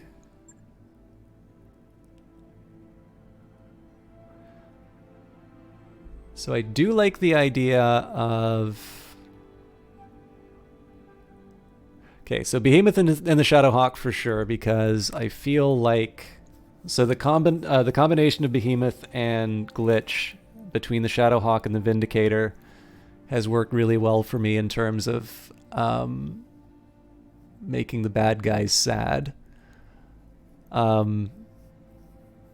The Phoenix Hawk Trebuchet combo has worked really well, but that's really only when Beefeater is leading the charge in that, because of his advantages for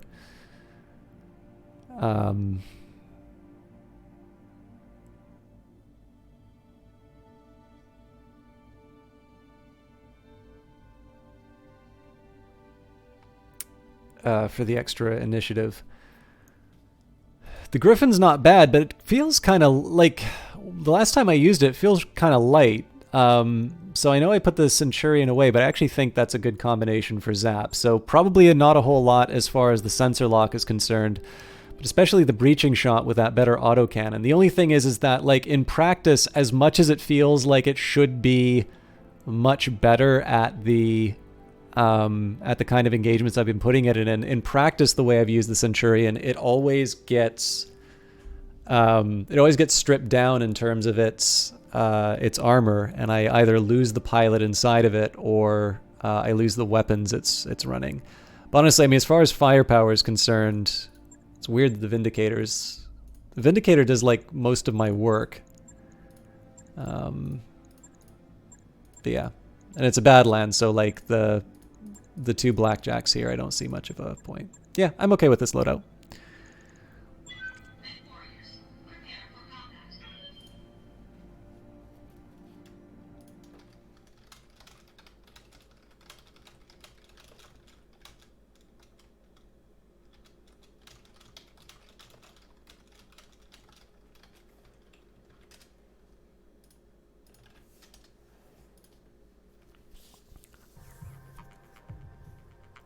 I think the other trick is that the only escort mission that I've really done is it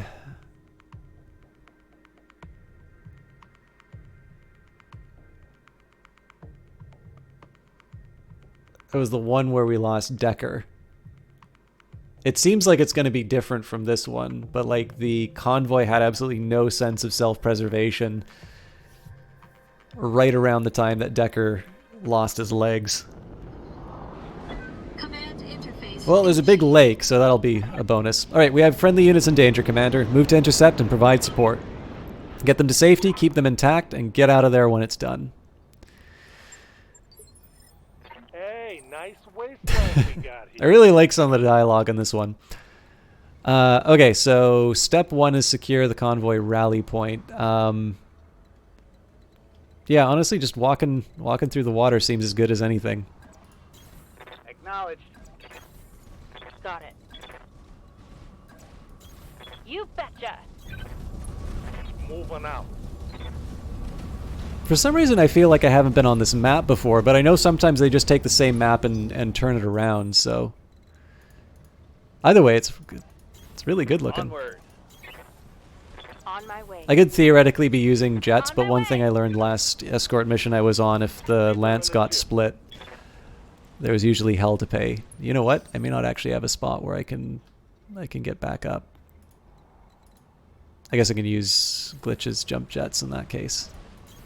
Roger that. I read you, Commander. Moving out. Coordinates received.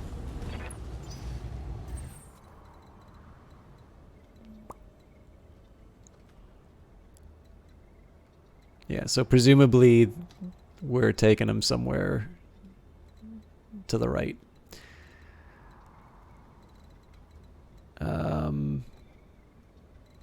So with that in mind, I think glitch is the most effective at long range. On my way. Aye, aye. I am taking a bit of a risk doing this because obviously if the bad guys show up somewhere other than where I'm expecting, Move order received. I'm going to be severely out of position. But especially because we got a few slower units on this one, I think I'm actually going to dump them all Rolling. kind of at the Don't need to tell edge me here. twice. This is arguably too far. I'm not... On my way.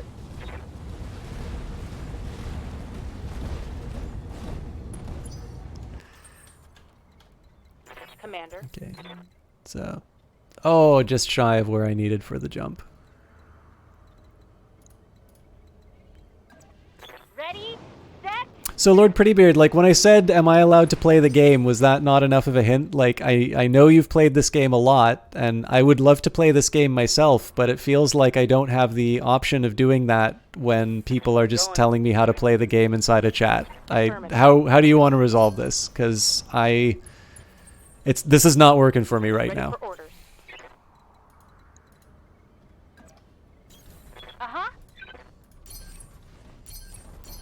I copy. Receiving word from the convoy. You've secured the area around their position, and they're making their way towards the extraction point now. Keep them alive. Okay. Keep in mind the convoy will try to stay near you for protection. Continue advancing to get them to the extract point. Alright, so the timing on that could have been a little bit better just because I don't have the evasion from the others.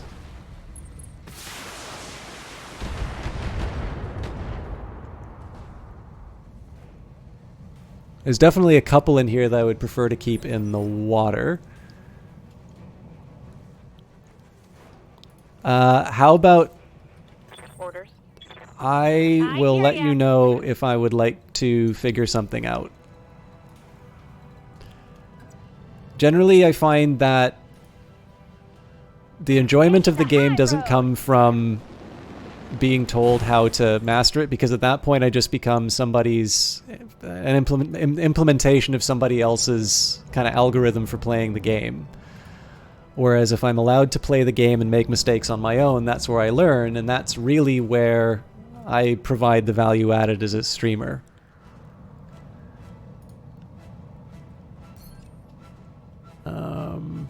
I have not run into a marauder before. So I'll admit, I'm not crazy about using the well, I mean, okay, so the Javelin is the only thing I can use the PPC on.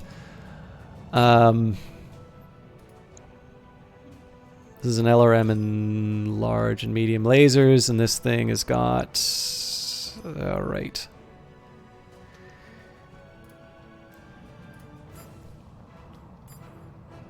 So obviously the Griffin's not the target. I just really wanted to see what their loadouts were. So in this case, I think we're going to focus down the Marauder. Everything else is a target of opportunity. You get a headshot, and you get a headshot. Cool.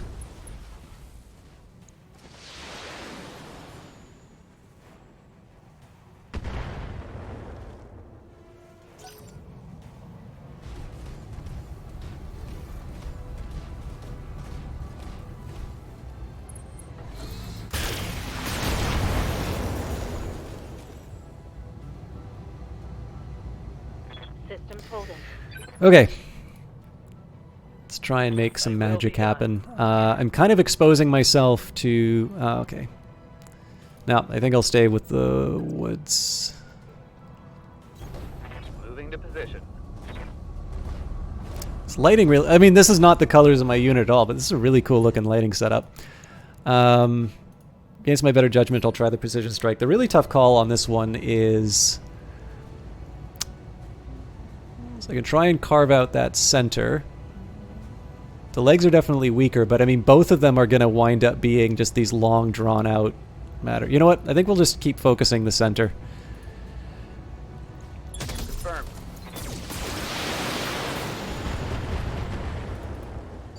It's a very arduous task that I've just set up for myself, but I think that's more conducive to my long-run health. Now, I'm basically giving this Javelin a free shot on my back. But, again, I want, if I can, the focus to be this Marauder to begin with. And as long as I am expecting the hits to the back, I can live with a little bit of danger. A little bit of peril, as Sir Robin would put it. Okay. Receiving you. So again, similar story here. The danger is I'm kind of all in on this, and I might suffer the consequences when the Griffin gets around back, but I bet you're gonna like it. he's at least gonna get one reply.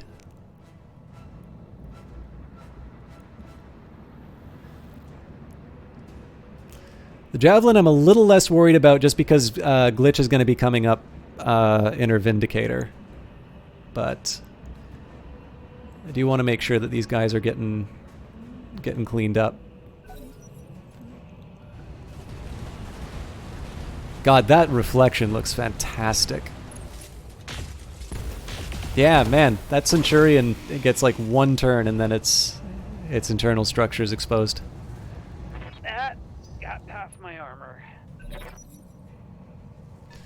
So I'm really curious what the Javelin does here. Alright, it does want... I'm really surprised that didn't count as a back hit, but I'm really happy it didn't. Okay. Standing by. Can't have everything, but... Moving to position.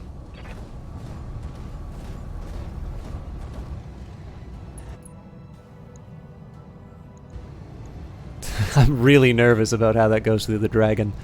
God, there's definitely a side of me that really wants to focus fire that center torso. The chances are just so low, though. Now, we'll spray and pray for this one, but... Nice. I think Behemoth's going to follow up with a targeted attack. Okay, that's going to be a problem, but... Okay, that hurt. Waiting for orders. Again, I'm trying to keep some discipline on this one. Location confirmed. It's a risk to the dragon. Oof. Copy that.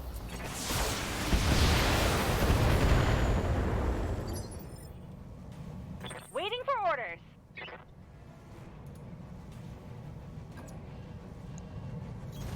Coordinates received.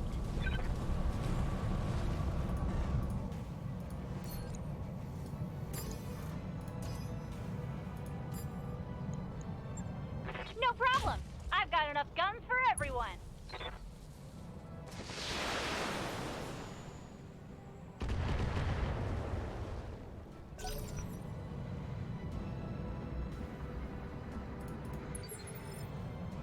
Orders.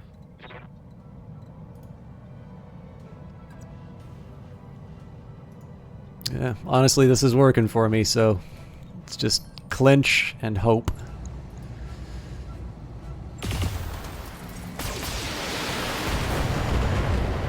Well, I mean, it's close to getting knocked over, but I'm gonna need a little bit more, especially because I really need to reply to that fresh Griffin.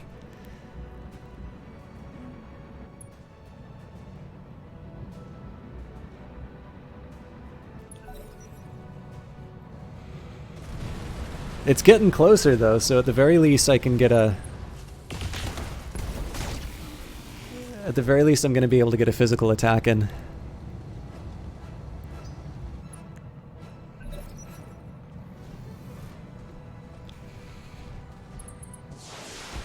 Cool. I might actually peel off the Centurion to go physical on the Javelin. That's going to free up Glitch to do more stuff.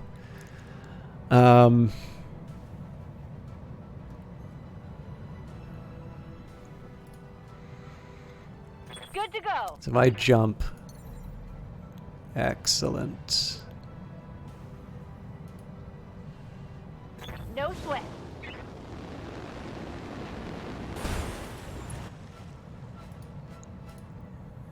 Get my crack shot, focusing down the Marauder. Uh-huh. Yeah, I was hoping for better, but that's not going to go well for my Centurion, I think. Or maybe not. All right. Commander? It's not my bravest move, but... Got it, Commander.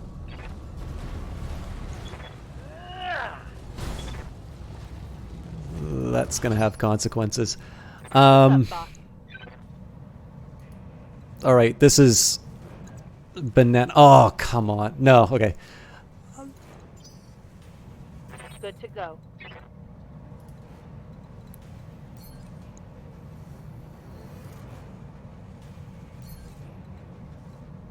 Thinking, is there any way that I can angle this slightly differently? This will wind up being a rear attack probably on her, but surely I'll get 2 damage if I do an Alpha Strike. Targeting for an alpha. Thank God. Hope we can salvage that. Alright, so I'm going to turn my dragon around. The big question for me is whether or not this dragon is worth firing, or if I just bring it in for melee on these jokers. That's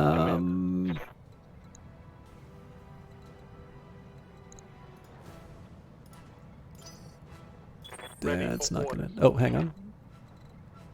I mean, those probabilities aren't great, and I'd much rather restrict its options. So I can still be in the woods with both of these attacks, it looks like. And that will hopefully give my Centurion a little bit of breathing room. Putting my weight in.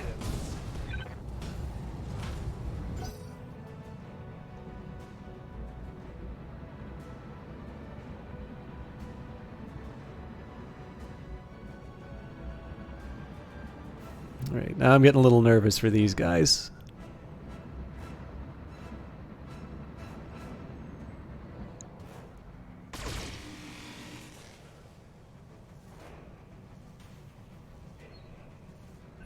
Someone let me borrow their pom-poms and skirt, because I'm damn excited now.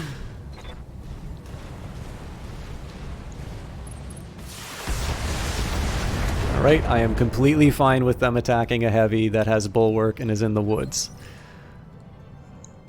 What can I do for you? I did not ask, Lord Prettybeard, and I want you to cut that out right now.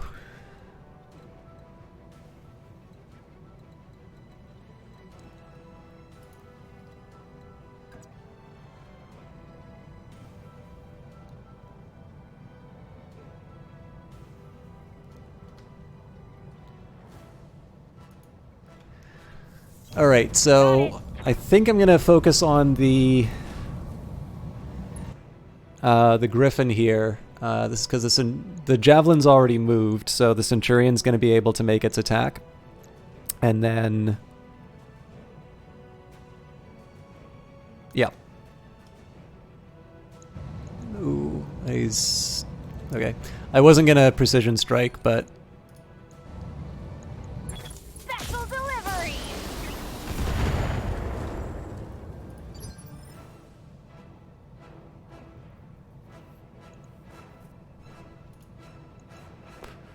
I'm receiving you. Alright.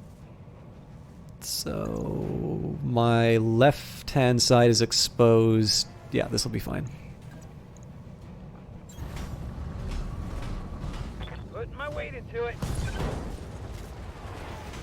Again, this is something of a liability here, because if I keep at this rate, the problem is I spend all these turns trying to take down the Javelin. I don't succeed, and they clobber the convoy in reply. Now, what I am slightly curious about for Behemoth, so it looks like everything but my AC gets a better shot. Unfortunately, that takes her out of the woods. This rate, I think we're just going to stand and deliver.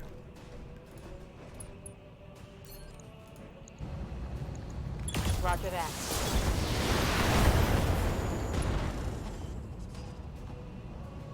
Inflicted some heavy damage. So I think he's moving now.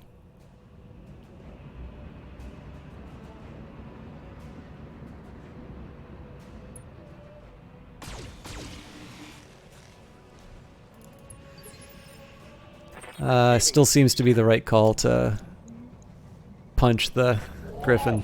And we still didn't do the job. I mean, again, the Javelin's presumably going to get a free hit on the convoy. The rest of my group, though, is going to be able to make it suffer for its decisions.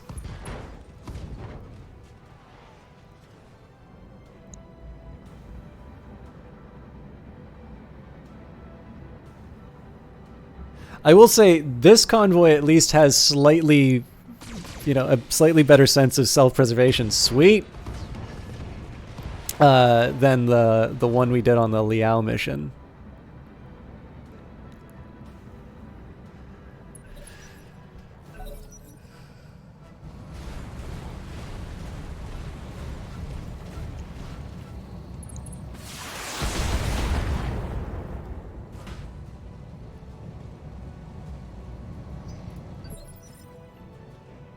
Okay, so I'm sure there's merits to me just turning around and firing all my fancy weapons, but at this point, I want horrible revenge, and I want it to come in the form of hammers. Cool!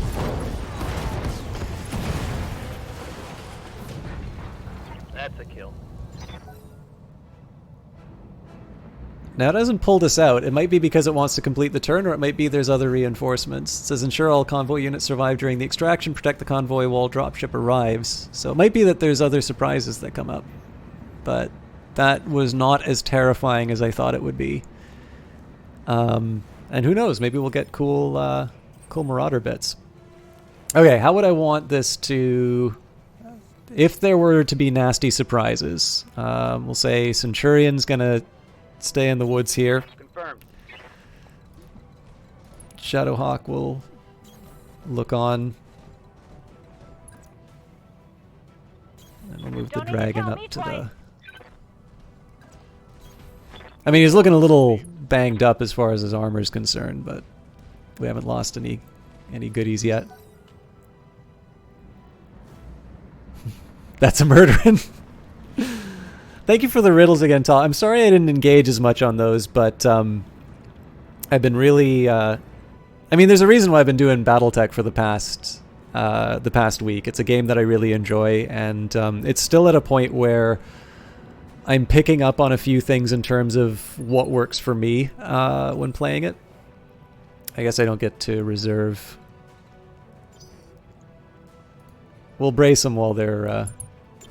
Resting my neck. Well, the convoy's moving up. Oh no, there's a final mech right here.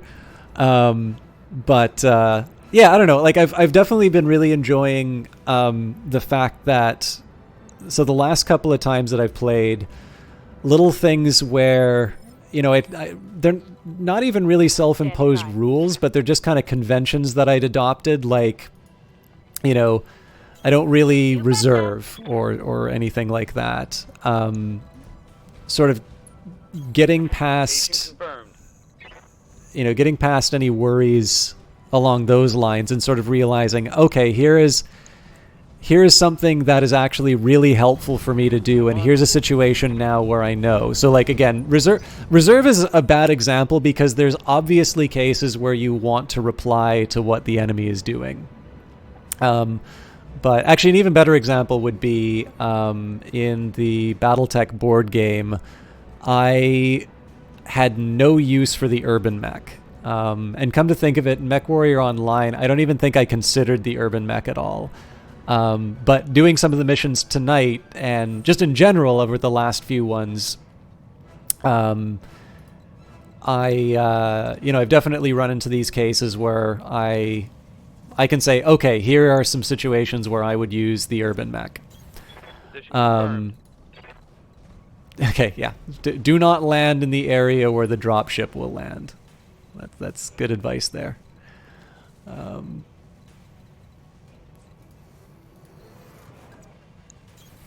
the move.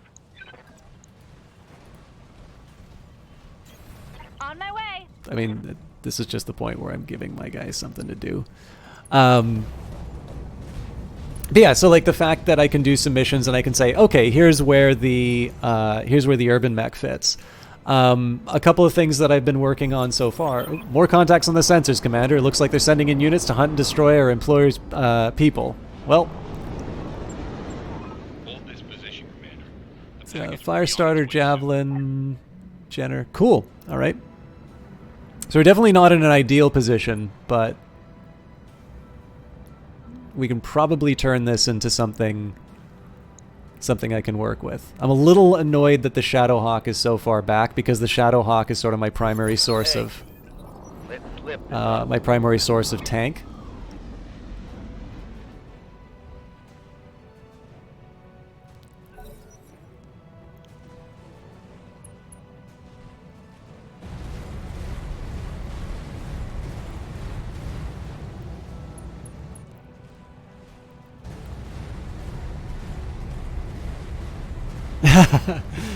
I've been doing. Well, I don't know if you've been watching them, Talwyn, but I've been really enjoying the Elder Scrolls Morrowind. Okay, so this one I kind of have to go to the woods because I could potentially lose my left arm. Roger The that. other question is, which of these guys do I want to annihilate? So the Jenner's guarded. Got some defenders. The Firestarter is kind of my biggest panic.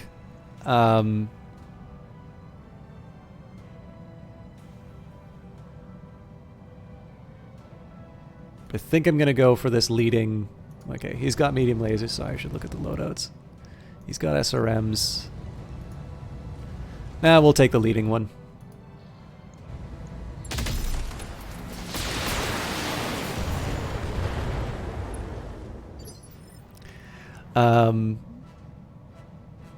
As you're waiting for Skywind. Oh, yeah, yeah, so...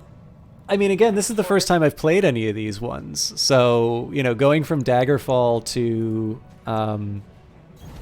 Moving out. Going from Daggerfall to Morrowind is that was a very happy upgrade.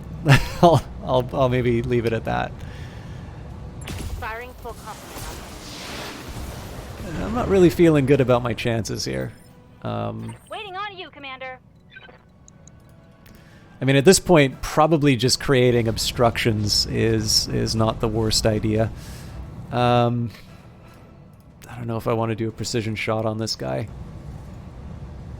I mean, taking out the leg is a good idea. I could, you know, actually in this case, there's a good argument for splitting the shots. And that's just because I get to ignore their defensive...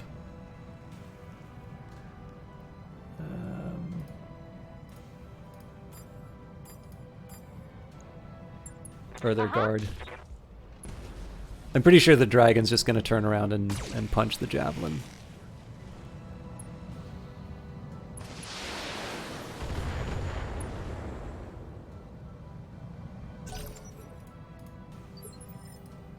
Good to go.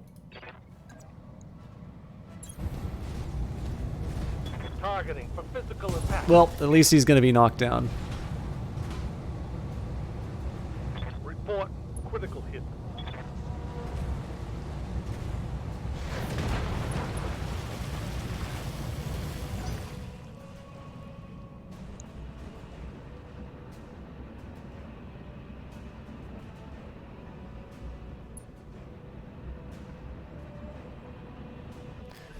So those guys are sitting ducks and they're all light, so this could get ugly. No, maybe not. They're definitely not acting like they want to take out the target.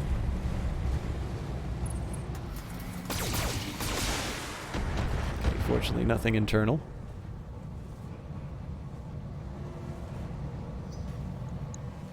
What do you mean by a character concept, Talwyn? Kignick917, this is Battletech. I always lose the friggin' arm. Armor blow through. Internal damage. Fortunately, my beloved AC is not down, so...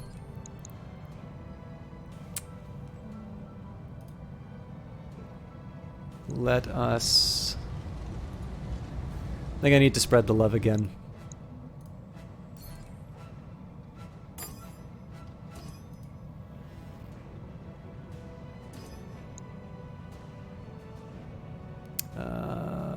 Crap. Okay, this has got to be B. I'm just trying to deal with the... Oh, hang on. No, that's... I was mistaken.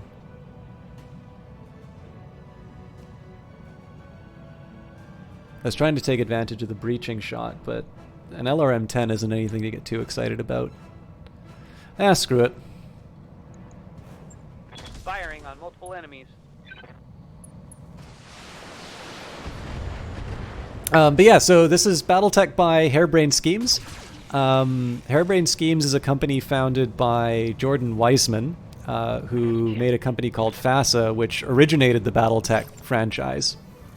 And the basically the I believe it was sold to Microsoft. I love that Centurion. I believe it was sold to Microsoft along with the Shadowrun series. So those are kind of the two properties that that company has sort of brought back to life, Battletech and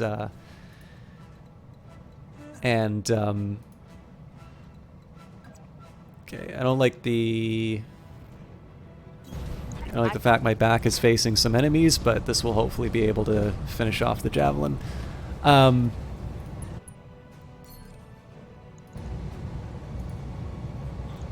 yeah, so this there's been a lot of different versions of Battletech in the past. The MechWarrior games take place in the same universe. It is a tabletop game, so probably the most familiar form of it to me is the... I'm having a tough call deciding what I want to hit.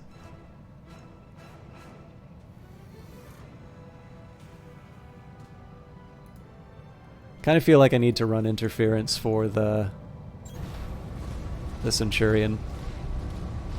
Going toe to toe. Bigger question, of course, is what the dragon focuses on, but we'll deal with that next time. Okay, so I can try and rip apart this Jenner, or I can try and finish the javelin. In this case, I think I'm actually going to go for the Jenner here. It's just because it's fresher.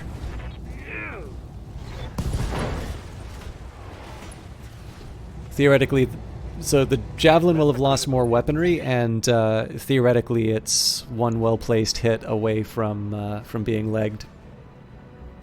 But yeah, anyways, so this is probably the most faithful version of the tabletop game.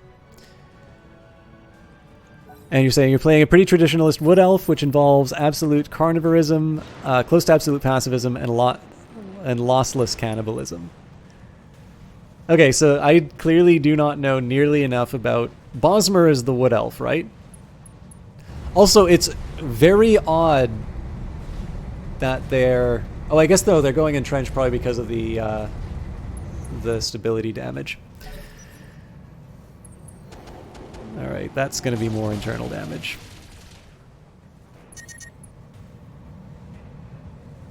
That shock up heat sinks can't vent fast enough. Taking damage. Yikes.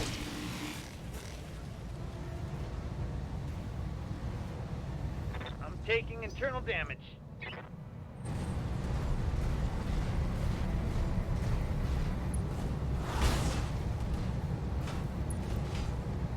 Okay, so Centurion's gonna go into the drink. Oh god, what is the javelin gonna do?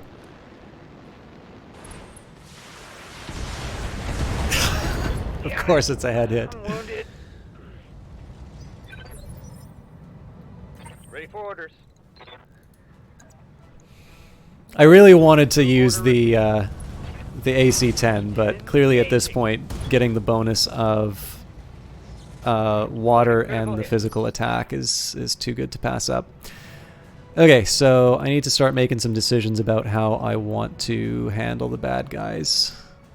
I can punch the Jenner, I can punch the javelin, I can punch the other javelin.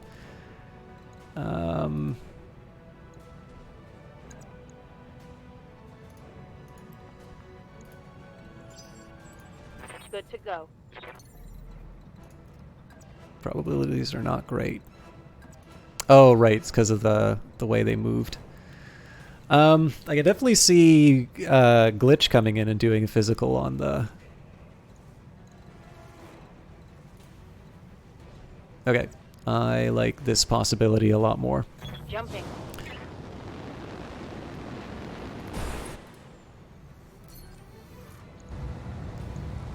All weapons are closed.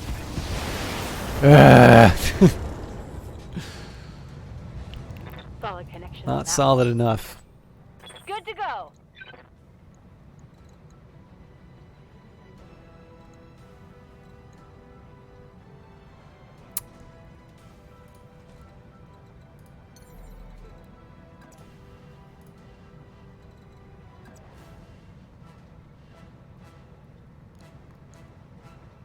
So nobody has these guarded bonuses.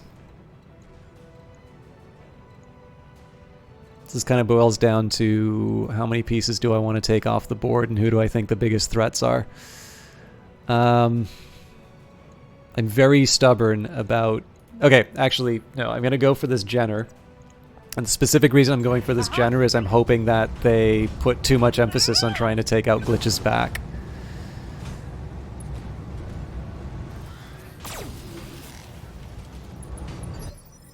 Alright, Motley... I'm going to this Javelin less because it's an attractive target and more because I want to get close to that that fire starter.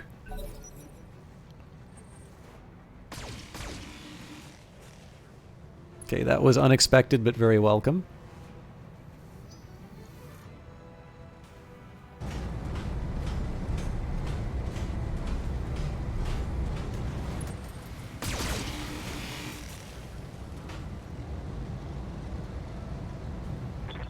Internals are taking a beating. Presumably they're all just going to work on the Centurion. I need to take stock on what his structure is looking like. Because unless I can like wipe everything out, yeah, he's getting close to losing everything that I want.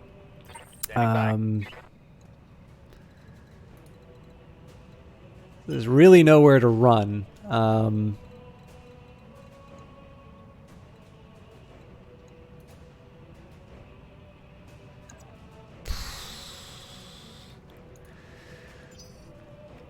receiving you. We'll mitigate as best as we can and try to unleash hell. Acknowledge.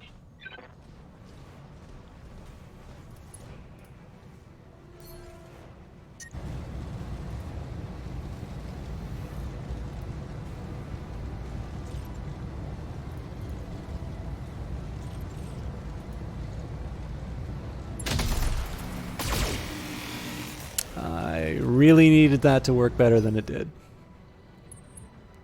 Okay, well, there goes my good autocannon. Commander! I lost the weapon. This is the problem I always have with this mech, by the way. It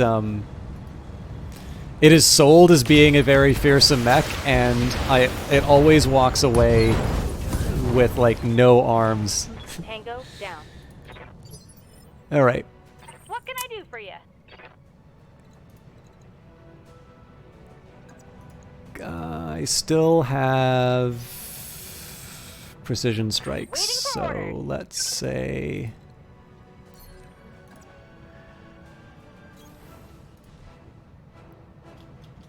I should have tested to see the chances of this stuff hitting. How much health do you have? Okay. I don't know how I'm dividing this yet.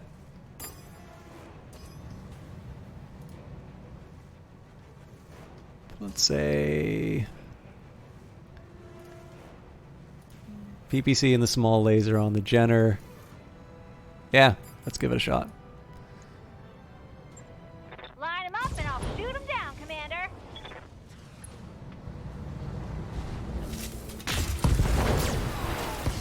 Now imagine I started off Glitch this round doing that. When I shoot you, you'll take it and like it. That's all good. I'm probably wrapping up soon, Talwyn, so I suspect I'll be fine.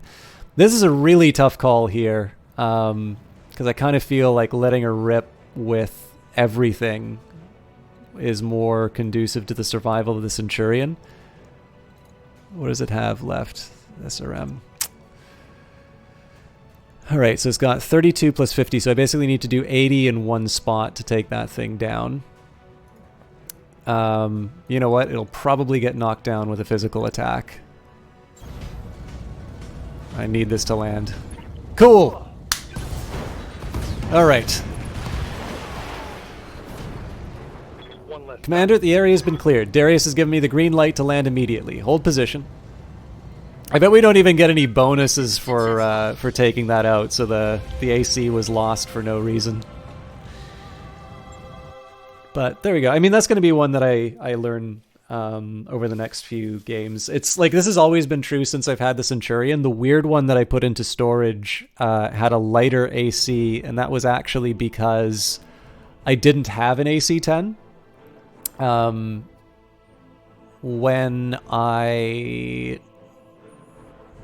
When I got a second Centurion, I got to see what the actual loadout was, and it worked for me, but I keep looking at that armor. It actually seems a lot lighter than...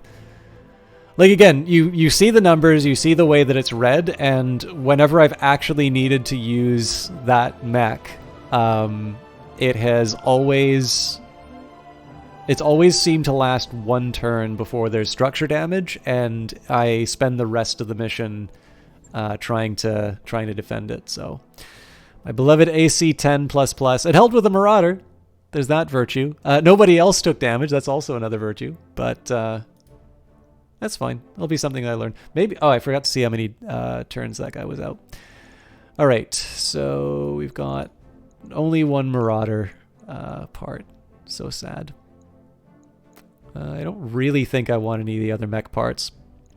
Autocannons... I actually really don't have any strong feelings about the stuff I get. In theory, I should be taking the mech parts because I can sell them for more later, but let's do the AC and fine. A Flamer Plus, I like never use them, but at least it's a better version of some tech.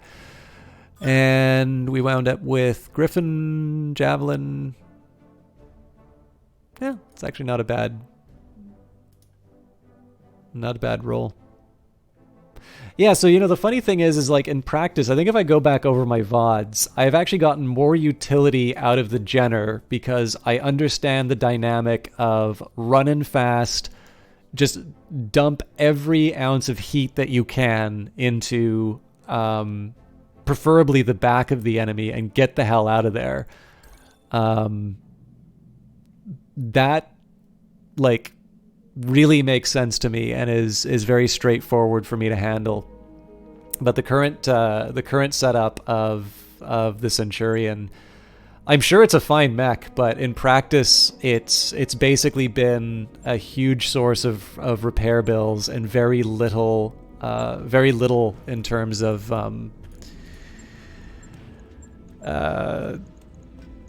actual damage. But again, that's why when I can, I do unfamiliar loadouts so I can learn more. Oh wow, I'm out of AC 10 ammo. Okay.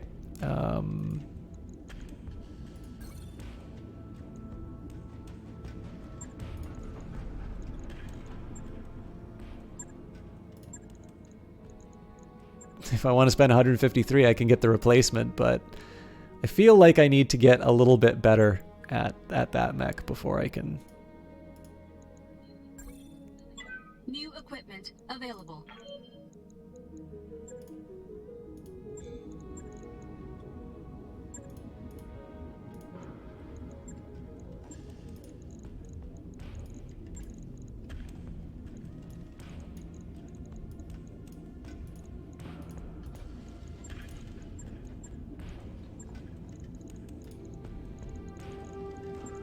Apparently I had another stashed away.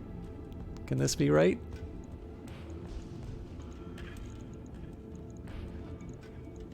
Wait. I screwed up, didn't I? Whatever.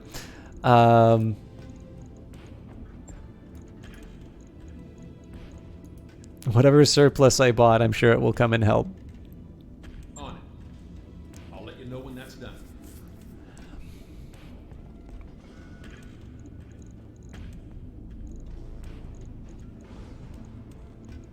All right. It's a very sad looking mech. I wonder if I can... Nice. Okay. Let's do a little tidying. Oh, that's right. I don't have... Oh, yeah, I do have multiple blackjacks. So...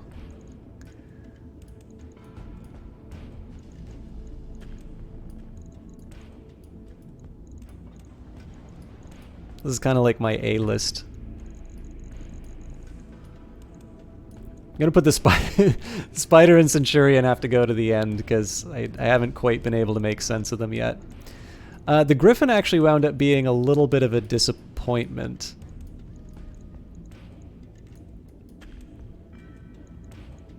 I'm ashamed to admit this is the first I've known that I've been able to rearrange them like that. So financial report comes up in 8 days.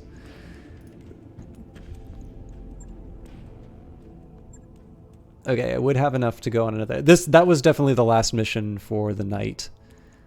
But let's take a peek at what's coming up next turn. So assuming that there isn't some kind of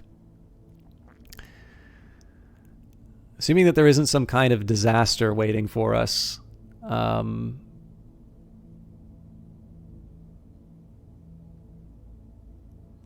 served cold. I mean, like, beyond the clowniness with the Centurion, that worked reasonably well. I suspect that was also by virtue of the fact that I had a little bit more control over that engagement. So I'm not opposed to doing served cold, but I would definitely prefer to do it with my, with my full group. So, you know, that means Beefeater's gotta be in there. So that's 30 days. The good news is, of course, that that's only going to be one financial report away. So, of course, then the question would be, how do I spend the 30 days? My feeling would be, again, there's a bit of a risk doing it, but, assassination seems good. Polar is definitely very welcome. Ambush the convoy definitely sounds like something I want some better mechs for, but at least we should be able to at least get escaping spy done. What time is it? Yeah, it's 2 o'clock in the morning. I'm not starting that one. That should be able to get me at least a little more money, so that'll put me back up to 2 million in time for the next next financial report. I will think long and hard about the ambush convoy. No, not this one.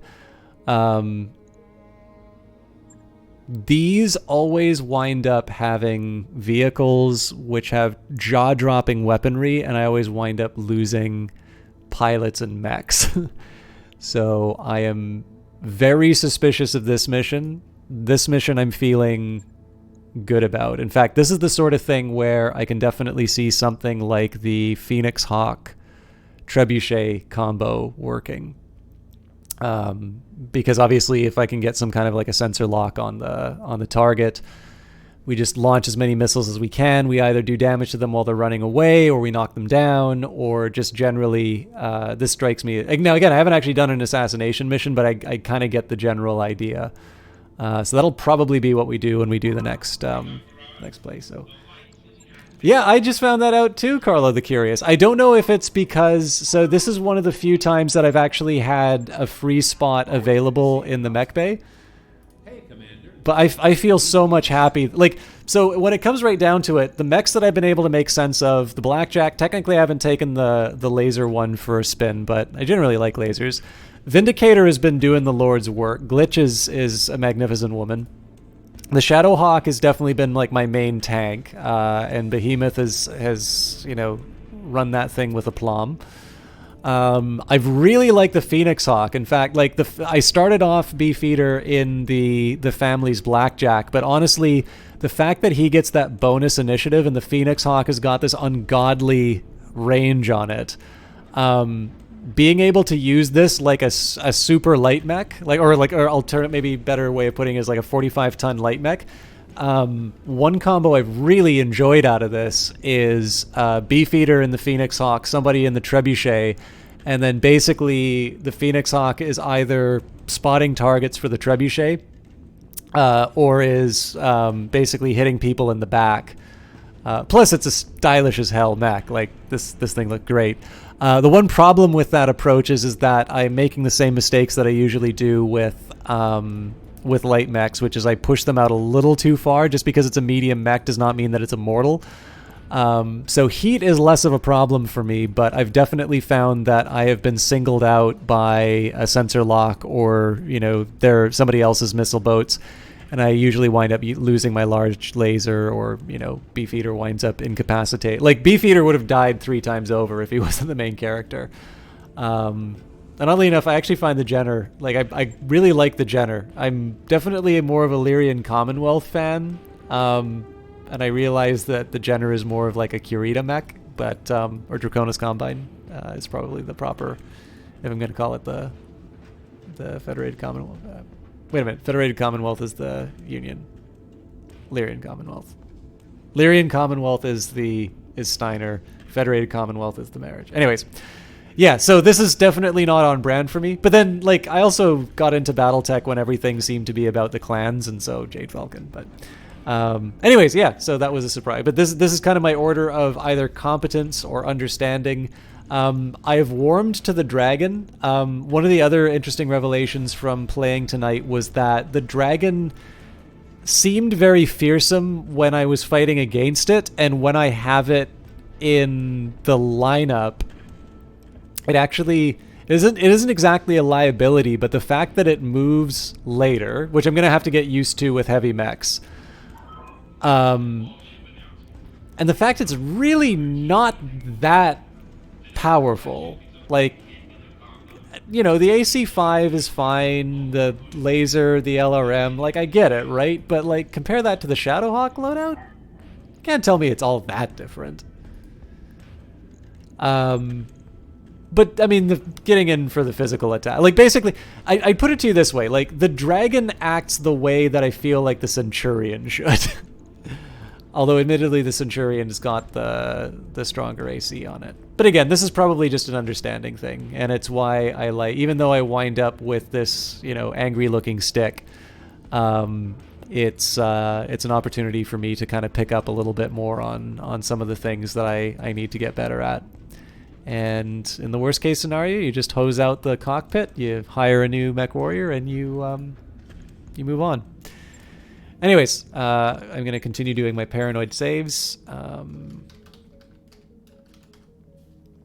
Occasionally I play this on my own. I have like my own private save for it though. So I am done for tonight. Thank you everybody for watching, especially those of you who hung around after the hosts. I realize my style is not for everyone, but I always appreciate the people who stick around. So let me just take a quick minute here. There are actually quite a few people who are streaming. So I'll put it to you this way. There are a few people playing Battletech right now. I don't know them. I obviously really appreciate, by the way, Kicknick, I kind of like answered your question halfway and then I never really finished it. I actually really appreciated the unexpected host from the Jacob Saint stream. I will encourage you guys, if you want to watch more formal Battletech, do click the game to continue on, because Outworld, the guy I was shouting out earlier, is actually live right now, and he is playing. I don't remember which Mech Warrior game. Let me just take a look at his channel right now. He's listed under Retro, so he's currently playing Mech Commander Gold. So again, he's been doing a subathon, and he's been playing like all of the Battletech games, including like the Genesis ones and the Xbox ones and whatnot. I've found out about Battletech games that I haven't heard before. But yeah, anyways, so with that in mind, again, I don't want to disrespect the host that I was given. If you guys are Battletech or bust, do click that button down below. Check out somebody new. You might find something interesting. But I'd love it if you guys would stick around and check out Outworld and see what some of the other manifestations of Battletech have been over the years. So. Anyways, guys, have a good one. And where's the raid button? I will leave you in the capable hands of Outworld and his Australian stylings. As for me, I'm back on, probably going to record another Elder Scrolls episode over the weekend, so I'm probably back on Monday. It'll likely be Battletech again. But if anything, if it's not Battletech, it'll at least be some kind of a Paradox. It'll be some Paradox strategy game. Have a good evening, and we'll see you next time. Thanks, Carlo. Thank you very much for hanging out with us.